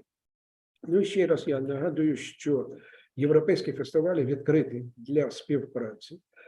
Є можливості фестивалям зараз і митцям, які беруть участь у фестивалях, подаватися на підтримку на створення спільних якихось мистецьких творів, маючи підтримку у вигляді резиденції в тій чи іншій країні, яка запросить митців або фестивалі. Власне, для цього треба шукати фестивалі, які будуть приймати. Ну, я знову наголошую, що ми, Україна, не може виступити цією країною, але, так скажімо, така країна, як Мальта, Асоціація фестивалів Мальти, готова виступити партнером Україні у вигляді країни, яка приймає. Тобто, якщо є можливості, тоді можна звертатися знову ж таки до нас, до Інституту культурології або до Центру демократії через культуру своїми пропозиціями, і ми зразу подумаємо, як сконтактувати з Європейською асоціацією фестивалів. Це наостанок я скажу, що Саймон Манді – це є одним учасником Європейської асоціації фестивалів, але також сьогодні зранку брала участь інформаційний менеджер Одрі Бісеп з Бельгії, яка написала вже мені листа, що вони знову відкриті для співпраці і готові сприяти українським фестивалям, а отже, крім фестивалів, і дослідження фестивалів, яким ми займаємося. Це така інформація просто для продовження розмови. Я дякую і Юрію, і Андрію за дуже цікаві доповіді.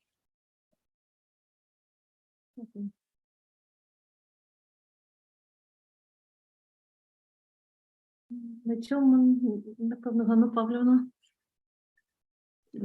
Я ще буквально кілька слів. Ну, по-перше, я вам дякую, що ви взяли участь у роботі конференції. Насправді, чому виникла саме така тематика? Тому що в нас розробляється тема фундаментального наукового дослідження. Цю тему очолює Олександра Олійник. Людина, яка насправді давно займається проблемами, пов'язаними з економікою культури і з тим контекстом, який на сьогоднішній день насправді вийшов на перші рубежі. Ну, зокрема, про що йде мова? От навіть сьогоднішній конференції багато говорилось про те, що от Україна має долучитись, Україна для відкриті двері, обійми, і той постулат наукових досліджень, які продемонстрували нам іноземні вчені, фахівці, і митці, і практики, він справді вражаючий і концептуальний. З іншого боку, ми якось отак витанцьовуємо, насправді, до певної міри не оцінивши ці здобутки, які ми сьогодні маємо. Ми все-таки по сей день в політиці будь-якої держави, і ми пересвідчили, що це не тільки там в Україні, а й в інших державах, навіть у такій державі, як Англія, культура також на тому місці, яке їй відводять. Тобто вона не на передових рубежах. Але якщо оцінити, насправді, ким є, що таке культура? Для мене культура – це міра людського в людині. Іншого виміру не існує. І ця війна сьогодні, вона насправді показала. І оце відрізнення української культури від російської, вона насправді показала той Рубікон або ту межу, яка відрізняє одне від іншого. І з іншого боку, Україна продемонструвала колосальний людський потенціал. Потенціал, який здатен на вчинок, який здатен на захист, який здатен на протест, який здатен все робити для того, щоб перемогти. Мені пригадуються дослідження, які з початком перебудови з 91-го року проводила одна із дослідницьких лабораторій Київського університету імені Шевченка. І ця стратегія полягала в тому, що досліджувались кожен рік, щорічно досліджувалось невеликий сегмент, досліджувалось зміна ціннісного поля або ціннісних орієнтирів у житті українців. І різні пріоритети в різні роки фігурували у цих дослідженнях. Але останній 21-й рік, він фактично засвідчив про те, що українці сьогодні, насправді, своїм і культурним, і духовним, і ціннісним потенціалом вийшли на той рубіж, коли для них основною цінністю стала свобода, незалежність і принцип самореалізації. І це, якщо порівняти у науковому контексті із тим, що складає параметр людського розвитку, то, в принципі, це є основою цього людського розвитку. А про що це свідчить? Це свідчить про те, що, в принципі, до певної міри наша культура у загальному контексті і мистецтво, як її основа, вони виконують свою місію, вони слугують опертям, вони стимулюють людину на зрощення людського в собі, вони стимулюють людину на матеріалізацію цього людського будь-якому буденному прояві, у прояві на межі можливостей, у прояві взаємодопомоги, у прояві стоячи навіть над прірвою, як той воїн, який сказав «Слава Україні», коли знав, що буде розстріляний. І мені здається, що це колосальний здобуток, просто колосальний. Але ясно, що завтра в нас будуть абсолютно нові виклики. І суть цих викликів полягатиме в тому, що насправді, якби, коли повернуться воїни, на потребі стане колосальний принцип справедливості. Колосальний. І, в принципі, чи здатні ми його сьогодні забезпечити? Важко сказати. Але, принаймні, ми маємо сьогодні усі думати над тим, як нам сформувати те поле. Я не готова давати рецептів, але я, як науковець, розумію, що ми маємо, будучи представниками культури, мистецтва, ми маємо вибудувати якісь платформи, пов'язані із суспільними угодами, між владою, громадою, із правами, з обов'язками, і з усім з тим, щоб цей принцип справедливості, щоб він фігурував щоденно і повсякденно, щоб він був мірилом результативності дій як владі, так і в самій громаді, щоб він практично міг слугувати тим орієнтиром або тим показником, який свідчив би про те, що ми, в принципі, здатні і далі рухатися вперед. І я маю велику надію на те, що і ті тези, які одна частина проголосила, інша ні, але вони у вас є обов'язково, і що ми використаємо ваші думки, ваші пропозиції у контексті цієї теми фундаментального наукового дослідження і в контексті розробок пропозицій і до Верховної Ради, і до Міністерства культури. І я розумію, що це до певної міри трохи банально звучить, і сьогоднішня реальність, вона вимагає дій тут і зараз, але, на жаль, ситуація така, яка вона є, і ми маємо з цим якось і рахуватись, і ми маємо з цим все-таки комунікувати і продовжувати, і наполягати на реалізації певних пропозицій і певних постулатів, з якими ми сьогодні з вами виробили, і які ми маємо матеріалізувати не тільки у збірник тез, а маємо поширити у контексті певних пропозицій, в тому числі і до органів влади. Дякую.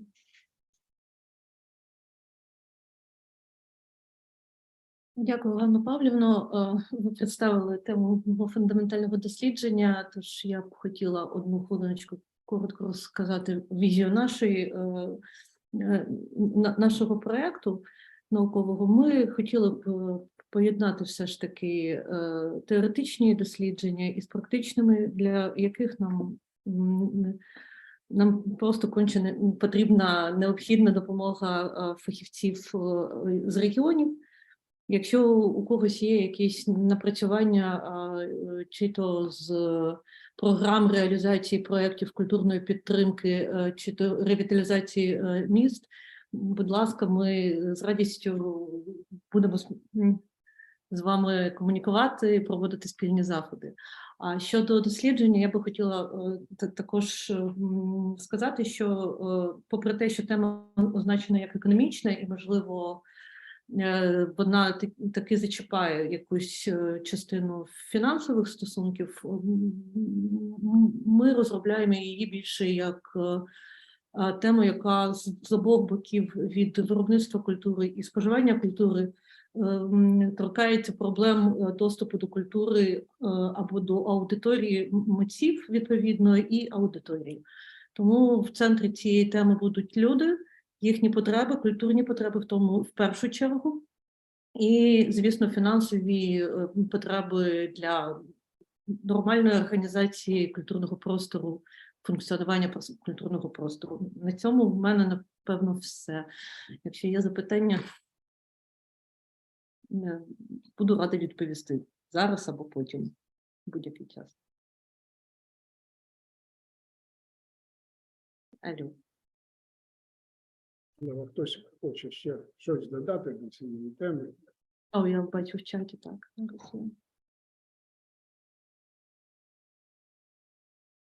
Дякую, дякую, пані Валентино. Добре, дякую за інформацію. Пані Валентино, передати вам слово? Ні, дякую. Я просто вас повідомила. Дякую.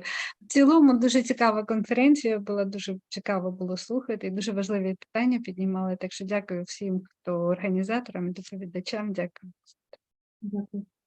Дякую всім учасникам конференції. До нових зустрічей. Дякуємо, до побачення.